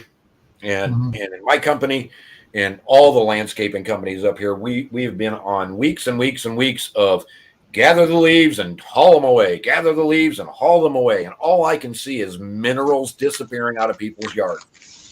You want to hide a garden? Go up where you want to plant this thing that nobody's going to find it and lay out as many leaves as you can, as thick as you can, because other rodents and other animals are going to come in there and they're going to bed down in that stuff.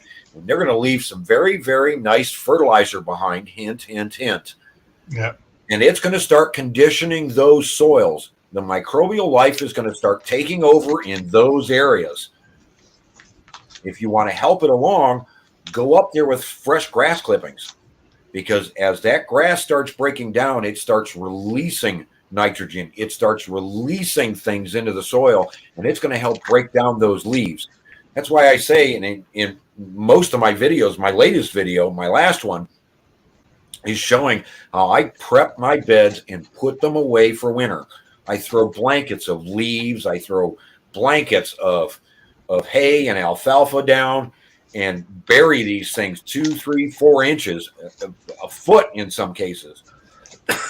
Obviously, that's going to pack down with snow. Don't misunderstand.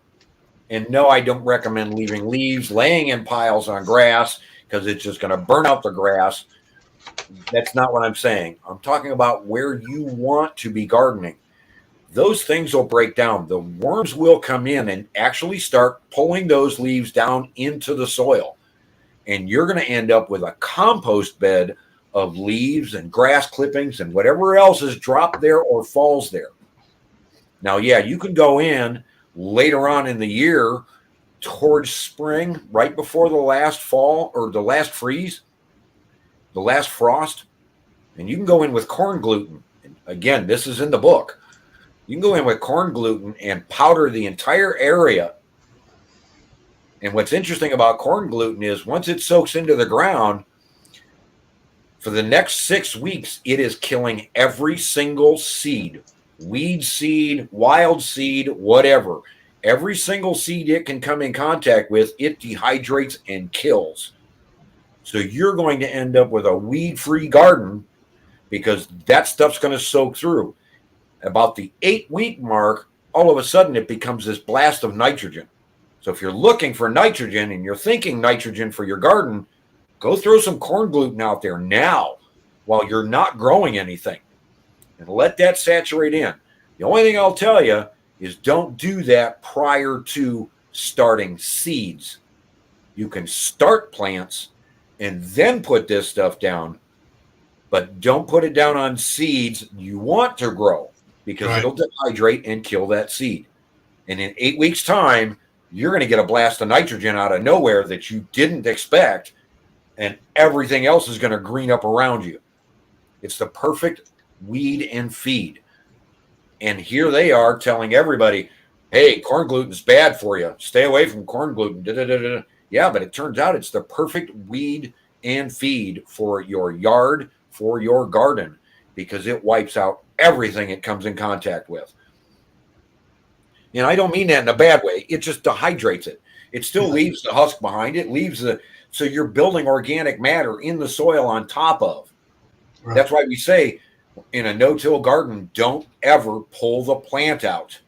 Don't rip it out of the ground and then go compost that plant. Leave the roots in the ground. Cut it off. Those roots are going to help aerate your soil, because as it breaks down over the fall, over the winter, what have you, it's going to leave huge gaps in the ground where mycology and worms and everything else are going to travel those old root paths. So when you bring a new plant in, you already have these huge channels going somewhere that you can't see, and all of that mycology life is waiting on those plants. So got a question here for you. Yeah. Lewis is asking, what about horse manure? Absolutely. Well, okay, now, I would not follow the horse and bag it up and immediately stick that in my garden or in my yard, because it's going to burn. It's considered too hot.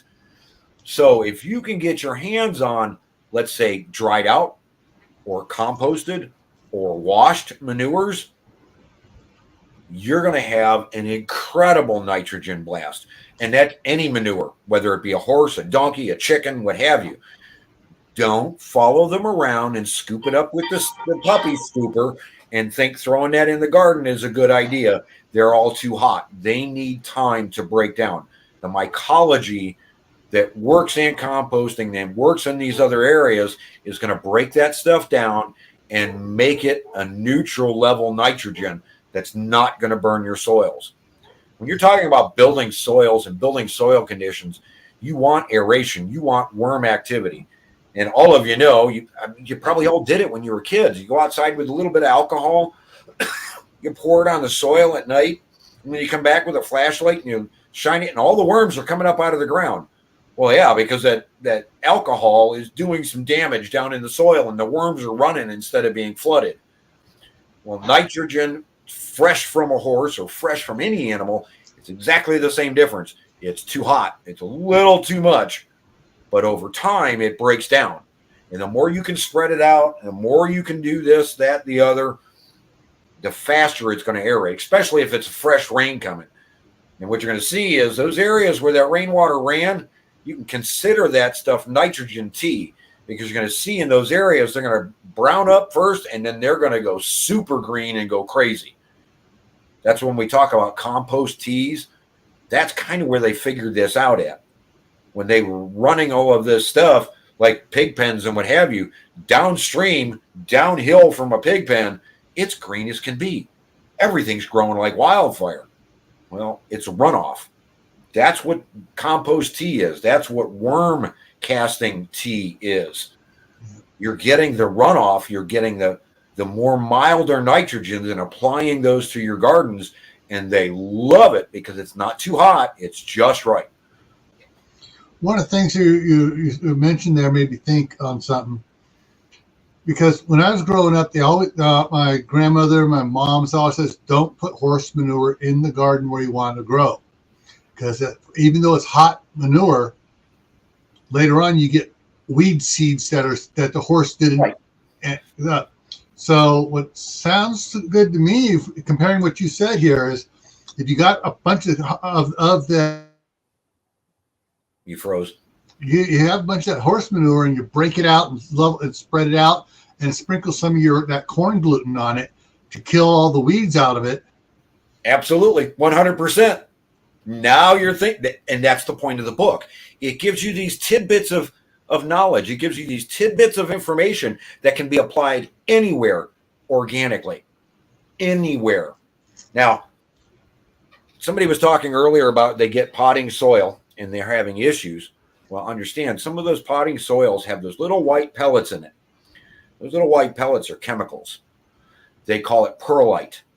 It's supposed to be water storage, but it also releases a chemical that kills mycology. You're far better off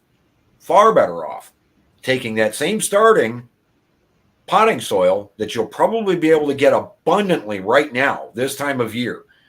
Take that and put it in old pots and stick it out in the snow and let that stuff run off all winter long. And then come springtime, take all of that, mix in leaves, mix in grass, do about a 30-30-30 mix. Follow my guide, add a couple of other things, sprinkle it down with some sugar water, again, in the guide, and watch that soil take off. When you add a plant to it, get out of the way. Just leave. Just get out of the way. And Lewis was asking again, so if I put manure down in September, October, let it sit for the winter, and plant at the end of May, that's okay? It should be, depending on your rainfall, depending on your amount of snowpack that gets on top of there. He's up in Ontario. Then you're going to have plenty of snowpack and plenty of wash. It should be. But like Gil said, and the guide says, there are ways that you can go out there and pre-treat it, let's say, and wipe out anything and let's call it the nasties. We don't want the weed seed that the horses have been, unless it's alfalfa. Now, if they're on strictly a diet of alfalfa, we want as much of that growing in the garden as we can get, because it's natural. It's beyond nitrogen. This stuff is plant steroid, legitimately. This is the only plant on the planet that you can feed to a horse that is pure steroid builder. and it's safe. It's a natural steroid. Well, the interesting thing is this natural steroid works on plants too. It works on us. You can eat this stuff. It's a winter growing grass plant that does not take anything out of the soil. It leaves stuff behind. It's the perfect thing. If you want to start a garden, we'll go completely outside the box. Let's say you have access to horse manure and you have access to some of these other things. And there's going to be hays around that are beyond the point that you do not want your horses eating anymore. And it gets toxic, what have you. Take their fresh manure, lay it out in what you're going to call your new garden bed. Go right on out there and throw the hay down that is no longer any good. Throw leaves down that are no longer any good.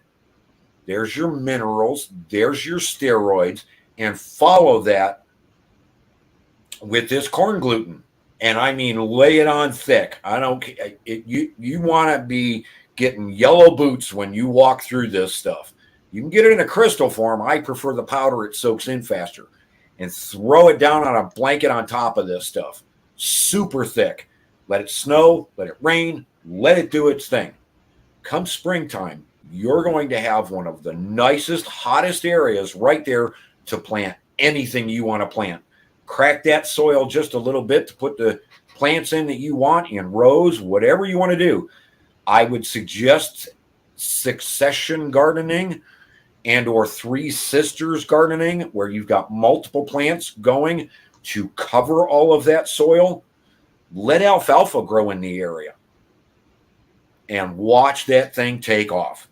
The more you can give that soil and the more that you can give that area, especially now's the time to prep your gardens for next year. Cover them in blankets of this stuff. The more minerals you can add, the better. And what better way to do it than to let the worms digest all of that stuff and leave their trailings behind and have it down in that soil, so that when you come back, you've got the composting tea extraordinaire sitting there waiting for you. And your plants will thank you.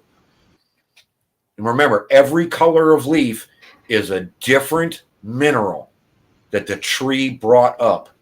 That's like you've got the yellows and the reds and all the different colors. Each and every one of them is going to give you a different mineral in your soil. So gather them all. Right. Feed store. Believe it or not, the feed store, the place where the people that own horses and rabbits and chickens and what have you, go to the feed store. They have it in many multiple forms, but you're going to get a 50-pound bag, and I have the sources listed in my book. You're going to get a 50-pound bag for the price of a 10-pound box of the same product at the big box stores. They're going to put a fancy name on it, a fancy label. They're going to stick it in a box, 10 pounds of it, and they're going to tell you it's the perfect weed and feed. And for the same price of that box, you can go to the feed store and get 50 pounds of the same product. All this information's in the book. Everything is there. I've held nothing back.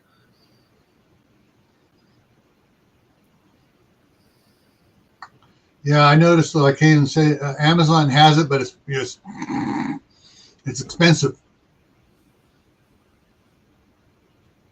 Amazon has the corn gluten for like 5-pound bag, 5-pound box, 10-pound box, and yeah, it comes under different names, and I listed all the names that you can get it in, because some people, and I don't fault them, some people have much smaller gardens, and they can, what are they going to do with 50 pounds of this stuff? Not realizing they can use it in their yard too, blanket everything in it and stop the weeds in your grass. But they're just worried about their little piece of heaven in their garden. And I'm not saying, and I'm not knocking the idea of go ahead and get the box, and they're all the sources are listed in the Green Wizard's Guide, and utilize this stuff. The problem is with 10 pounds, is that enough to give you, let's say, 1/8 of an inch of cover on your entire garden at 10 pounds, because what's on the box, just like with grass seed, just because it's on the box and that's the dosage rate per acre does not mean it's correct. I have a guy that I work with, and he tried the organic system. And he said, look, I followed the box, I followed the instructions, I did everything they said, and it didn't work. It's right, because you followed the instructions. They're minimalizing the instructions on this stuff so that it doesn't work. When you go in and you bury your yard in something organic, nothing happens other than the great results, because you're not toxifying the soil in any way, shape, or form by putting down a weed killer that turns into a nitrogen that soaks into the soil. You're not going to hurt anything. But you start reading some of these bags of, let's just call them chemicals. I don't want to go anywhere else with that in the NPK system. You put down too much of that anywhere in your yard and you destroyed the soil, you've destroyed the plants, because it's a chemical. It'll hurt things. Nothing in a Green Wizard guide will hurt your soil. Absolutely nothing. My dogs play in it. They eat it. I put the stuff down barefoot. It's that safe. And you're going to get incredible results no matter where you use it. There's a couple of videos, like I said, on my channel. In one of them, I showed my little rose bush. Now, I know Gil has seen this little rose bush of mine because he's commented. I took this little stick and I stuffed it in the ground, digging it out of my neighbor's yard to get it out of her yard. It was in the way. It's been about 5 or 6 years. This thing's over 35 feet tall, 8 foot deep, 5 feet wide. It's a rose monster. It's growing over my house, and I don't do anything around that rose. It's huge. That's the kind of results you want. You want something where you can throw it down and forget it. Set it, forget it, and watch the results. Yeah. That's what you can have just going organic. Not even following my book, just going organic. You're better off leaving things well enough alone and getting away from the system. But you jump into my system a little bit and watch the difference. Hey, Food Forest Permaculture. There's the guy. He has another method. It's awesome. It's incredible. Pathway soil gardening. I'm going to call it, because I'm calling it the wrong thing. I know I am. Don't yell at me, Howie. But what you're doing is you're taking all the available resources, all the available minerals, all of the available mediums that make plants go crazy. You're basic in it. Now, it's a form of hugelkultur on steroids. It's incredible. What he has perfected up there in Vancouver is absolutely incredible. And his guide is available for download right on his channel. So if you follow Food Forest Permaculture right there, all the information is there. He's got a little guide, a little print off pamphlet. It explains exactly how to do pathway soil gardening. And what you're doing is you're building a hugelkultur. You're building a compost that's going to work for years, not a one-time deal. It works for years, and it's giving you all of the stuff that I'm talking about. And his works on a slower basis, Mother Nature's way. My way is a shortcut. My way does not give you the results long-term that Howie's gives you. Mine is a fast way. Mine is a quick way. Mine is, I want these results next year, next season. We're all going into winter. That's what I'm talking about. 2, 3, 4 months down the road, all of a sudden you've got this incredible garden going. Howie's way gives you a garden that is going to get better and better and better over time. Mother Nature's way. And it takes, like I said, it takes my steroid system and amps it even more. If you could follow his system, throw my system on top of it, I can't wait to try it myself. I really can't. I do in the very end of my book, and I never gave Howie the correct credit for this information. And I should have. I should have actually printed his guide. But in the end of my book, I wrap the book up with how to start a dead garden. and it gives the exact measurements for what I was dealing with and what I had over a 2-week period. Let's say I went in on one day, I dug all this up, rototilled it all up. I went down a couple of feet and I did the pathway soil gardening system and my system. And I put it all together and I watered this thing down, sweetened the soil, as I call it. And I let this thing just percolate and percolate and percolate. When I went back in 2 weeks later to start planting tomatoes and some other things in this once dead garden where nothing grew, even weeds didn't grow in this soil, I had so many worms and so many worm castings and so much worm sign from an area that was dead. You can do the same thing. You can take areas in your yard that you would say, oh my God, it's dead. It's got too much clay. It's got too much this, too much that.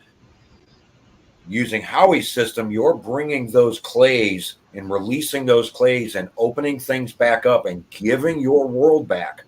You're going to take an area that you think is dead and barren, and you're going to turn it into a forest of plants that you put in there. Because you're going to take all of those soils, you're going to lift them all out, you're going to aerate them. You're going to put the things in that Howie's system says put in. You're going to put some things in, and your basic, your minerals and what have you, and you're going to call the worms back in. You're going to call life back into this area.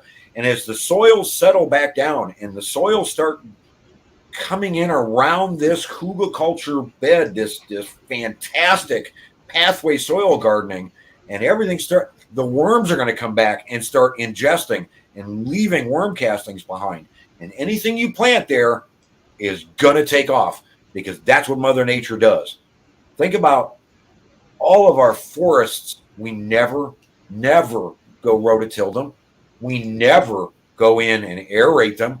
Why are we doing it to our gardens? Why are we doing it in areas we want growing? Howie's natural, time tested. That's what he's done, is he's basically taken Mother Nature's way in the woods and he's put it down in the soil and allowed Mother Nature to break these things down at the right speeds, the right way. He's put some things in there that heat it up and amp this thing up a little bit more.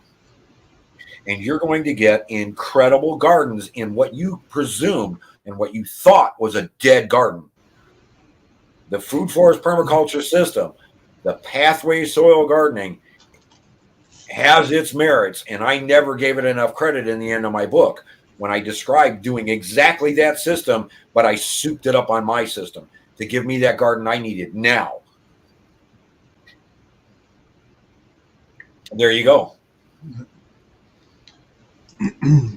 Yeah, Howie, Brett Broussard down there in Lake Charles, Louisiana, was talking. They had a video on it, and I had a map showing a lot of areas down there being hit with the AT&T outage. Actually, let me check something here. I just haven't checked my phone to see what it says. See, it's the system on steroids. Pathway soil bank. That's the right word.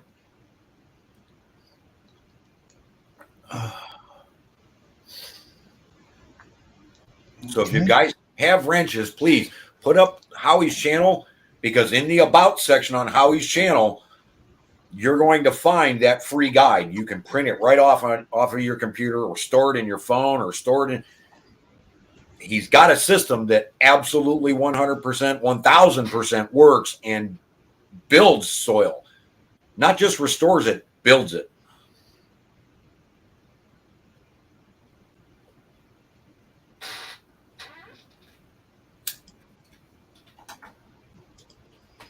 All right, and are we at 20? We just dropped back down to 19. Oh, did you get the system working? Well, I had to do, went back and I got some of them, but the problem is they still need to comment. Right now, I got 9 names in there, but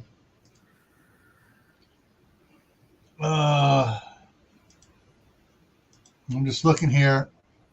Wow, we've All been right, here. crap. I got all these things popping up here now.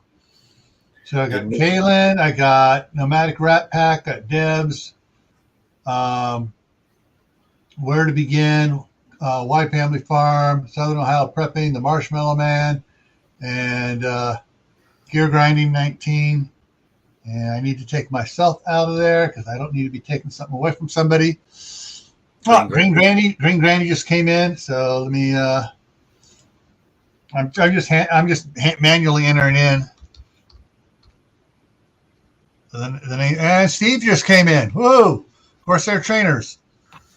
Actually, let me see if I can do it this way now. See what pops up here when I do this. Participants.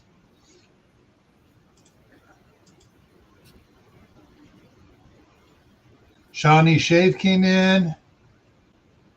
And so let's. So everybody that's listening. Yeah. Everybody that's listening and you want a free copy of the Green Wizard's Guide so that you get it before Christmas and can use it for a Christmas gift or whatever you want to do in support of what Gil's got going on here with his 24-hour stream, and you want a copy of this book, please type the number 1 in chat now so that this all comes up and registers in Gil's system so that we can run the drawing. Yeah. Okay, Shawnee came in.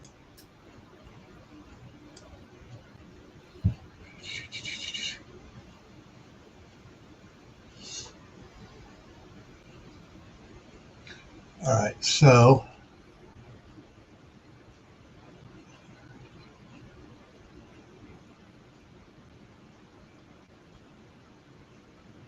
and put there, food, Kaylin, Granny, Corsair, Gear, Shawnee, Debs, Zeus. Okay, I got that. And it's the Marshmallow Man. Yep, got everybody there. Yeah, we're up to 11.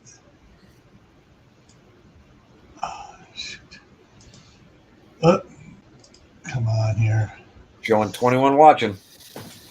Yeah, got 20. So everybody coming in, now's the time for the contest. If you want a copy, want to win a free copy of the Green Wizard's Guide before Christmas, please get back to your computers and hit number 1 to get in on this drawing.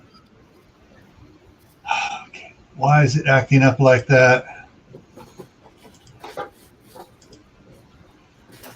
Where to begin? 5, 6, 7, 8, 9, 10, 11.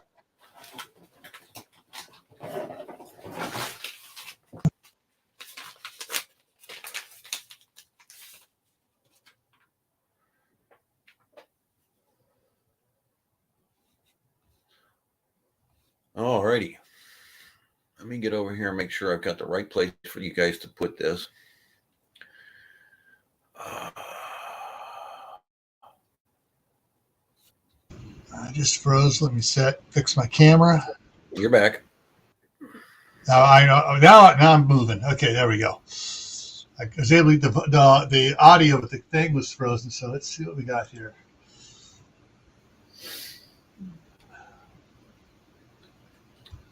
Come on. That's not what I wanted to do there.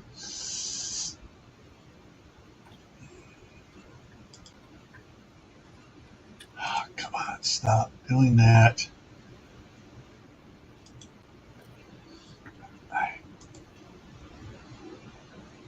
We'll see you, Howie. Have a good one.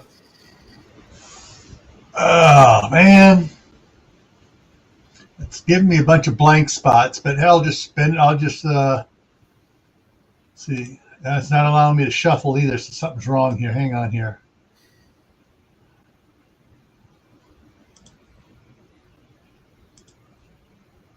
All right. Is it trying to pull it from StreamYards or is it hanging in? It's okay. I got some punk kids in here again. Hang on. Trying to come in.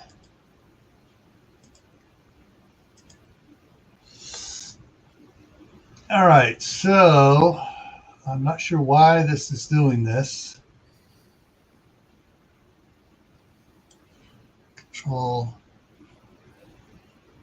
X. There we go. Now let's see if I can do it this way here. There, I got it. Okay. But I got Howie in there, so. All right. So let me see maybe. here. They might be right. It may be looking for hashtags. Yeah. No, what it was doing is let me show you. So what it was doing is it was throwing in blank spaces. And that's weird. Okay. Yeah, I know. That was weird. So I got them in here. Yeah, so it wasn't no, it's not a hashtag thing. It was just that it started acting up weird the last couple months. So, all right, so let's see. But it's not, now here's the thing. It's ticking me off. It's not allowing me to do the shuffle or the sort, which is weird. All right. Okay. That's anybody that doesn't see their name up here and wants their name up here, let me know. And obviously, if you guys want to buy a signed copy, that's a completely different deal. We can talk about that later. Yeah. Okay, so gonna spin it here. Oh, okay. Why is it not? They're not even let me spin. Okay. See what happens. All right. Why is it doing this? Yeah, refresh it and see if it's going to give everything back. See. Okay, there it goes. Now it does the shuffle on it. Okay, now you can see shuffle. Yeah, shuffling. Okay, and spinning. There we go. Good luck, everybody.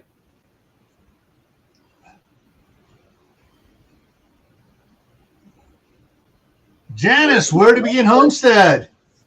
Woohoo! Email your address to Gil and or to me, and I'll hit a thing here. All right, and your address so that I can fill this out and get this thing sent off tonight. Or I'm sorry, first thing tomorrow morning when my post office is actually receiving stuff. Yeah, congrats. Absolutely, congrats. all right, and if I think it up here, hang on. And like I said, if you guys are interested in getting a signed copy, the prices have gone up, and that's not my fault. That's just shipping and everything else. I will sell signed copies at $25, and we can do a PayPal thing or whatever. It's same thing. greenwizard@hotmail.com. We'll have to test it and make sure you got the right address. But yeah, I do sell signed copies. Okay, what happened here? It's not showing it. Okay, let me.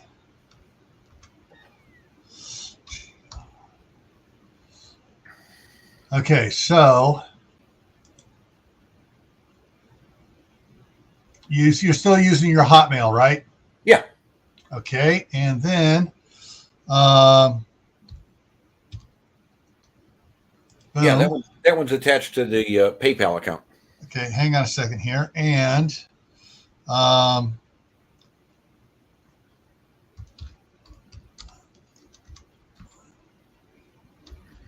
the $25 American. I know it's not worth as much as it used to be. I realize. All right, so I just sent you and Janice each other's email. Oh, okay. But yeah. Wow, last time I sent across the border, it actually cost me something like $18 to ship a book over the border.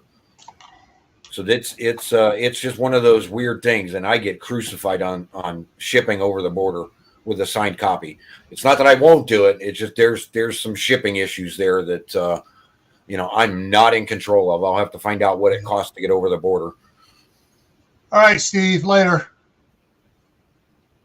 Well, I hadn't planned on being here a whole hour to help you out, Gil. Yeah. But I appreciate your time, and I hope I helped a little bit. I think you did, and I know Janice will be talking about you now, so she'll be helping you right back. So I appreciate you coming up here, Ron. Oh, absolutely. Anytime. Any one of your channels, any one of your supporters that wants to do a live stream and get a little bit more in depth about gardening and lawn care and what have you, I'm always willing to come up when I'm not snow plowing. Don't misunderstand. And help any time of day or night and help your channel out and do a live stream with you. Oh, okay. So I was Dave Southern Ohio Prepping put a link in there. I finally opened it up here for the 500 Nitro Express. You're talking an elephant rifle here, guys. Whoo, that link was back there a ways, but man, double barrel rifle, not a shotgun, rifle. Nice. Ooh, yes, nice. And this the work. Oh, you know, the inlay work here, just on this, wow. core. Oh, and what it comes into. Oh man. Any others down there? No, but yeah. Nice. Beautiful gun. Yeah. All righty. Well, I'm going to step out. I'm going to step aside. I will still be in the channel and giving you the hours and giving you the watch time. And anybody that's got questions or wants to get a hold of me, you can jump on my channel, The Green Wizard's Guide, loaded with information. I've been away for a little while, but now that winter's back, I can get in here and start talking again. And we'll be seeing you. Gil, thank you so much for doing the 24 hours. Good luck for coming up. All righty. Good luck to you later, buddy. All righty. All right. So got that there. And okay, we're at 3. Okay, so in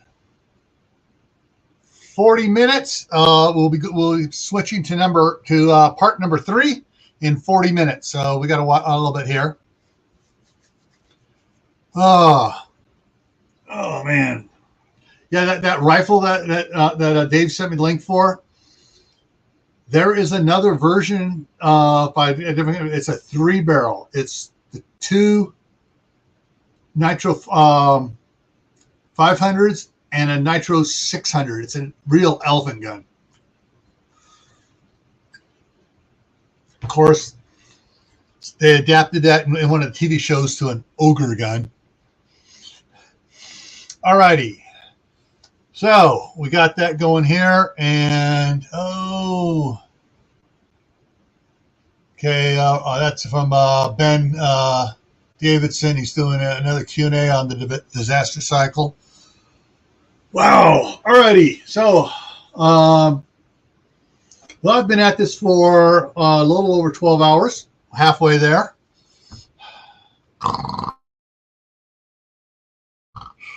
Okay, I took a nap. I'm ready. All right. So, so I sent, so Janice, you and Ron have each other's emails. You guys can connect and get together on the book there. Yeah, I've read the book a couple times, and I know I went all the way through. I'm one of the ones that did go all the way through on my Kindle, just because I thought, okay, what's on the last page? What's on the last page here? Went to the back and I go, write a review. But yeah, if Kindle's doing that, they're opening themselves up to a lawsuit. You get a bunch of authors together and going to do a class action lawsuit against Amazon and go say, hey, no, you need to pay. Someone buys it, you pay it, pay us the money, whether they read it or not. Ever, you need to pay us the money. All right, cool. All righty. So, anybody have any questions about any prepping topics, or any concerns, any misunderstandings about anything that you may have heard from somebody else and you want to get some, information on? We can chit chat on that here first. And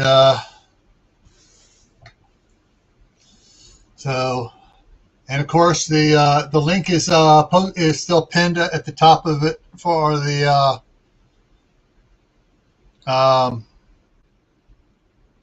for StreamYard to come on up here. And of course, I've had these kids with their Nerf guns pop up down below, aiming at the camera. Come on, bring us up. Boot. Yeah, the 700 Nitro Express. Oh yeah, that one too. Yeah, my shoulder just hurts thinking about firing a 700 Nitro Express. That's not a 50 caliber. That's a 70 caliber. Oh, geez. Yeah, Zombie, I'm going for another 11 hours and 45 minutes. This is going to be a 24-hour one. We're almost done with part 2. So in about 35 minutes, I'm going to be starting part 3. That way, YouTube doesn't go, oh, shame on you, you're doing this. Yeah. And which reminds me, I want to check something here.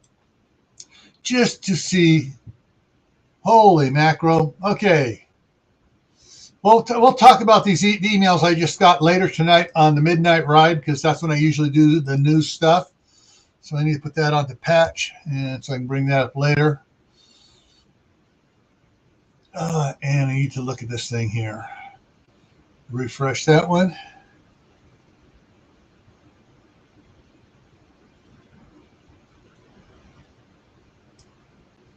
Okay, so for that one, okay, the part 1, we had 160 views with an average view duration of 31 minutes. Cool. And so that's, yeah. But like I said, I it's not that I need the watch hours right now. I got plenty of watch hours. As it says right here, 52 away from 1,000. So, if you can share it out and say, hey, whether it's on your community tab, whether it's on Facebook, Instagram, whether say, hey guys, come over and check this guy out, subscribe to him. Yeah, do that. If you're going to do that, you might as well tell them, watch a couple of his videos and tell them I sent you so I can win a prize. Yeah, tell them that up front. Hey, tell them that I sent you so I can win a prize. All right. Go ahead and drop that down. Then I'm going to put my cough drop back in, or throat lozenges. It's the chloroseptic ones I'm taking right now to kind of soothe my throat. So I've not talked this much in a long time. I think if my wife knew this was going on, she probably says, you can talk that long? Oh. All right. Bring stuff up here. Move stuff around here. This one from there over here. And if nobody's coming up, I'm going to go back to reading the novel to you guys and then carrying on the story of Walt, Sarah, and up there in Adams County, Idaho. And so where do we left off with? Oh, here's where we left off with. Sarah had headed off Michael and Jenna from taking the limousine to sneak off on their honeymoon, and gave them the where is it? What is it? I'm trying to remember what it was, which one they got. What the little dark green Ford Explorer that Walt bought for his brother and new sister-in-law as a wedding present. Sarah gave it to them so they could take it on the honeymoon and disappear without everybody being chasing around. See, so with a nod from Sarah, Danny Rourke and her father Jerry walked over to her. Sarah gave Jerry the keys to the limo, and he and Danny climbed in. Sarah turned to Michael and Jenna. They're going to be your decoys. Let them go first, and when they're past the front of the house, then you take off out the back way. Michael said thanks, and then added, "You're not going to get in trouble with Walt, are you?" "Nah, he'll get a kick out of it," she said, and then added with a wicked grin, "or he'll get a kick out of it." All right. Later that evening, Another little chapter break there. Later that evening, after the guests had left and everything was cleaned up, Walt and his parents, this is where it gets interesting, people. Walt and his parents and their parents, so grandparents, Kurt and Candace, met with him in the grand hall by the fireplace. Everyone else, relative-wise, was in the theater room watching The Hobbit. There's something I need to talk to you about, but I talked to all of you about, but I really can't, Walt began. I can't exactly tell you why either, except that Candace already knew before they got here, and she can't say either. Grumbled Mary's father, Thomas. So what can you tell us? Read some books, Candace offered.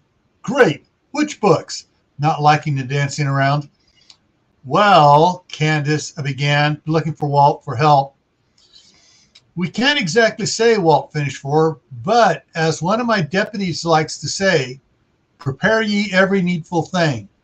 We can't say what's up, but that everyone needs to prepare for whatever it is that comes along. He paced slowly back and forth in front of the open hearth of the fireplace, playing with his month-old goatee. Now, I don't have a goatee to play with, so I can't show you. You're being rather vague, son, Mark said cautiously, not wanting to fuel anyone's frustration. And that's a typo there. Forgot to put the apostrophe S on anyone. There we go. I know, Dad, but this is a touchy situation, Walt said with obvious trepidation. We can't tell you what's going on or exactly what you need to do, but we need you to act on faith and try to figure it out on your own. And once you figure it out, you mustn't tell anyone else, Candace added. Why? Thomas said with an aggravated show of openly hostility in his voice. Because your lives would be in danger if you don't follow their instructions, came a voice from the other side of the fireplace. What? Who's that? Were the replies from those seated in front of Walt. Walt hung his head in exasperation. Sarah, what are you doing here?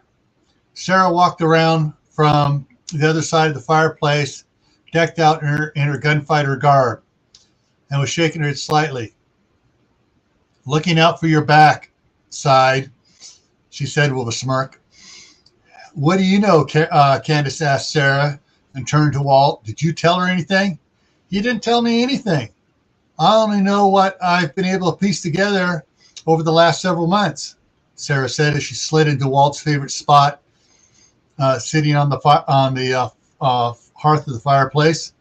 With her back against the fireplace stones, she added, the books they'd like you to read are Blood Moon Falling, To Walk Ye Time, and The Dying Winter. There are a couple copies of those. There are a couple others. There are maybe a couple others, but those are the ones that stand out. How do you know that? Walt and Candace asked simultaneously. Looking at Candace, Jenna told me that you were talking about those books last night, and she asked me about them. For a second, and then added, that and Walt had a stack of them on his desk. What are you doing in my office? Walt asked, and he added with a smile, oh, the sheriff's office. I guess that means you brought the books here and you wanted to give them out, but were worried about breaking some sort of non-disclosure thing. See, I am a detective. Sarah smiled at him and then looked back to the others and continued. There's a reason they can't tell you more if I deduce this right. It's top secret national security thing, and they get in big trouble if they said anything directly, non-disclosure and all that stuff. So, because of what they are desperately trying to dance around and what they can't talk about, dropping hints and stuff, they're trying to get you to figure it out. How the halibut do you know that? Walt asked, and this time very serious. Looking in Walt's eyes, Sarah said looking in Walt's eyes, Sarah started with a deep breath. I really don't know. I guessed. With all your meetings with Special Agent in Charge Davies and his team, the warehouse space the county has been leasing under your signature the cargo containers here and there, fuel trucks, refrigeration units, and the other stuff kind of gave me clues. That, and you haven't asked me out on a real date yet. You've been too busy getting ready for the big end of October event. What? Mary exclaimed, looking wide-eyed back and forth between her son Walt and Sarah. I don't count the 5 dinners I cooked for you here because Anna, Stan, and Martha ate with us, or our horseback rides, our horseback riding times as dates. Although you do reveal more about your concerns than you think during those rides. Sarah looked sadly at Walt's mom, and a deep breath, and gave out a sigh. Then looked back at Walt as he gestured to Mary. But you need to take care of your family first, as well as the county, before you can worry about your personal pleasure with me. Walt stood there trying to think of what to say when Sarah got up from leaning against the fireplace as smoothly as a cat on the prowl. She slipped her Stetson hat back on, walked over to Thomas. Give him a break. He's trying to live up to his oaths as a sheriff and as a Rogers and not go to prison. Thomas nodded and breathed out heavily through his nose. Good. Then she turned towards Kurt and Candace. I hear you're buying some property up Jackson Canyon. That's some good land up there. 2 streams year-round for a very large garden. She paused before continuing. Get some big solar panels and batteries. Iron lithium phosphate if you can afford them, and a bigger propane tank for the house. Much bigger. Sarah walked up to Walt. The house here is big, but you need a couple more of those modular homes installed up above the leach field, and some camp pit toilets, 3 or 4 at least. She hugged him and left towards the kitchen without another word. Wow, Thomas said in shock. She sure is sure of herself. And right too, huh, Walt? Stan said to Walt with a smile. I don't know how, but yeah, she pretty much is spot on. Yep, okay, we're going to take a little pause here because he is back. The man, the myth, the Uncle Al. Hey, Al, how's it going? Just new preppers, they drive me crazy because somebody was talking about uniformity and they don't understand that a lot of places you cannot wear surplus uniforms. Yeah. And they want links and verifications and URLs. I don't do your research because those people who ask that, they don't do the research or read into the content of the material, which drives me crazy. You know, we had that one guy, 4 years ago, kept asking us crazy questions like that. It's like, okay, a lot of people get confused about camouflage uniforms like the military use. Also, military uniforms. Military uniforms are a political uniform. And I tell people, if you get caught in certain countries like Ghana, Nigeria, Vietnam, if I wore an American uniform in Vietnam, what do you think is going to happen to me? You disappear. Yeah.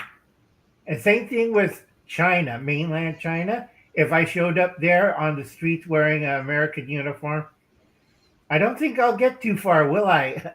No. You wind up in a nice private cell, and they'd be trying to barter back some spy that we caught to get you back, and the government would be laughing, going, we don't know who you got. Yeah, probably end up in a chopping house. But like I said, a lot of people, they don't want to do the research. They keep saying, you're making up stuff. And I tell them, no, I'm not. I do my research, and it's right there, politically uniforms. Yeah. They don't read the whole statement.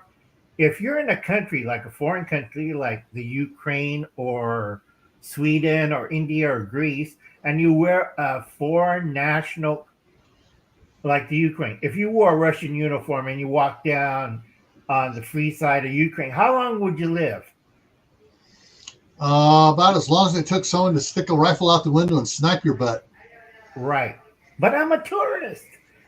A lot Yeah. of people don't understand that. That's why when you buy uniforms and stuff, I keep telling them you have to be careful because in other countries they have other laws that they might. Yeah. That And they it- might. And the thing is, though, just because other countries do it and we don't right now, doesn't mean that some left-wing nut snowflake says, "Oh, we need to keep them from wearing those things here." Right. Chicago did that 2 weeks ago. They put in, it got shut down, but in the Chicago legislation, they were banning all wearing of uniforms and then also, whatchamacallit, camouflage clothing. And they got a big yell back on that because people thought that is the most stupidest thing I have ever heard.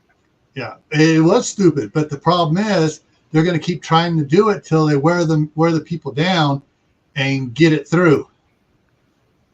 Yeah, but like I say, when people question that, that's another sign they're part of the intelligentsia because they want links and studies and they want this and that. That's a delaying tactic. Am I right, Gil? Gil? Whoops, Gil went on silent. They got him, folks. No, I'm just Can kidding. you hear me? Yes. Okay, now I just need to unfreeze my camera. And there, I'm moving. Yay! Yay. Yeah. Yeah. So things to wrap this up with is what you were talking about before as well is why do you need to wear a military uniform here in the United States? Unless you're going hunting, you don't need camouflage clothing. And if you are going hunting, the camouflage clothing of a military outfit is not exactly the same thing as good hunting camouflage. Right. Also, it defeats the purpose when you have to wear an orange vest so other hunters don't shoot at you. Yeah, and that's something also to realize is that the orange color of the vest and hat is a color that does not naturally occur in nature, so it appears as a gray to colorblind animals. True. And just but it stands out to humans. Yeah. I mean, a lot of the guys I went hunting with, do you know what they wore to go hunting? Levi pants, a brown jacket, and the orange hat, and they didn't have all that specialty stuff. Right. Zombie preppers here, nomadic rat pack, prepper 101. Yep. Welcome, guys. Hey, you guys came back a little late. Ron Netzel was up here and gave away a free copy of the Green Wizard's Guide. Oh, well. Sorry. I was on the phone arguing with the Autobot. At this time, your number is 71. Please stay on the line. And then I finally got somebody, but it was in Spanish. Hola. And I'm like, no, English. And then one moment. And then you are in line for 65 and wait. Do you love that? Yeah. I finally got through. I got everything settled for next week for the appointment for my mom. It's like these people are crazy. The one of the things when it comes to clothing and stuff is remember there are very, very, very, very few reasons to getting this expensive camouflage clothing. You want to camouflage yourself? Make yourself a ghillie suit to go hunting in. Right. That's not a military uniform. No, and it's easy to do. Yeah. You get a pair of overalls and some burlap and just go at it. Or better than the burlap, you just make a poncho out of the it's called jute. It's the landscaping hemp stuff. and then you start tying everything else on it, and you just pull that on over, and you just go out where you need to go out. On the jute, do not use the wax and jute unless, trust me, I've seen one guy Yeah, who made you, it. Uh, yeah, you use the regular plain, clean landscaping jute. Jute, not the wax one, because I seen a guy did that, and he says, "Look how I did! It looks wonderful." Then he lit a cigarette, and the ash hit that. Yeah, first time I put out a poncho that's on fire. Yeah.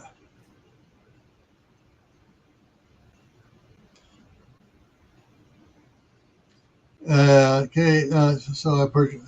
Let me throw this one up here. Come on, show. Why isn't it showing? Uh-oh. Uh-oh, having a malfunction here. Why is this not? Okay, my.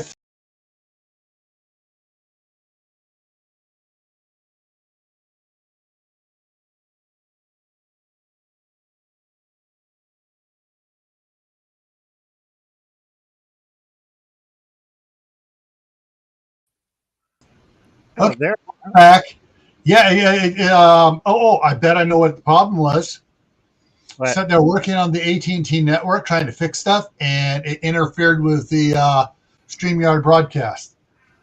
yeah, And there we go. That worked. Okay, so Nordic Nomadic Rat Pack said, he has a Jude ghillie suit, but it's a bit warm for the summer, so he purchased a 3D leaf light duty ghillie suit. yeah, those are great, and also it's the thing is it's more breathable Yeah, because you're sweating off. Unfortunately, animals will smell you in the outfit and run the other way. yeah. Well, one of the things too is to this comes with a warning, folks. If you're out hunting deer and stuff, and it's rut season, do not use doe urine. There have been more than a few hunters that used doe urine during rut season and suddenly found a buck trying to mount them. Yeah, it's on YouTube. Gil knows what I'm talking about. There are a bunch of different ones I've heard stories about. Yeah. Hey, Ron. Like I said, the best one was the guy running towards his truck, and the deer, nice rack, was on him and trying to mount him. It was funny as hell. Yeah. But the scent stuff, blockers and stuff like that. But hey, Moon over Miami, how's it going? Hi, Moon over Miami. Yeah. I use coffee grounds. Save your old coffee grounds, and that removes the scent. Yeah. Or like one of my friends said, you wash your clothes in a non you find the best non-scented detergent. You wash them once, you run them through a second wash cycle, and you drop in a Menon unscented deodorant stick into the washing machine with it. Wipes everything out. Yep. Oh. Also, don't smoke and pee around your tree stand. Doesn't help, folks. Also No. causes fires. However, if you're going to be if you have a place where your stand's going to be up, and you start going out there a month to 6 weeks beforehand and peeing around the area, and you go out every week and do that, the deer are going to get so used to your smell in that area. But it takes about 6 weeks for them to get used to it. Right. And then they don't smell you. Right, but don't smoke in your tree stand. It's like, yes, I'm in a tree. 911. What's your emergency? I'm in a tree stand. Around me is a fire. Yeah. Seen that on YouTube too. Yeah. And if you're hunting, best not to smoke at all, because tobacco smoke travels on the breeze. Right. And the deer go, fire! I'm out of here. And they just They don't think hunter, they think fire, and they leave. Leave. All right. Oh, I got to get some stuff set up here. Hang on one second, folks. No problem. Where am I? I'm here. Go here. YouTube. Part 3. There's part 2. There's part 4. Where's part 3 hanging out at? And of course, since it's the next one up, they decide to hide it. Okay, so I will search it this way. I got to get the all right, we'll do it this way here. Do it the hard way, folks. Sorry. And number 1, 47.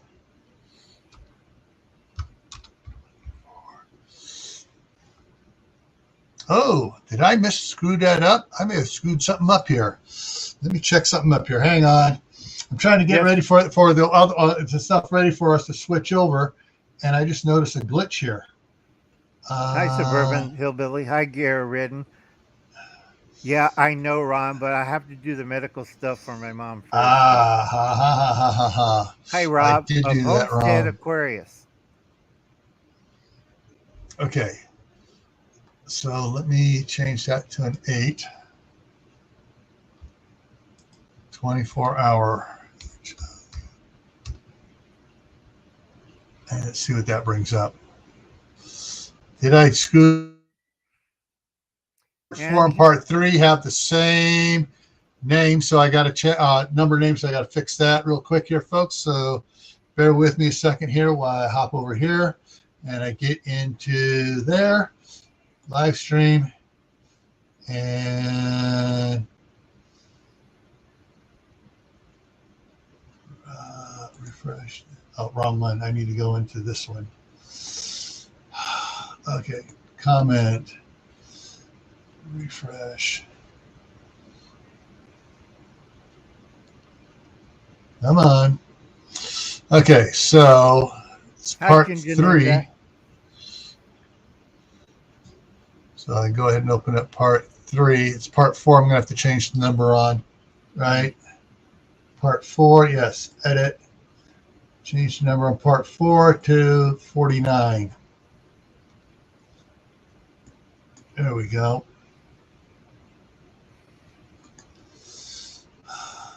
Live stream. And that did not show. Oh, what the heck happened here? Oh, I love YouTube technology when it fails me. Oh, yeah. And I hate it when they spy on me, too. Okay, so let's see.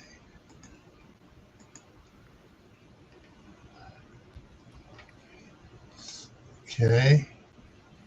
And this is important because I jotted down some notes before.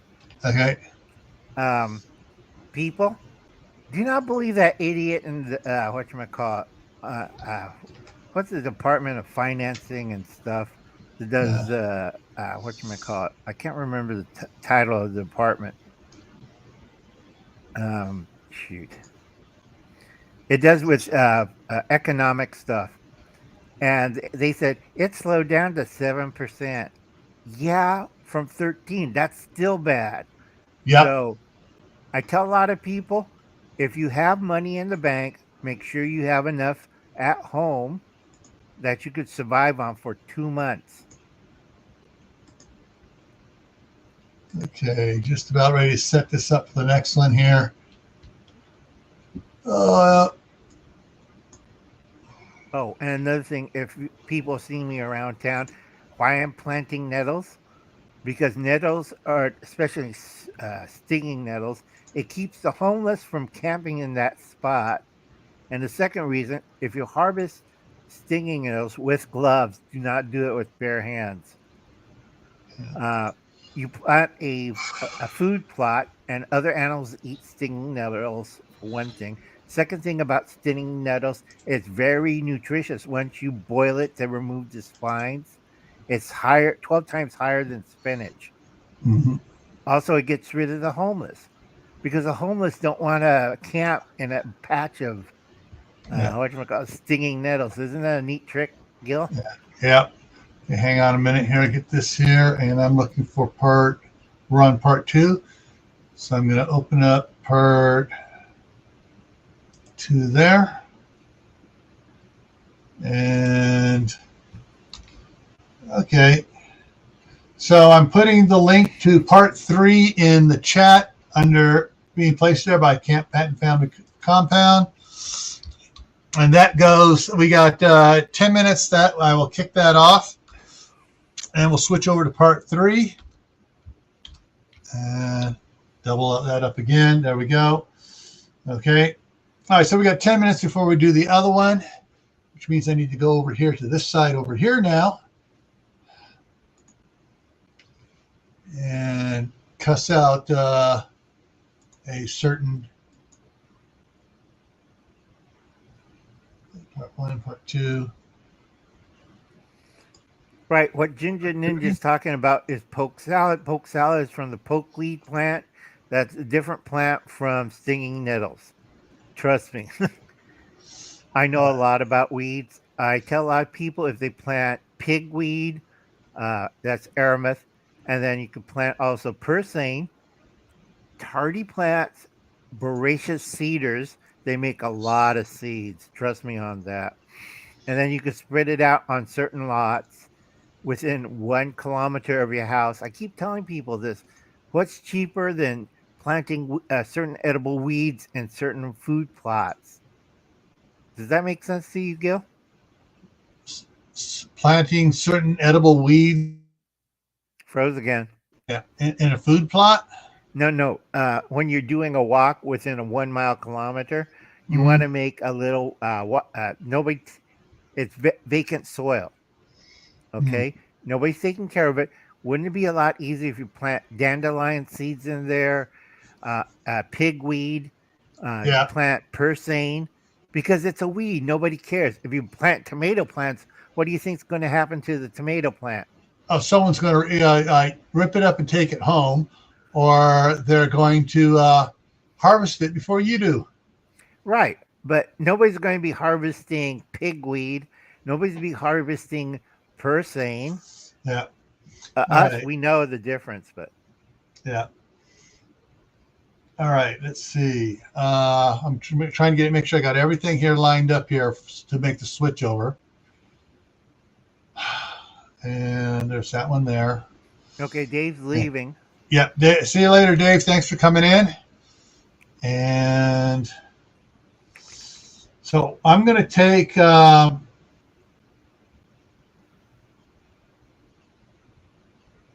which one am I on here? I'm on that one, so I can't do it there. Hang on here. Got to switch one more thing up here.